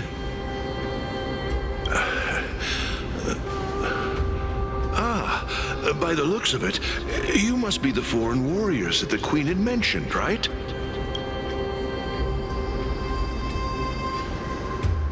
reads the same lines. Looks like he's still trapped in the moments before his death. Leave it to me. Sir, the war ended long ago. Styxia no longer exists. Styxia is no more? This cannot stand! Newcomers, hurry up and go take your positions! Oh, looks like it's difficult for this gentleman to accept reality. Sir, I am the Maiden of War, sent here by the Queen herself. If you accept my blessing, then today's battle will be smooth sailing. Maiden of War? I've never heard of this. There's little time to waste. Please don't take too long. Don't worry. I'm typically unwilling to prolong such a moment.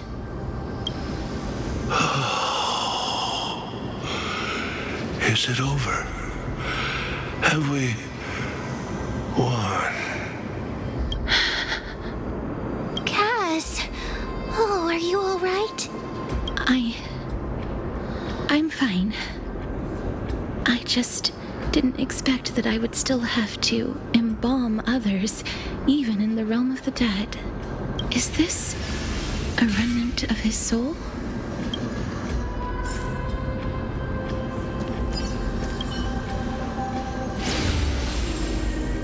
Well then, why should I place my trust in you, holy maiden from afar?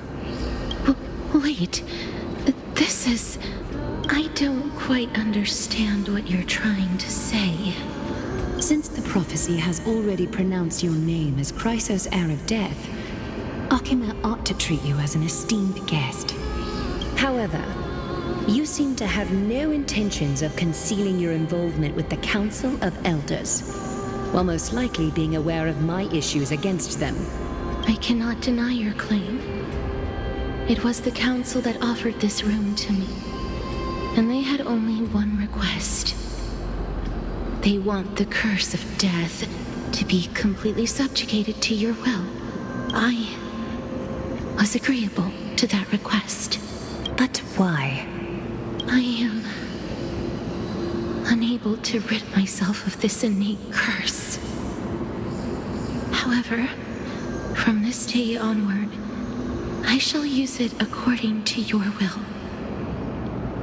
I will never make any superfluous moves on my own. I see. So that is how they plan to control the Flame Chase journey. They have shifted the heavy responsibility of granting death over to me. If I ever become obsessed with executing people, they will then have ample reason to terminate the Chrysos heir's journey. And yet, you seem to not mind. This is quite surprising to me. That's because the fate that we were born with is a burden far heavier than that of an individual's life. I've woven many unforeseen events into the tapestry of fate. This is but one instance. Tidy up your precious garments and come with me. Akima welcomes you, castorice.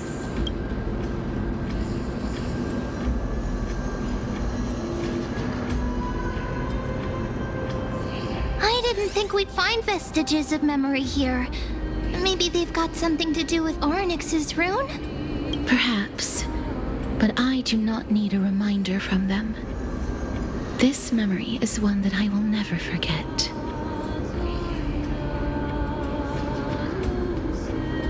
I really want to repay her for that trust. But why would this memory appear right now? Is this really Orynyx's power?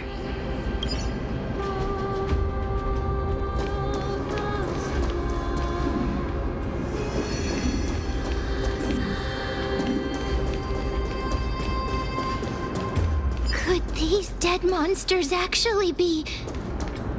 If Lady Cipher is to be believed, this could be the handiwork of Lord Mighty.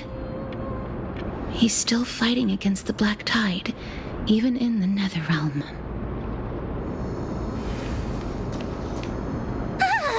Why are the Black Tide monsters here too? Can they swim in the River of Souls? Even Thanatos wouldn't be able to accept Black Tide monsters into their realm. These traces seem to suggest that anybody who trespasses upon death will pay a heavy price. Since the realm of the dead must remain peaceful, it's imperative that we rid the place of such discordant noise. Please stay back. Let me deal with these enemies.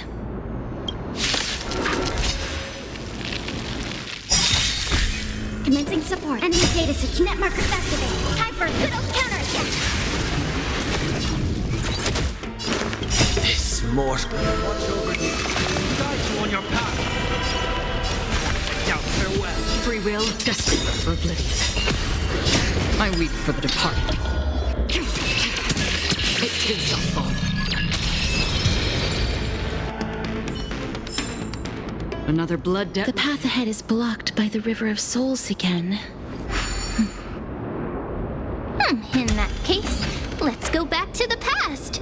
This miracle sure is handy. This is yet another aspect. If Dan Heng was around, he'd definitely be able to raise the waters of the River of Souls into the sky. If Lady Hycelens was still alive, I think she might be able to do that too. You seem to be able to discern both the past and the future.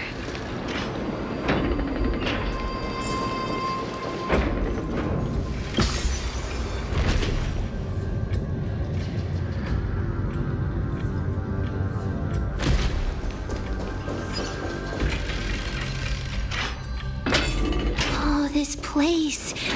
Must have been a beautiful courtyard in the past.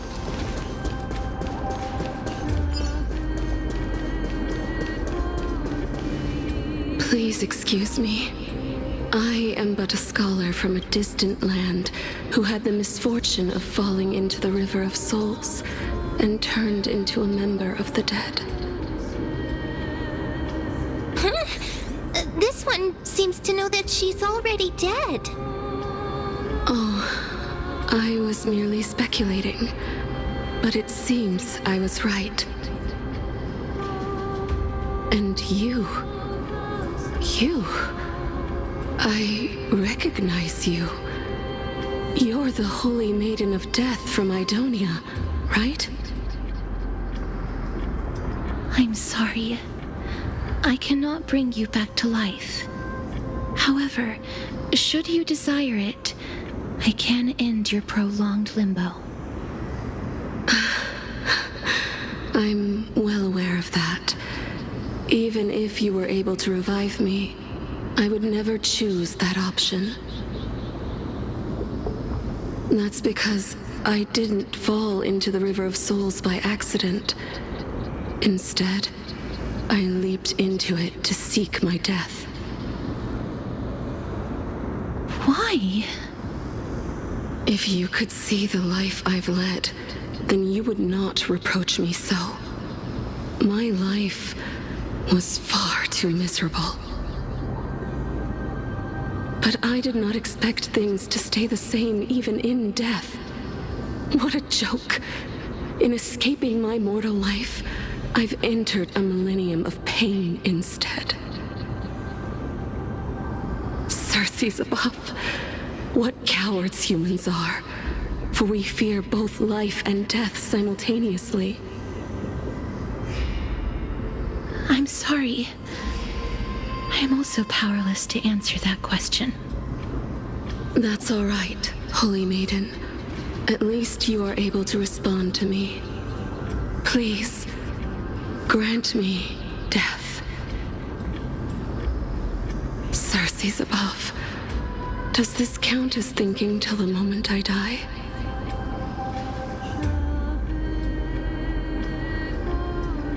I have seen too many farewells.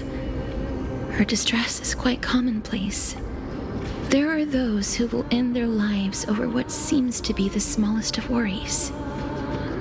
For some people, This power that I possess is a blessing rather than a curse. But I never managed to convince myself of that. Cass, are you still trying to create a world without death? Yes, because when placed under time's vast scales, there is no worry in this world that cannot be solved. This is a wish that I've held for almost a millennium. My mind might have changed once upon a time if people managed to strike up a friendship with me, but I've never been more firm in my conviction. Now that I've learned about your near-death state, it is my duty to wipe death from the face of this world.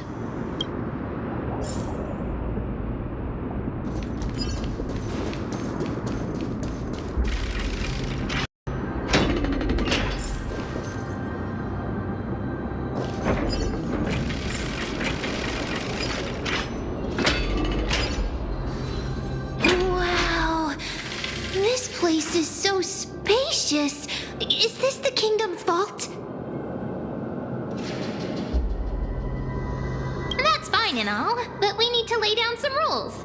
We're not gonna return to the past to steal things. Do we need to enter that doorway to climb even higher? There seems to be a person. Oh, more like a soul guarding it. But how should we get up there?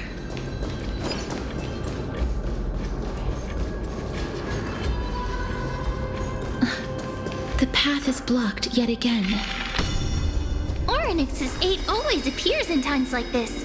How convenient. Look, there's even a platform lift over there.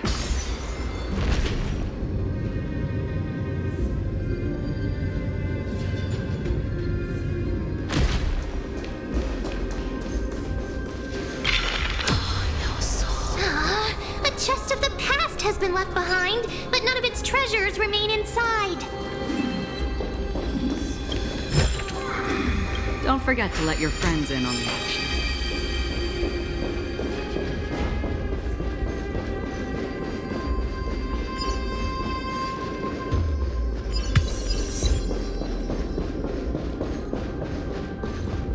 Wait, what if the miracle suddenly loses its effect? Mem, do you really want me to answer that? Stay back. Don't come near me. Why does he look so panicked? Did the black tide monsters frighten him? Or is he actually scared of his own extraordinary power? There's no need to be alarmed. We're just passing by the area. See? None of us look threatening. You have a point. Although, while this might once have been the royal vault, it's since been plundered empty. So please go away right this instant. You've misunderstood us. We simply heard your shouts as we were passing by, then decided to come over to find out what happened. My goodness. Did I really yell out loud? How rude of me. I'm sorry to have bothered you. I merely saw a warrior. While that spirit didn't harm me, his blows really packed a hefty punch. A warrior? Could it be? Wait a minute. You seem to be quite different from him. Are you actually alive? How can you walk around here while alive? It's a long story. We're here to seek an audience with Thanatos. Thanatos? Who's that? Is it possible that he's also living in the era before death descended? Death? Could it be that you are here to defeat the evil dragon Pollux? Pollux? Is that the embodiment of No, death? According to the warriors under the Centurion's command, that evil dragon has been dead for quite a while. The curse that condemns people to death didn't originate from it. But they saw a girl within the dragon's embrace, and she is the true Reaper. Pray tell, where is that girl right now? I've heard that the Queen spared no effort in bringing her back to the castle. Her Majesty intends to control all of Amphorius with this unprecedented power. As for whether this rumor is true, well, no one knows. You have my thanks for the invaluable insight that you've given us. Please, treat this touch as a token of my gratitude. You... Are you...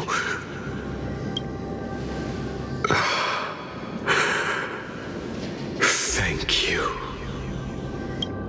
This is his.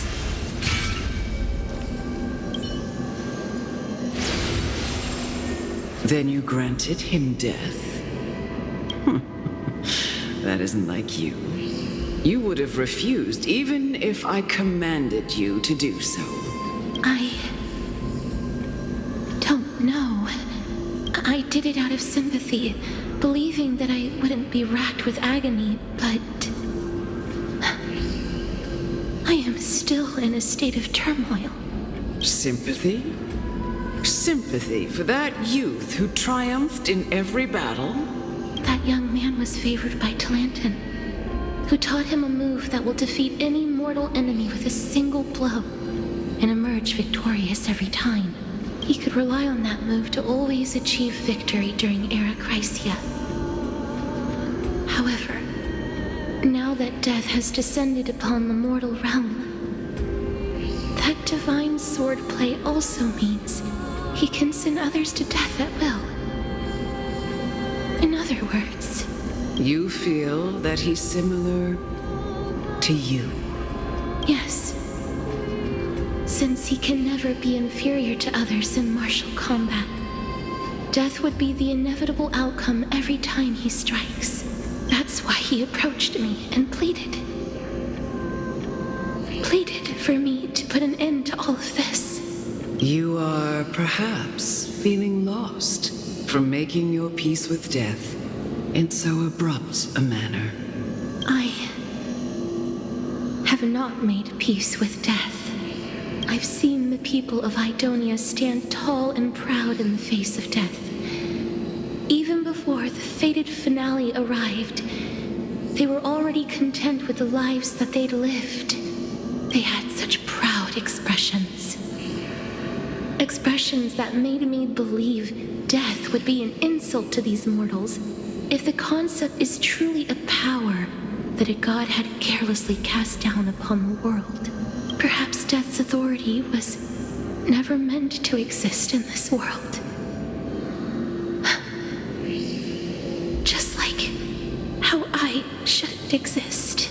I won't refute your beliefs for now, but would you be interested in listening to a story of mine? It's a fairy tale from foreign lands, told by the person who brought you to me in that ice field long ago. A tale told by the Queen of Styxia. What? Wait a minute. That means the girl born in the dragon's embrace, the personification of death these souls talked about. That's you, Cass? I've already had an inkling for a while now. But I honestly have no memories of Styxia. My memories only begin after Aminet brought me to Idonia.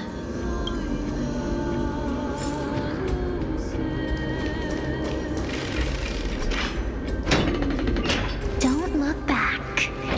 Keep moving forward. Always. It's yet another eulogistic butterfly. Are we getting... Oh, this is...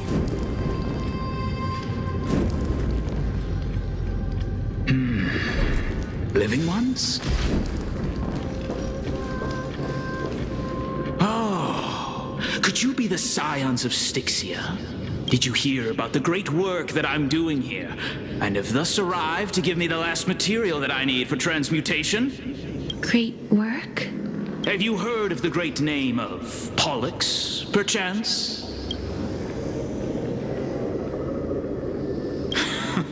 You have? Then that's good. During the age of myth, a time likely before your birth, I was the unsurpassed zenith of alchemy that none could reach. On the shoals of the River of Souls, I shall make Pollux soar again and bring death back to the world.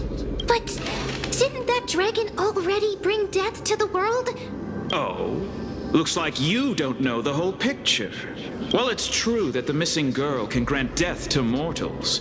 Pollux, the one who delivered her onto this world, makes it so that humankind cannot die. So, it's just as I feared.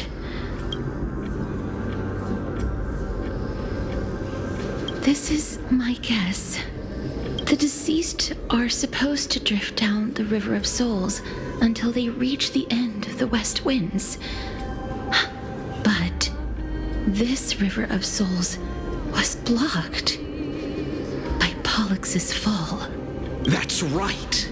That's why it's imperative that I bring the dragon back to the mortal realm and make it soar the skies again.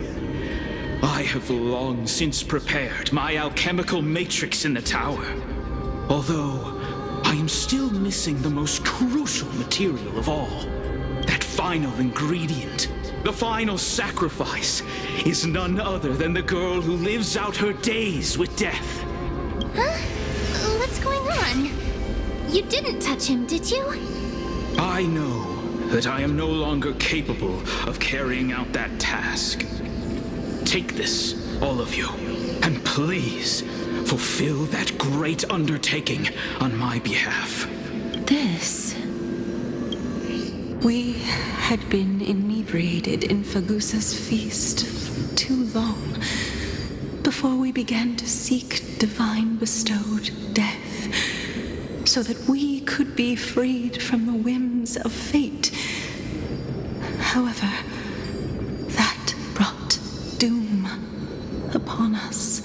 Instead of summoning a supreme god, we encountered a monster that cut off the River of Souls.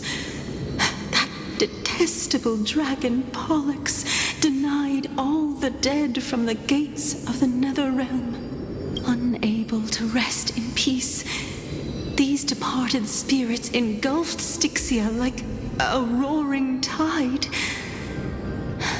As a result, my city and its people no longer exist. That child is the only person whom I managed to save. Born within the evil dragon's abdomen, she has possessed the talent of death since her birth.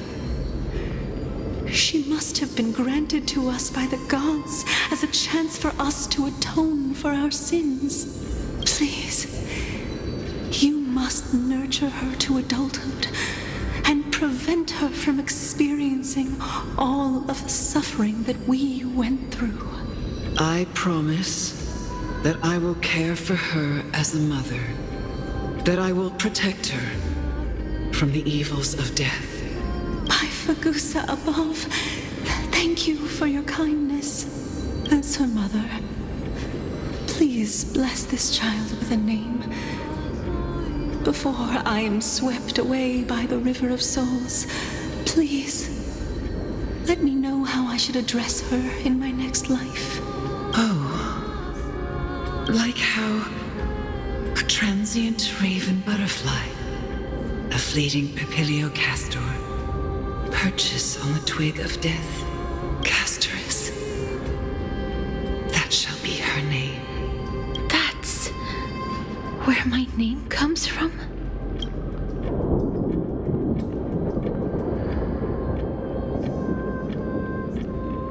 The sound's back. What is making that ruckus?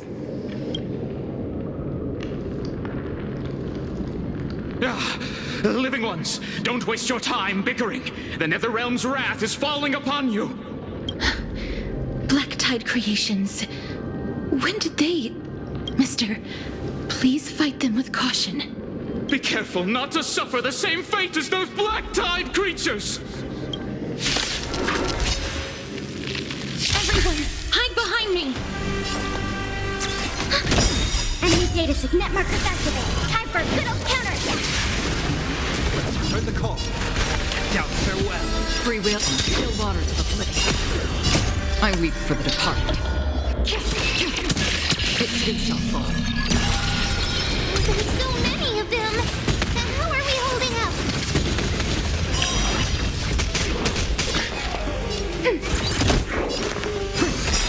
This moment. Watch over you.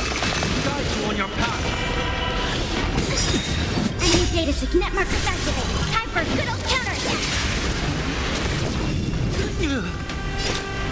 Destined for oblivion. Sure, I'll play along.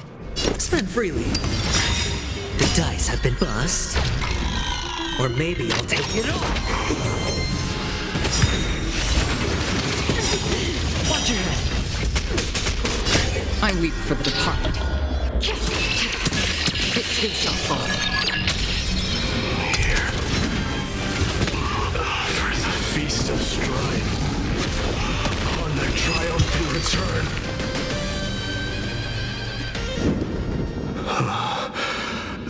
You? Lord Mighty? Lord Mighty, you've been through some tough battles once again. That black tide is endless. My death is only temporary. I will find my path of return and go back to the world of the living and continue my protection. Lord Mighty, I have always wanted to. Why does death reject you? I'm the one resisting it.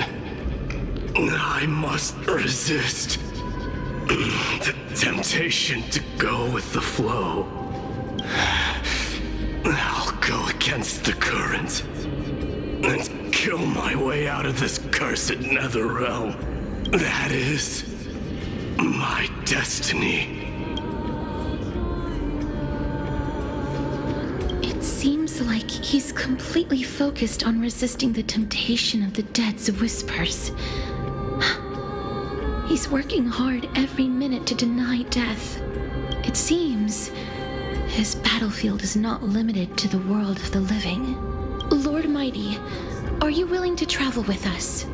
We're headed for the Matrix inside that tower to summon Thanatos from their prolonged concealment. Thanatos. Challenge. Death. That's right. If we can work together and defeat them, you won't have to be troubled by the curse of immortality any longer.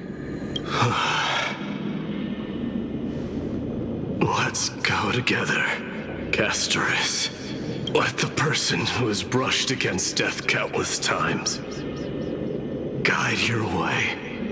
Cass, are you sure you want to do this? The alchemist said he wanted you to be a sacrifice. I'm not afraid. There's no reason for us to turn back anymore. Rather than standing still, taking action is by far the better option. Perhaps fate might take pity on us today and show some compassion.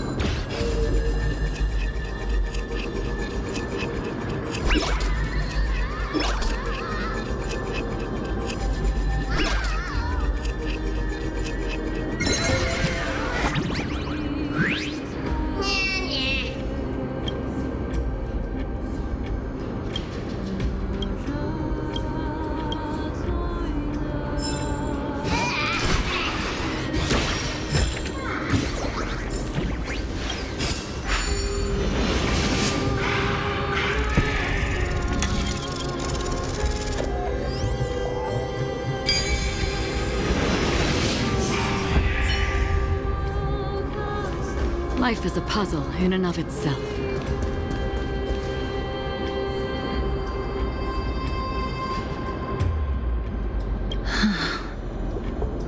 This is going to be difficult.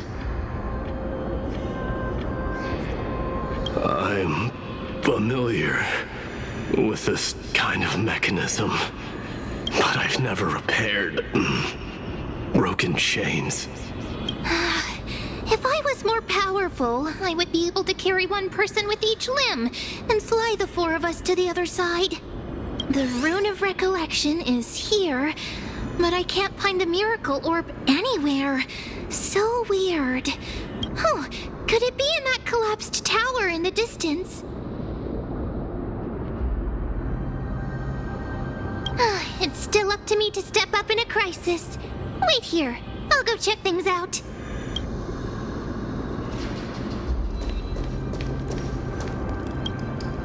Just shout for me when you need my help! Got it! Just leave it to me!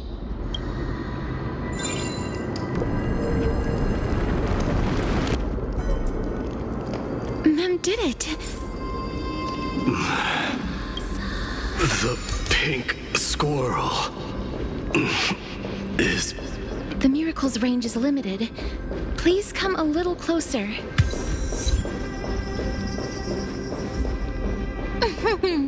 Aren't I a good fit for Orynyx's priest?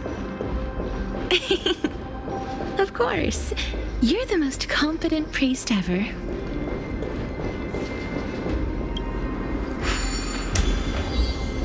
The alchemical matrix should be behind this door. Wow, there are so many of you! It's little Cass and little Gray. Oh, there's also little D and the pink puppy! Trian?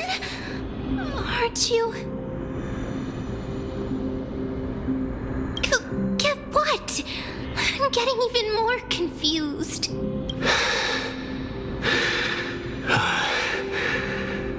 This is the first time I've encountered a deceased friend while going upstream in the River of Souls. It really works like this. Just like the other departed spirits we've encountered along the way. I'm also unable to sense the aura of the living on Lady Trian. Yup, you're right. Trian already knows that she'll not be able to return to everyone's side. But Trian believed that little Cass would eventually return to the Netherrealm. So, Trian has been standing here, at this spot closest to the world of the living, and waiting for little Cass. Oh. It must have been very tough for you. But according to what Trian said, we're almost at the entrance of the Netherrealm.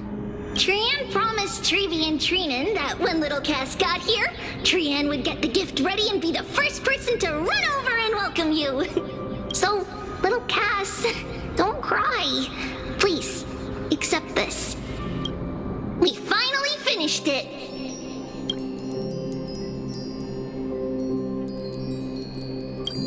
This is what Lady Trevi once mentioned. The gift for me that you didn't manage to finish. The Holy Maiden of Janus. Even when separated by life and death, their thoughts are still connected. Trian spent a lot of time drawing this. Trian hopes that little Cass likes it. Seriously? It's seriously a wonderful drawing. Lady Trian.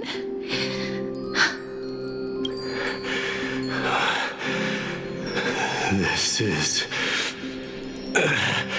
our flame chase journey. Little Cass, we don't know what your journey was like before. Trevi has always said that it must have been a very harsh and frightening journey. But little Cass no longer has anything to fear now, because everyone is here with you in this flame chase journey! That's right. Only now, when I see Lady Trian's gift, do I realize that I've already obtained so many things I would never have dared to dream of since I embarked on the flame chase journey.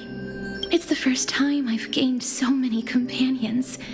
The first time I picked up the hobbies of crafting and photography. The first time I had dinner with someone else.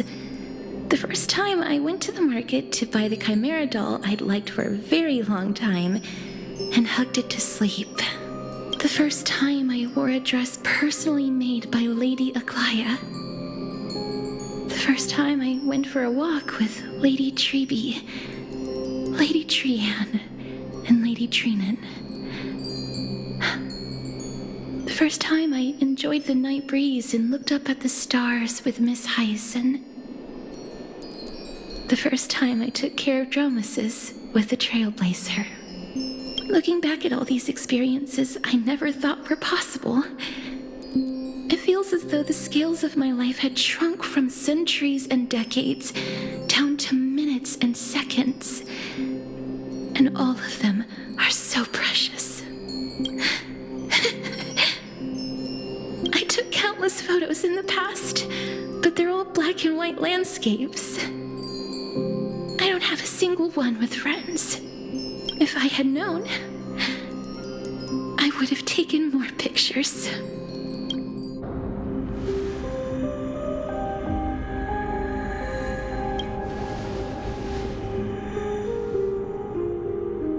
Trianne says yes! Trianne likes little Cass and would love to take a picture with little Cass. Sadly, being departed souls, our images cannot be captured in the world of the living.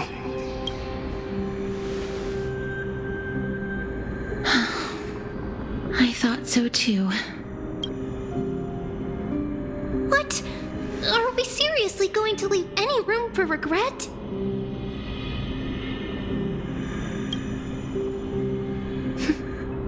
There won't be any regrets. This vivid drawing surpasses any photograph from the world of the living. Little Cass smiled. Treeby, Treenan, and Trianne's wishes finally come true! I remember you once said that fate is not the flowers that bloom at the end of the road, but where people tread beyond the gate. Now, the path that belongs to me is about to reach the end. Thank you for bringing me the final key. Key? Little Cass, why are you talking in riddles all of a sudden? I have a feeling that soon, this gift of yours will become the key to saving Mister's life. Wow, that's amazing! Then keep smiling and carry on bravely! Little Cass, Little Gray, everyone, see you tomorrow!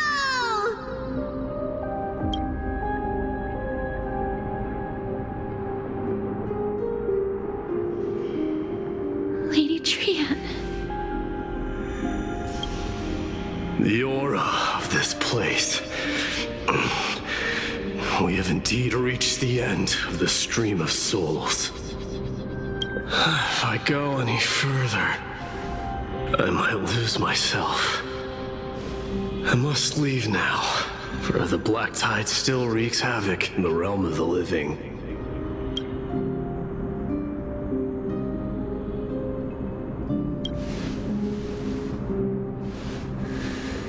I have broken free from the chains of death countless times. This time will be no different.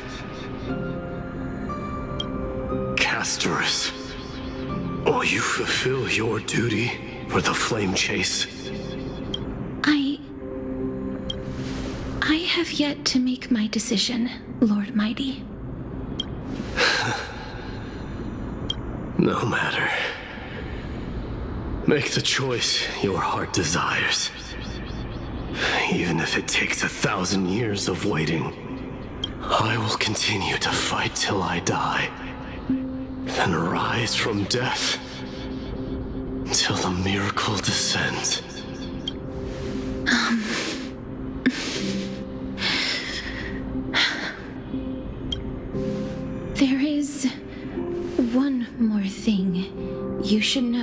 Lord Mighty. What is it? Professor Anaxa may have deduced the principles behind the Era Nova. You and I may be reincarnated as strife and death in the next cycle, becoming calamities wreaking havoc upon the world. I see.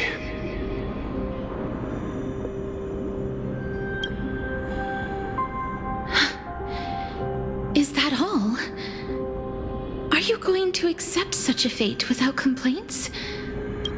Do you have a strategy to shatter the shackles of our fate? I haven't found it yet. Perhaps I never will.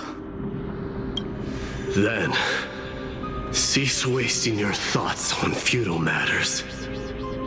Control what little you can. And when fate's inescapable grasp comes, resist it with the strength of your mighty will.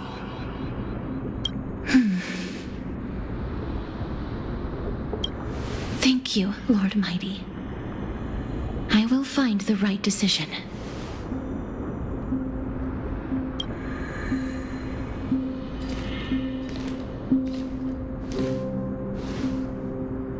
In the name of strife, may you meet a fitting end.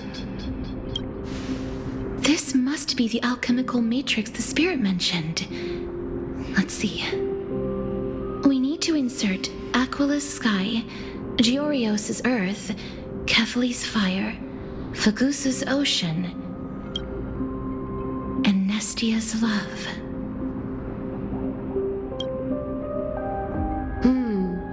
It seems our sweet Princess Homebody has made up her mind. In that case, seamstress, I suppose I no longer need to deliver your message. My time is rather precious after all. Whether you wish to break free from death or not, please, follow your heart. By the promise you once made, I ask that you fulfill your duty one final time. Castorice, please, live as a human, and die as one. According to that alchemist, the final piece is supposed to be me. However, he is not privy to the past, and therefore cannot see the full picture. The past? I saw the twins of death in Kephali's memory, and now I am certain that I was one of them. The trial of the Hand of Shadow demanded taking the life of your family. I died during that trial, falling before the gate to the new world. And my sister, whom I never met, became the Titan Thanatos of this cycle. She was consumed with regret over my death, so she used the Titan's authority to reforge my soul.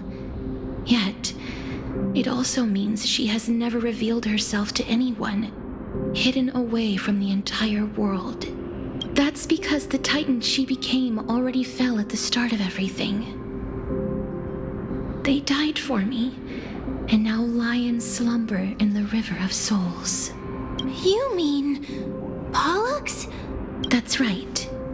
The River of Souls is no material river. It cannot be blocked by ordinary means. Only a divine corpse can prevent the dead from reaching the next world.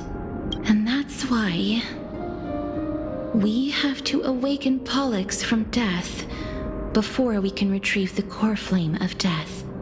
We have to reforge its body with the power of alchemy. But Cass, if that alchemist speaks the truth, does that mean you're also part of the dragon body? According to those departed spirits, I was indeed born as the dragon's twin. But before we talk about that, have you heard the sighs?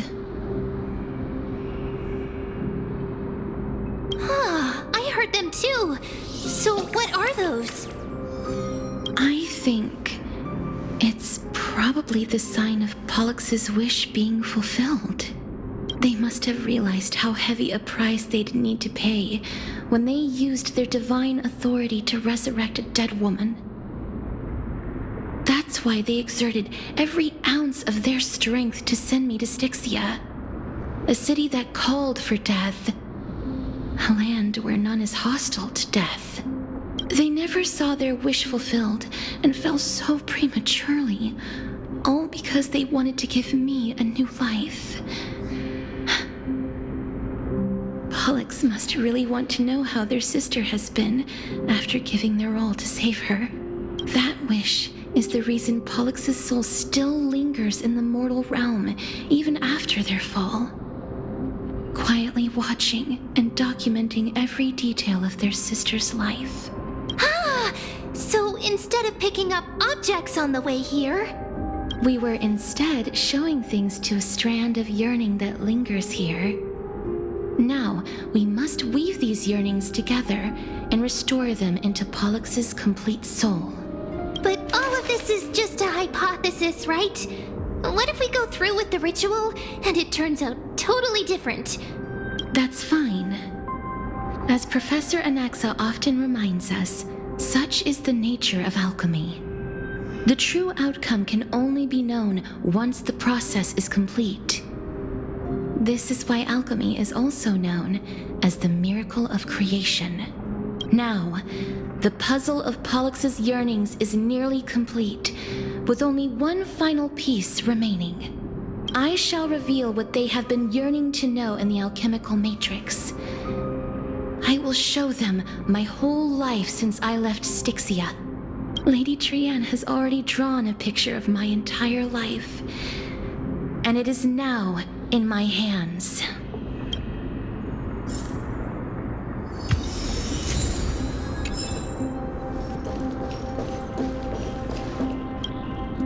Then, let the ritual begin.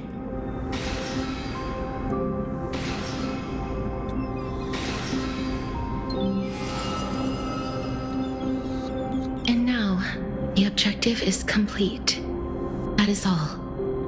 Such is what Professor Anaxa always says after preparing for an alchemical ritual. And now, Pollux, I shall lift you from the river of souls and reforge your soul. Perhaps you will be disturbed by this, and your body may become horrifying to behold. But if even the slightest trace of your soul remains, the soul that once ferried me to this side of the shore, then please, look at me. I wish to thank you in person. I have obtained everything you sacrificed your divinity for. Lady Almanette. Did she recognize you? Oh, she must be the first soul we can communicate with here, right? I'm afraid she is just another spirit trapped here, like the rest of them. The only difference is that I was there when she died. Please, go on. I'm listening. Are you about to tell the story of Styxia? Yes. You're just as smart as I imagined, but... never mind. Now's not the time. There's no need to worry, Elder. Take a look around you. You're already at the resting place of the dead. The world of the dead? But how? I understand that you chose to remain silent about the story to protect Castorice, the girl who coexists with death. But you no longer need to hide that story. I can assure you that you have protected that girl's life well. Oh. Well, in that case, let me begin. Styxia, the pearl of the ocean, plagued by unwarranted calamity and ravaged by death in the fairy tale.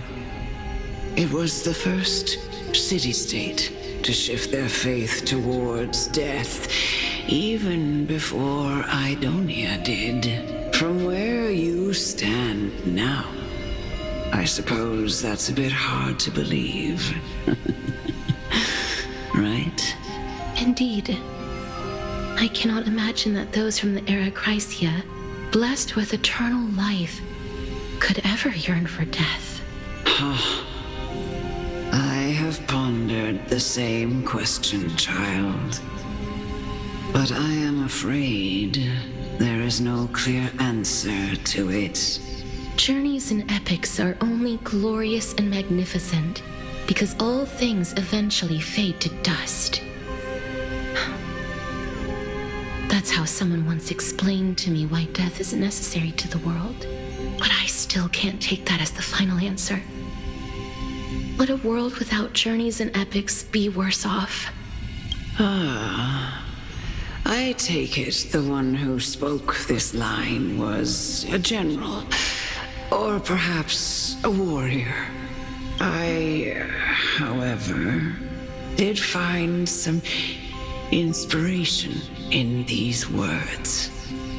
Would you like to hear my thoughts, Castorice? Please enlighten me, Lady Amonette. Though I have already made up my mind on how to handle the authority and core flame of death, your words might truly guide me toward the path forward. You and I are neither warriors nor generals. Therefore, journeys and epics cannot truly resonate with us. But what if I reframe it like this? What if love is not a trait bestowed upon mortals by Nestia, but a blessing from death? Love? No one ever invented the word cherish in the era when life was eternal. For all the good things in the world could be revisited endlessly.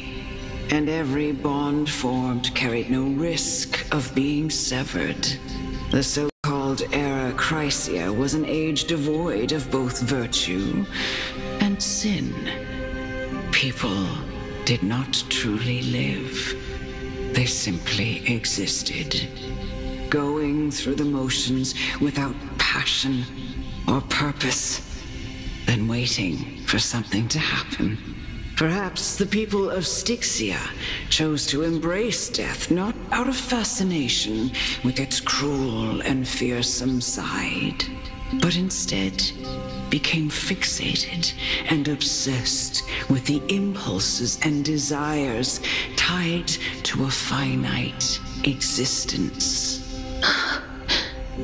Therefore, death is not a thing of fear and desperation, but...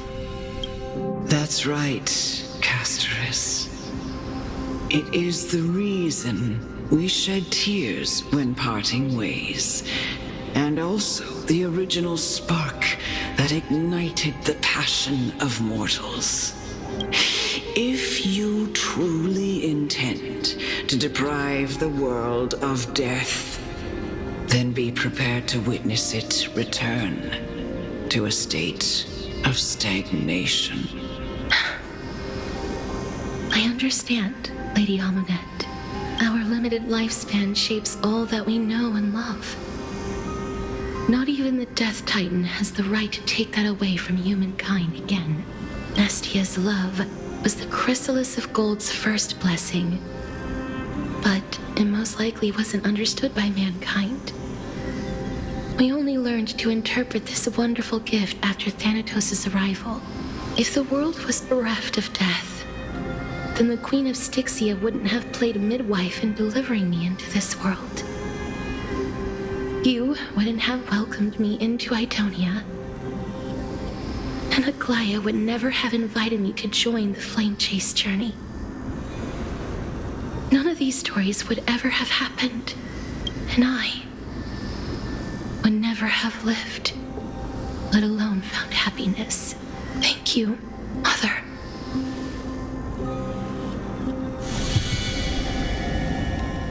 I will use all the love I've experienced in this long life to complete the final miracle. My teacher, Anaxagoras, grant me the wisdom of all things. I call upon thee, the stripped dead dragon's corpse.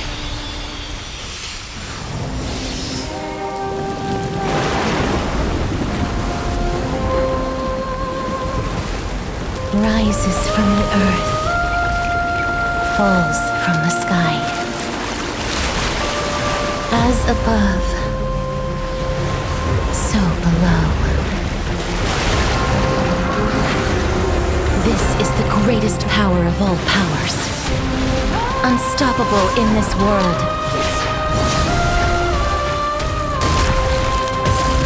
The great work that commands all death.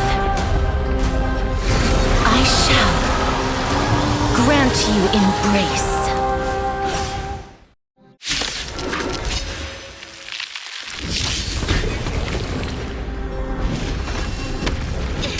Not good.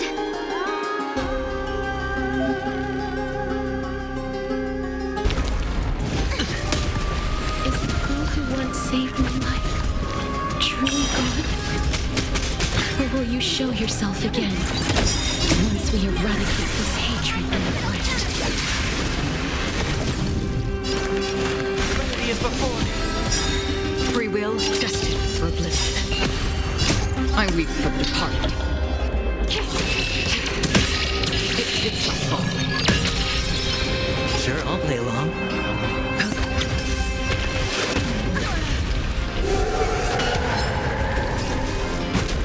No dirty tricks. On! This mortal watch over you. Guide you on your path. Is of no consequence. Commencing support. I'll overcome the foe. Now farewell. Still waters of oblivion. Watch your head.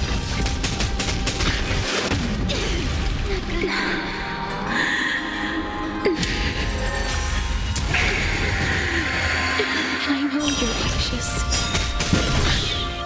I weep. Don't be afraid. It shall fall. The dice have bust. Or maybe I'll take it all. Watch your head.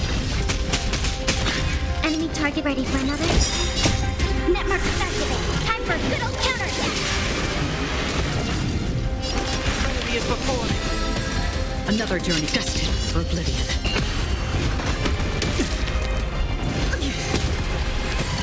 Hedge your bets.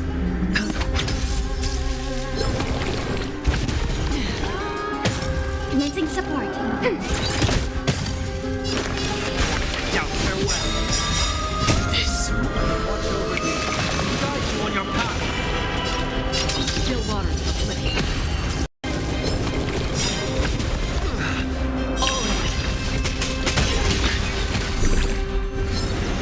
There's no more need to weep in grief. Life will grant you peace.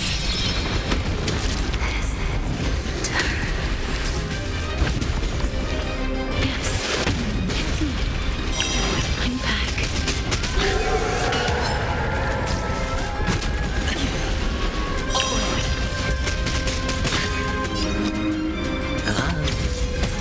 Enemy targets detected. Enemy data net markers activate. Time for a good old counterattack. Heard the call. Enemy is before me. Destined for oblivion. I weep for the departed. It shall fall. no dirty tricks. Watch your head. They may be moving by instinct, but there is fury welling up within them. Or maybe I'll take it all. Commencing support. Ready for another? I'll overcome them. Now farewell. Still waters of oblivion. Sure. Enemy data net markers activate. Time for a good old counterattack. I weep for the departed. It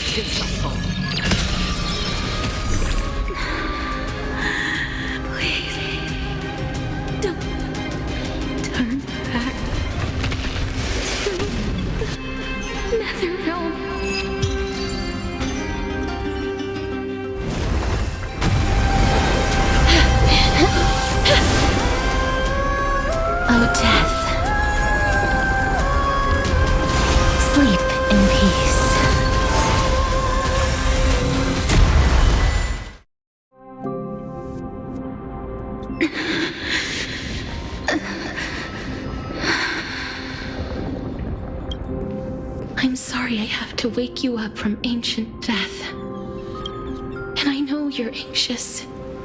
Shh. Don't be afraid.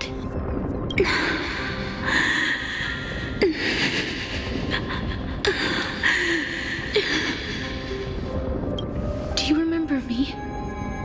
I'm the girl you once carried across the Sea of Souls. I'm sorry I wasn't able to remember you, but with the help of many people, I was finally able to pick up these broken fragments of my past. I'm back, Pollux.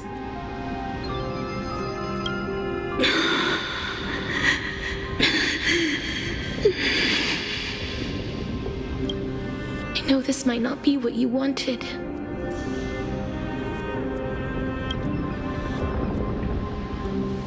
But I have to do this.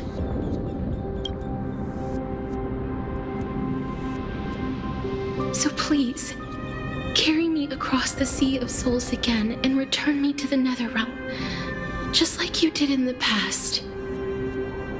Please take me to where the core flame of death rests.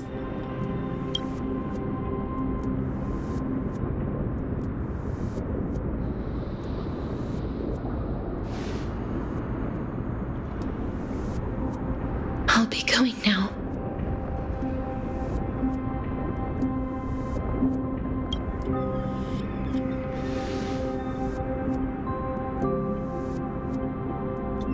They may look scary, but as long...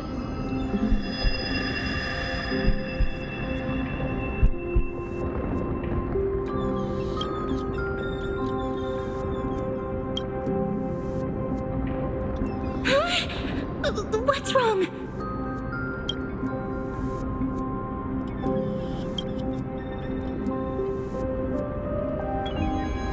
Are you... What's wrong with him? His time is almost up. If I don't go now, I'm afraid his soul will return to Thanatos' embrace before me. What? Oh no! Is there anything we can do? Don't worry. I promised I would ask Thanatos for the Trailblazers' right to roam the Earth again. Mem, stay here and keep a close watch until I return, all right? All right. I'm the best at taking care of others. Go on, Cass. Make sure not to leave yourself with any regrets.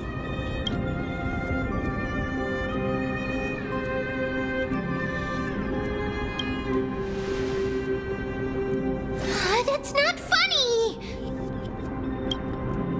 It's a deal then.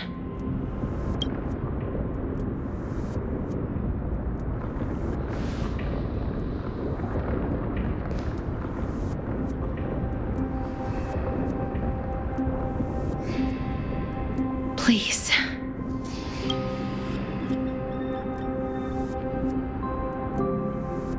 Wait for me.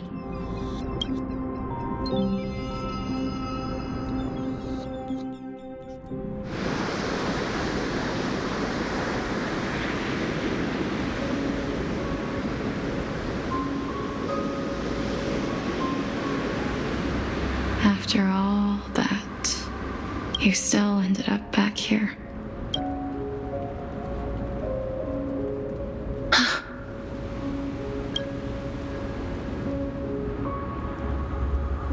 So the legends were true. The Netherrealm really is a sea of flowers. Yes.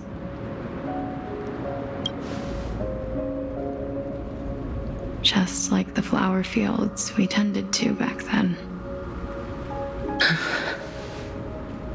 Is that you, Plixia?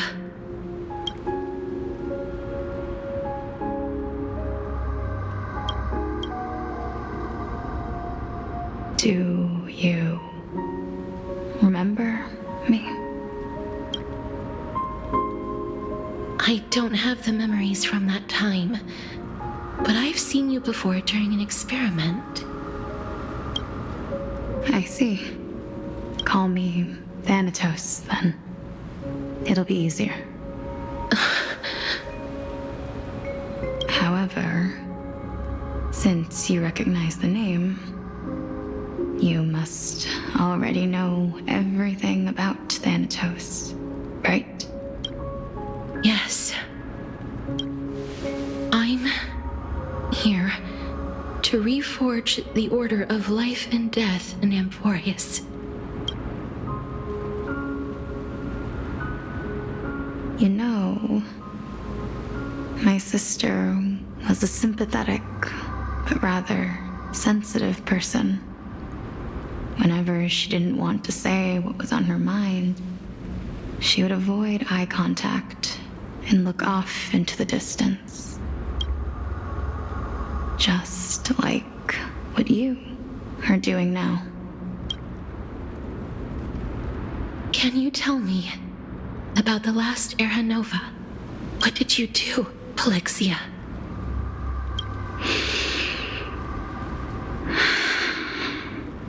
Where should I begin?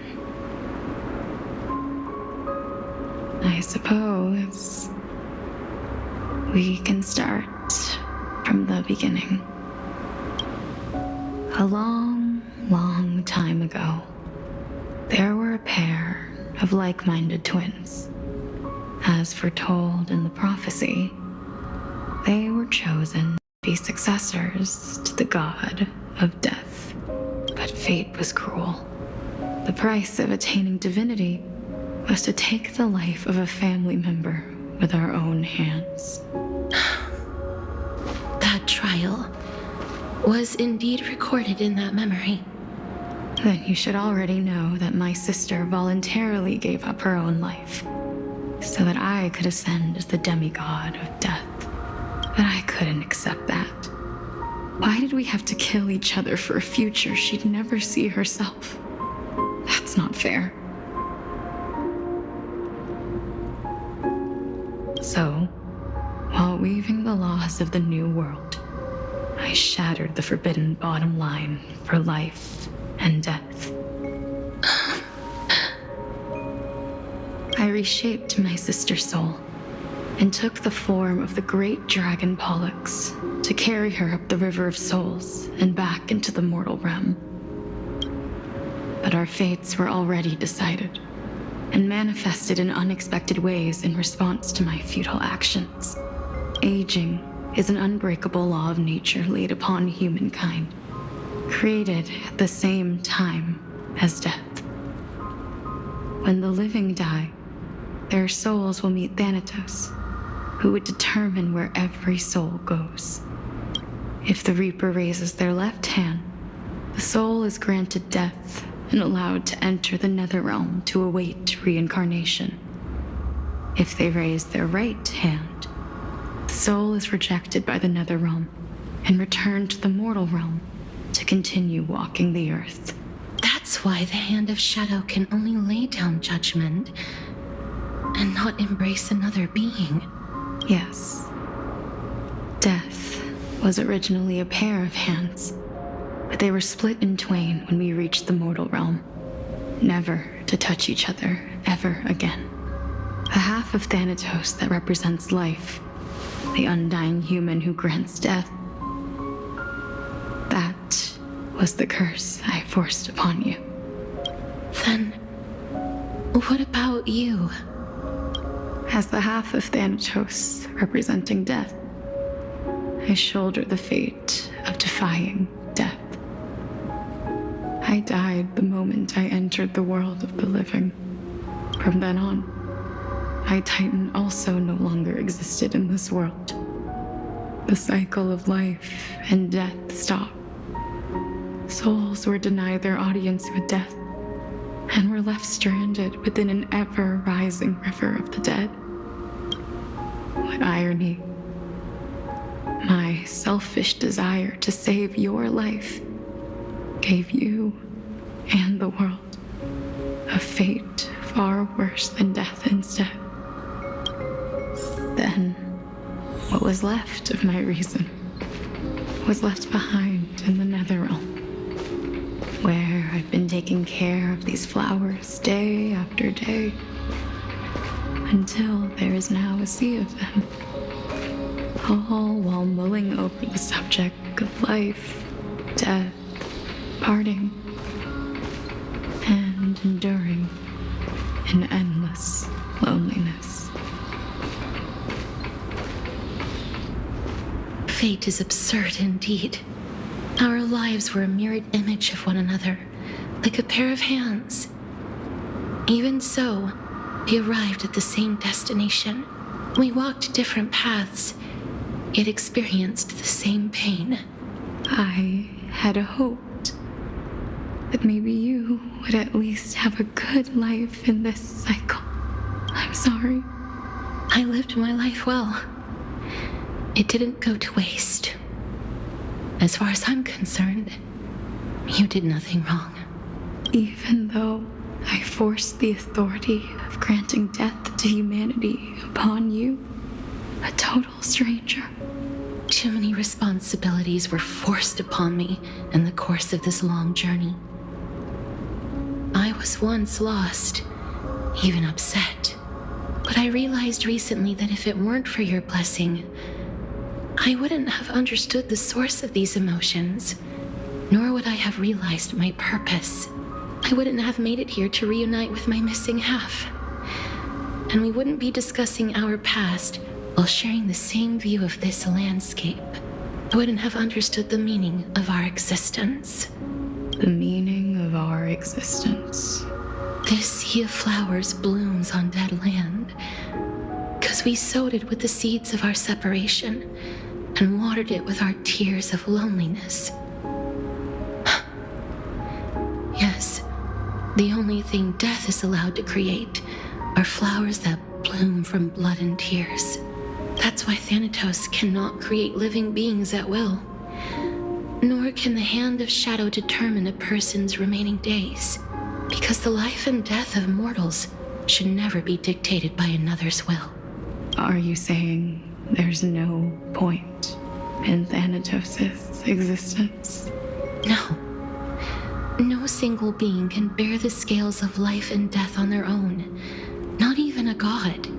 Life and death weigh equally heavy. We both know that now, don't we? You, too, must have had a difficult life. We've taken quite the ridiculous journey together, haven't we? I had a feeling, even back then, that we would meet again one day. Not to embrace one another after a long separation, but to come in search of retribution. Tell me the answer that's already been written, and let us draw this seemingly endless fate to a close. It's been far too long. I've waited here for centuries, watching day after day as desperate spirits are denied by this lonely wasteland. I always hoped I would see you among them, but I was also afraid of seeing you. I didn't know how I could possibly face you again, but more than anything, I was afraid that you might have forgotten all about me. I know. But don't you see, Polixia? I made it back anyway. You don't have to shoulder death's authority on your own anymore. It was always meant to be held in two hands anyway. So, let's give our core flame to him and have him take it back to the mortal realm. Give humanity back their cycle of life and death. Our responsibility as Thanatos was never about picking out favorite souls. We were only meant to watch over life. Let's tend the field together and create a warm sea of flowers for all the souls to come. What do you think, Polixia? Yes, just one last step.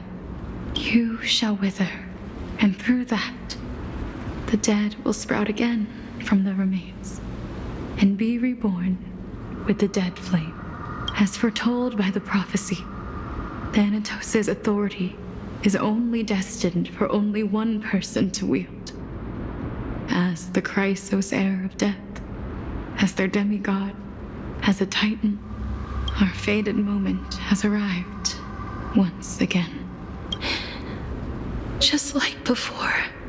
Yes, just like before. But unlike that time, the ones undergoing the trial this time are prepared. You've made up your mind? Yes, as dictated by fate. But I won't be afraid. As long as you're here with me, complete your trial in this life. Grant me the embrace of death, and light the spark of life ablaze. You've been tempered by life and death. I know you'll be able to give this wasteland its first breath of life, like a raven butterfly, flying swiftly into the netherrealm, perching on the twig of death. I will. After this, I will remain permanently in the Netherrealm. The River of Souls shall return here and rain down from the sky, scattering souls across the earth. The cycle of life and death will flow once again. This sea of flowers you sowed shall bear countless joyous or sorrowful souls, and bloom evermore.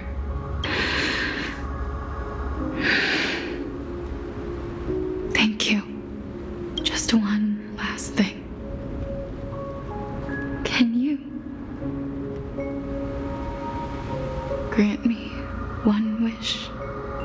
Of course. What is it? Please,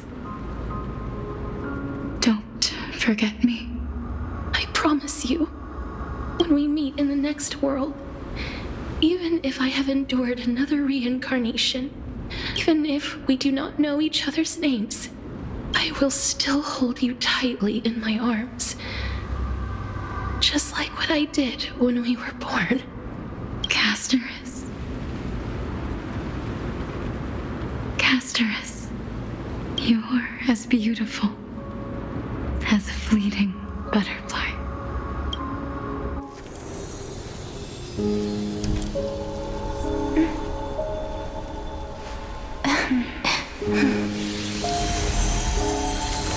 I will bring rest to death.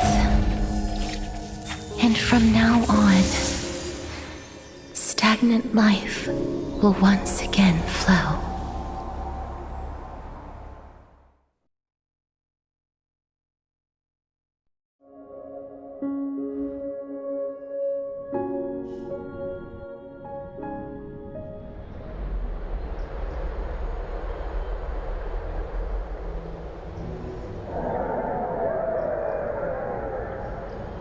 Time flies.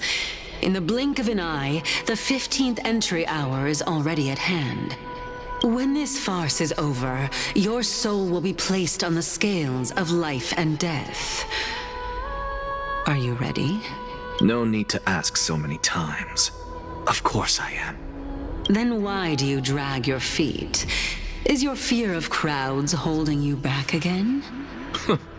I simply find them too noisy.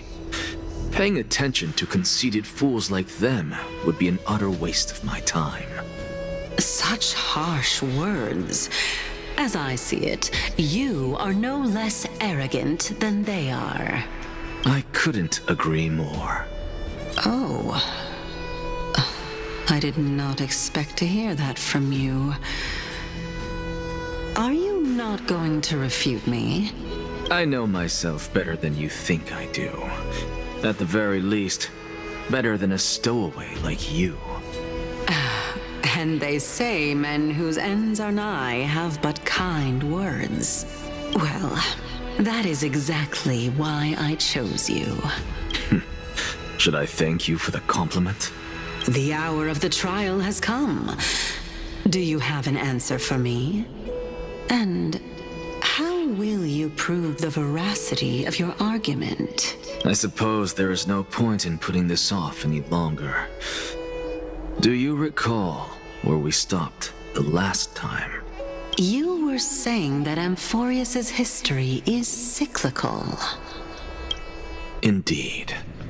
The demigods that bear the core flames eventually become the new titans at the world's end. Remember what happened on the Holy Mountain? Calypso, Naias. As their destined ends approached, one by one they left this world, leaving only the twins, who are fated to succeed death. Unfortunately, while their journey is consistent with ours, you and Calypso, as well as Nicodor and Naias, act as supporting evidence. I can only come up with a rough sketch for my theory of a cyclical history. For all the pains I took to reach this point, I had already lost hope of ever obtaining definitive proof. After all, the past is in the past.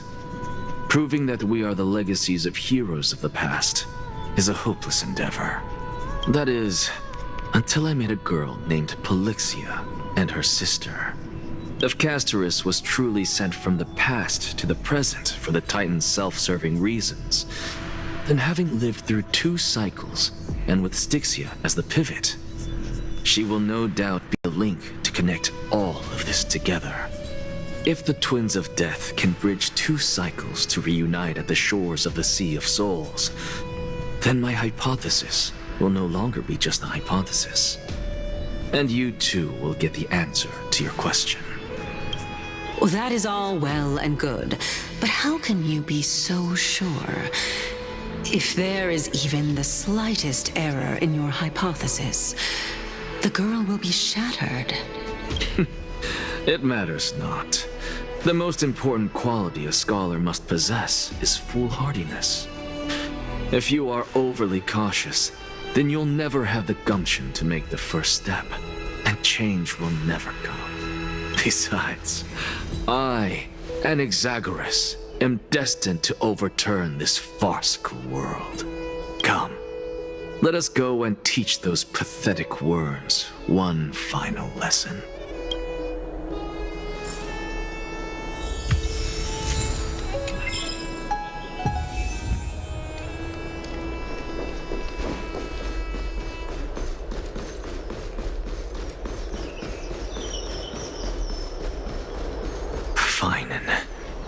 So they are leaving the final debate to him.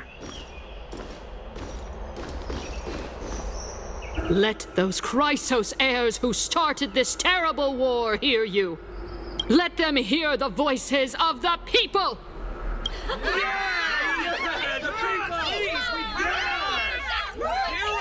Help us! As always, that woman knows how to stir up a crowd. Professor Anaxa, I thought you'd pass on this. Everyone must cast their vote, or this assembly would serve no purpose.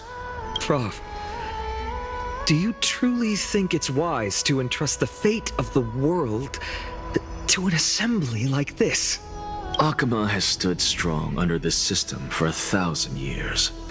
It stands to reason that there is purpose in its existence. But that is not what you're asking, is it? What you really want to know is Aglaya making the right decision in entrusting the fate of the world to you?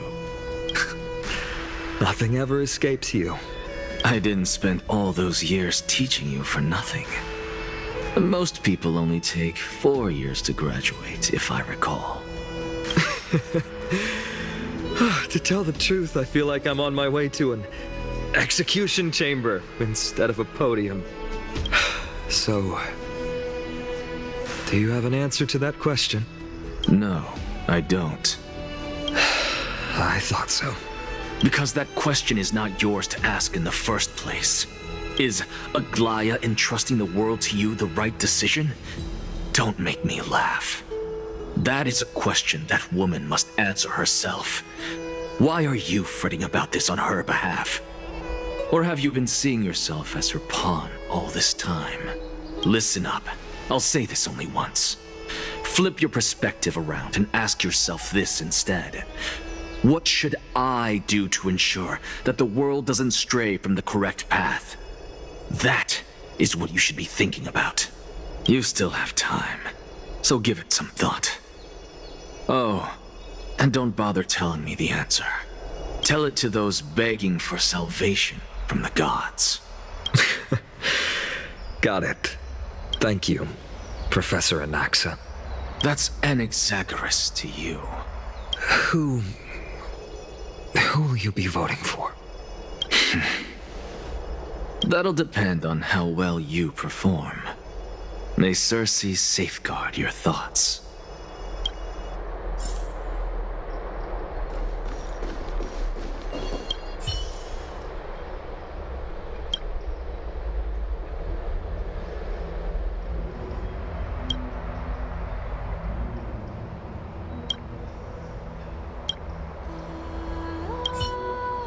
I actually don't necessarily find things remaining the way they are. But I hate to say it. I'm a little nervous. Thank you. Elders and citizens, silence, if you please. As the Theoros, I present to you Finan of Ides Elysiae, virtuous citizen of Akima, and the last speaker of the assembly. Much obliged, Lord Lycus. I remember him. He's the penniless lad working for Aglaya. Where's Lady Goldweaver? Why is she sending this guy to give the last speech? Is this really the end of the Flame Chase journey? Can this dude really face down kindness? I actually don't necessarily find things remaining the way they are. But I hate to say it. By Kefali above. Dear citizens of Akima, as you look upon me, so too do I see you. I see your fear and misgivings, your apprehension about the discord between the Chrysos heirs and the Council of Elders, and your uneasiness about the future of the Holy City. Yet, before you contemplate something as grand as the fate of the world, I ask that you look closer. Look beyond the horizon illuminated by Kefali, at the crisis threatening to overwhelm us. What? Ides Elysiae, my beloved hometown, is a village forgotten by time. It is a place with the most invigorating breeze and wheat fields that spread all the way to the sea. I once thought that there I would enjoy a lifetime of peace and quiet with my friends and family. How I wish I could invite all of you to that paradise, far from the noise and chatter of the world. Alas, I can't, because she and all that she nurtured, all that I loved, they have long been devoured by the black tide. My beloved home is no more.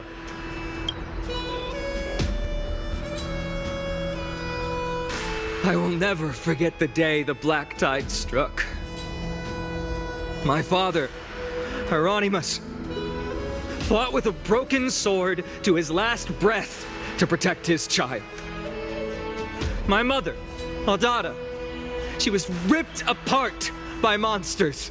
Also, I might live to stand before you here and now. Galba, he was a hunter.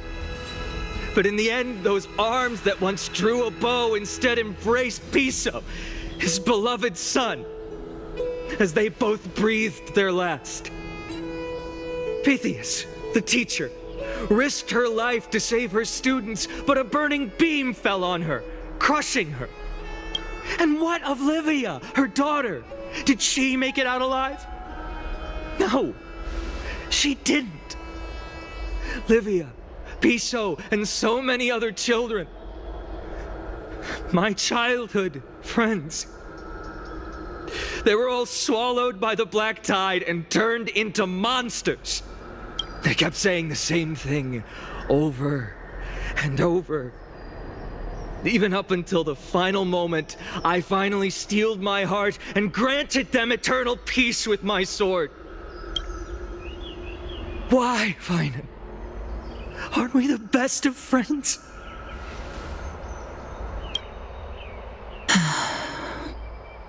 That is the black tide. A looming threat that can bring Akuma to its knees anytime. Kindness may have promised that with the 3 Titans of Calamity Con, Akuma will return to an era Chrysia once more, but much as it pains me, I must disappoint you. While the demigod of strife has done everything in his power to hold them back, they are still coming. By now, the name of that black-robed swordmaster, the Flame Reaper, has likely echoed throughout the city already. The roaring thunder is a message from the strife demigod. The Flame Reaper has risen from death, and they hunger for the core flames of the gods.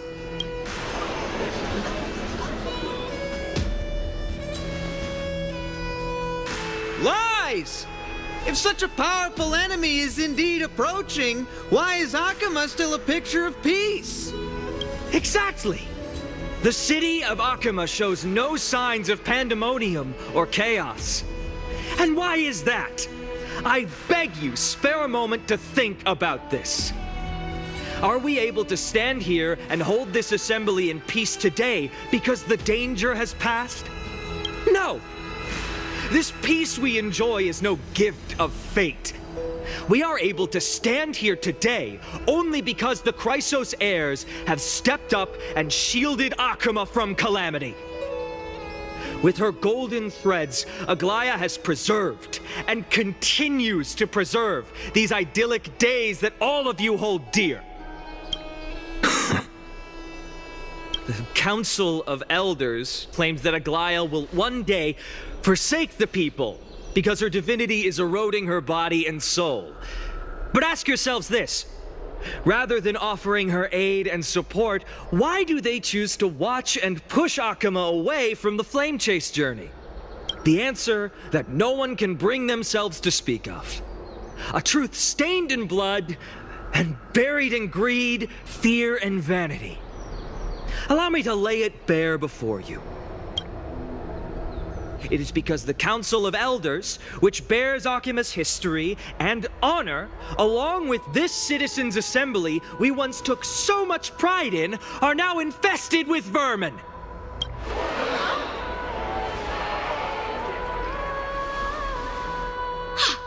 You insolent whelp! How dare you! It is true that Aglaya has reached her limit. Why? Because she has been working tirelessly to weave the defenses of our holy city against the encroaching evil. All while these vermin are making up baseless accusations about her and scheming in the shadows. Not once has she ever failed Akuma. Yet these vermin attempt to tear her apart, tarnishing her name with unfounded allegations.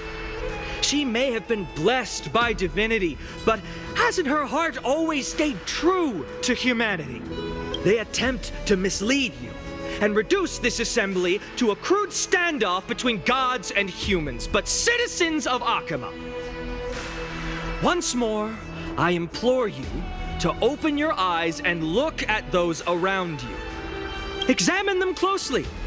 Beneath all that finery, do you see the good heart of a human or the poisonous glands of a pest? Make your judgment, then turn your gaze to the demigods whom so many of you regard as cold and merciless. Do you not see the light of humanity in them? And those who wear the mask of humanity yet utter only hurtful, slanderous words. Can you not see that their souls have been corrupted by power?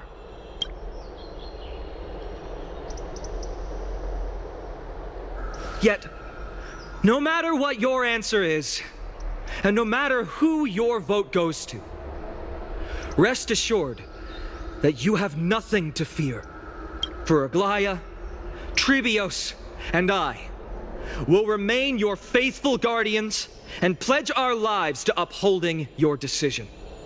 And this vow will stay true until the end of our days, where it will be passed on to future flame chasers. A steadfast and unwavering promise that shall endure through the ages. Absolutely right. The Chrysos heirs have only our best interests in mind. I still don't understand it. I will never believe our proceedings are always have to end. Selfishness.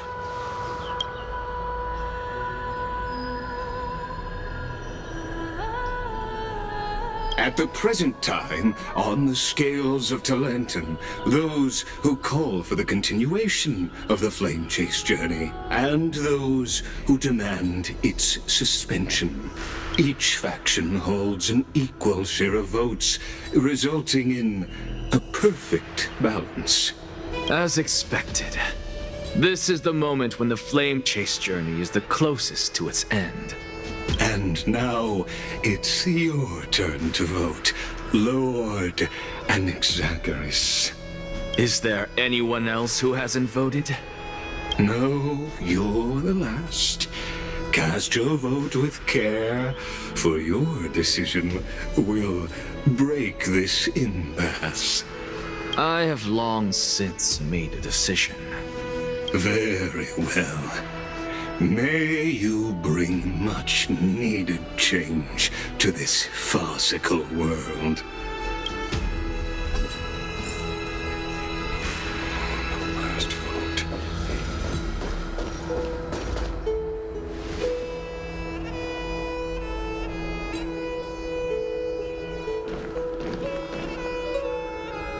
You've done well, Finan. Given the circumstances, delivering a rousing speech to stir up emotions was a prudent move.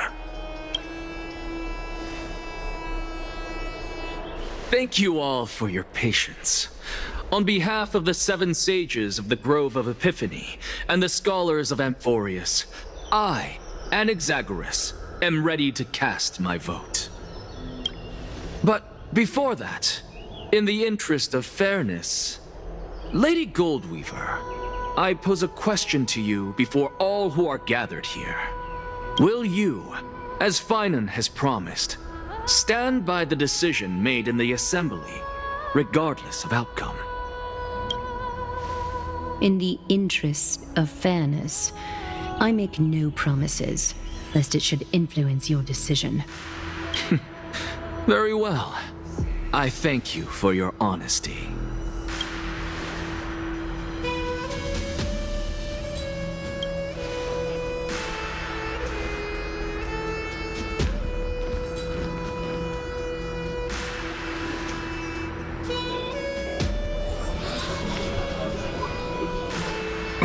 What's he doing? The stakes are high. Let's be patient. Cut the act! Who do you think you are wasting our time like this? Lord Anaxa, please do not forget that I... Rule number 1, do not call me Anaxa. Rule number 2, never interrupt me. Silence is golden.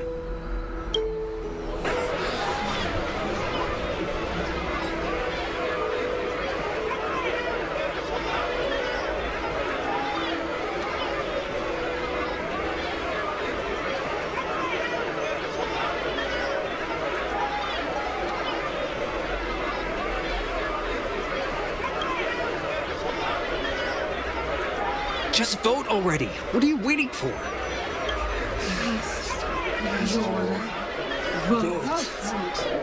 Cast your vote.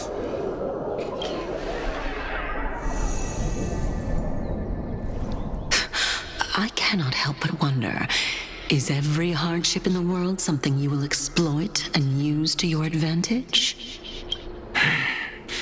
How else am I supposed to make use of this situation where my body and soul are separated? Oh, Circes. Or should I say Calypso?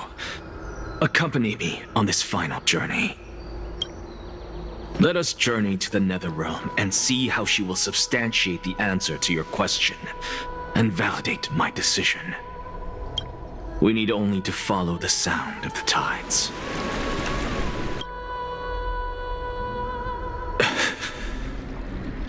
You are...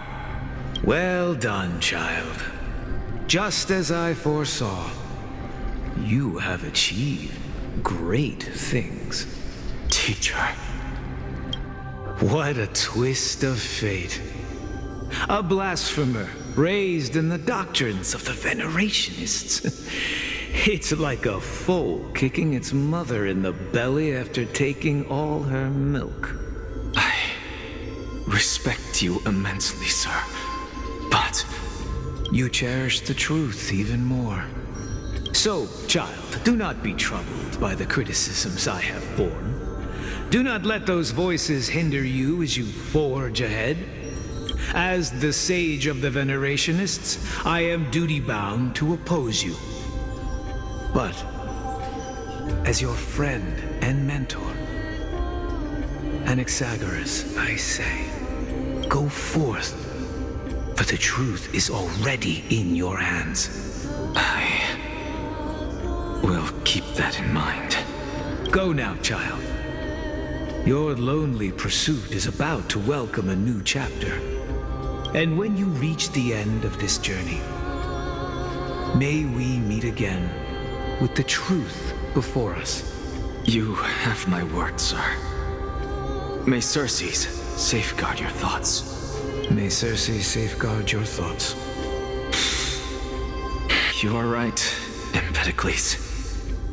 My lonely pursuit is about to welcome a new chapter. I must be on my way now. May we meet again with the truth before us, Empedocles. What are you waiting for? Just cast your vote. Silence! Silence, everyone! Behold, Circes, here at the center of the world, I shall write the final step of my proof. For this place is but one step away from the truth.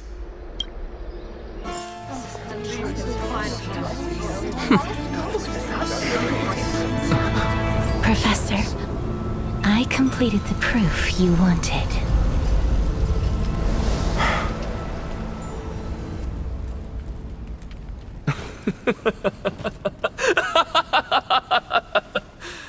Thank you, Castorice. The answer is plain as day.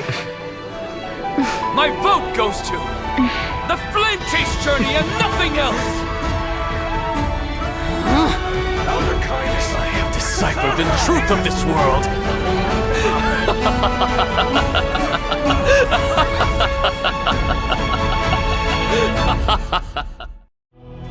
With the balance shattered, the result is clear.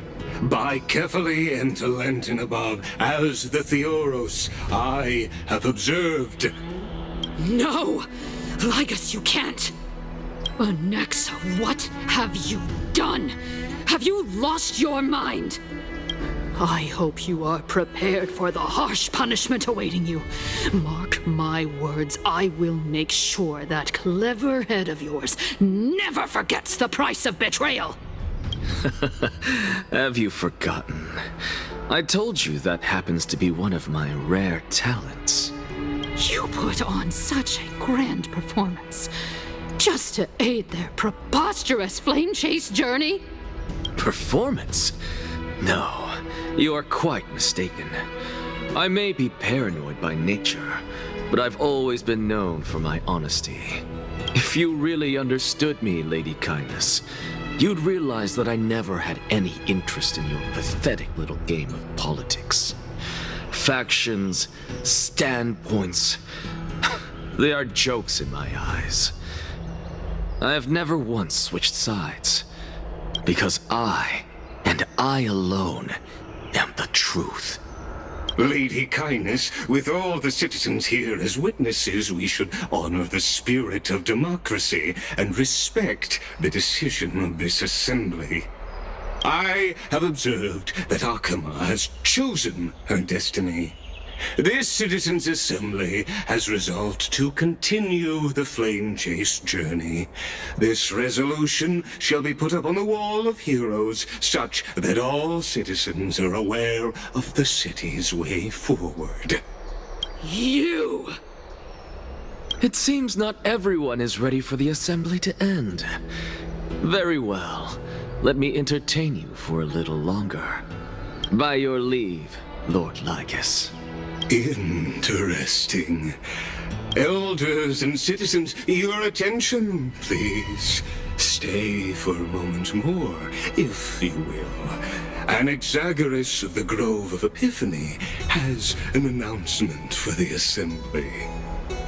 What is this performer up to now? Absolute flame chase journey. Do you think he'll continue? I don't know. So apropos. Still. Just moments ago, all of you made a decision on the fate of Amphorius.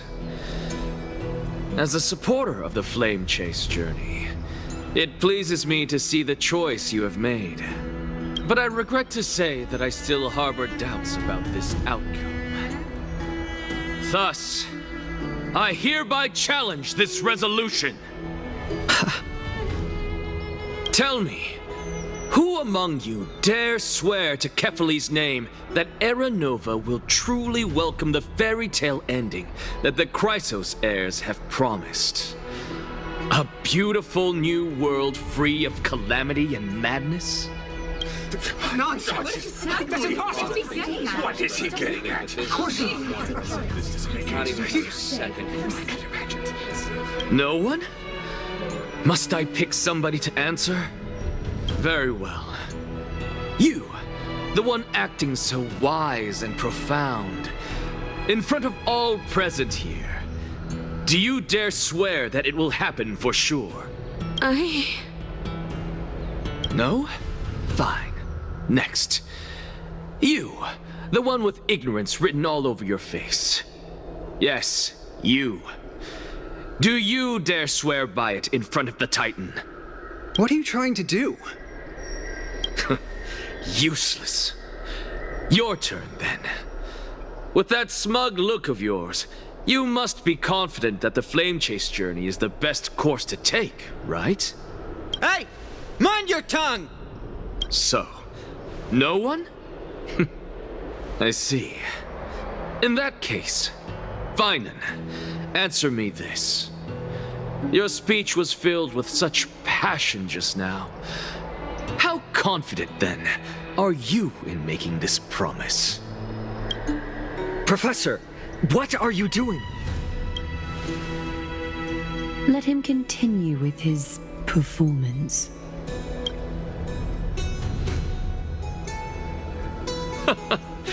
Will you look at that?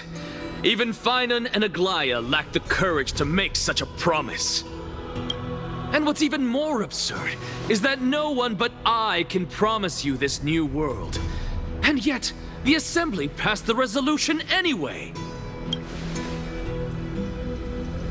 But you needn't worry, because I knew better than to trust you good-for-nothings. That is precisely why I am here today. To give you one final lecture. Now listen up and listen well. I, Anaxagoras of the Grove of Epiphany, hereby declare everything that the Flame Chase journey promises is true. Finan of Ides Elysiae, the prophesized demigod who shall succeed Kefali, will reforge each and every one of us in the new world with his complete, intact memories. What? The core flame-bearing titans were the Chrysos heirs of yesterday, and the Chrysos heirs who carry the core flames today will become the titans of tomorrow. all of our souls shall endure for eternity in the miracle of the World-Bearer. And all under Kefali's protection shall step into that new world. This is pure blasphemy! You say that. It's impossible. What do you accomplish here? What? Are you saying that we must bow down to you and worship you even in our next lives? Enough, you blasphemous imbecile! How dare you try to deceive us with all these lies and falsehoods? How can you prove? I told you, don't interrupt me. But since you've asked, I shall be kind and indulge you. My statements are based on my experiments on the divine body of Kefali themselves. You heard me correctly, everyone. With the tacit approval of Kindness and the Council of Elders, I fused my soul with a god through alchemy and learned the truth behind Era Nova. What is he talking about? Isn't that pure blasphemy? I, the vile, wretched blasphemer, deserve nothing less than death for my sins. And the Council of Elders, which granted me consent and aided in committing this atrocity, should face punishment alongside me. By the gods, even Kindness has betrayed Akuma. The Kefali's fault. We're carefully involved.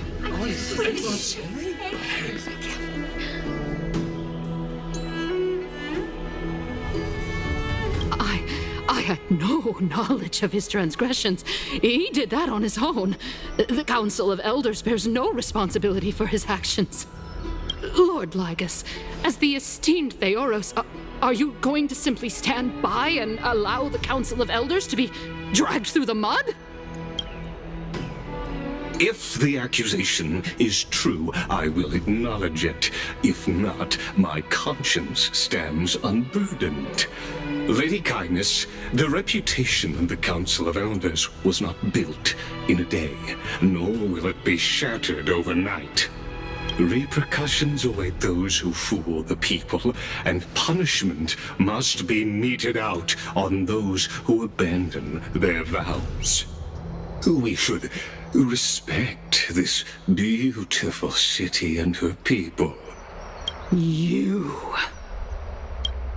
Lady Aglaya, the Gold Weaver, I humbly ask that you take on the responsibility of overseeing this judgment in the name of the fairness of Talantin and the justice of Kefali. Considering the circumstances, and in accordance with Akuma's codex as the only demigod among us, you shall rightfully wield this authority. The honor is mine to bear. How is this permitted? They can't let this happen. Somebody do something. This is how we're supposed to go. Absolutely outrageous. Elders and citizens, silence, if you please. Anaxagoras of the Grove of Epiphany has made his statement clear. As per Akuma's codex, I request all present citizens to stand with me in exercising the right of judgment. First, Elder Kindness of Akuma and Lygus the Theoros stand accused of neglecting their duties and abusing the law, leading to the egregious blasphemy against a god. In the names of Talantin and Kefali, Akuma is to form a committee before the 7th action hour to conduct an investigation and disclose the findings to the public for subsequent judgment. Yes! That's what we deserve! Agreed!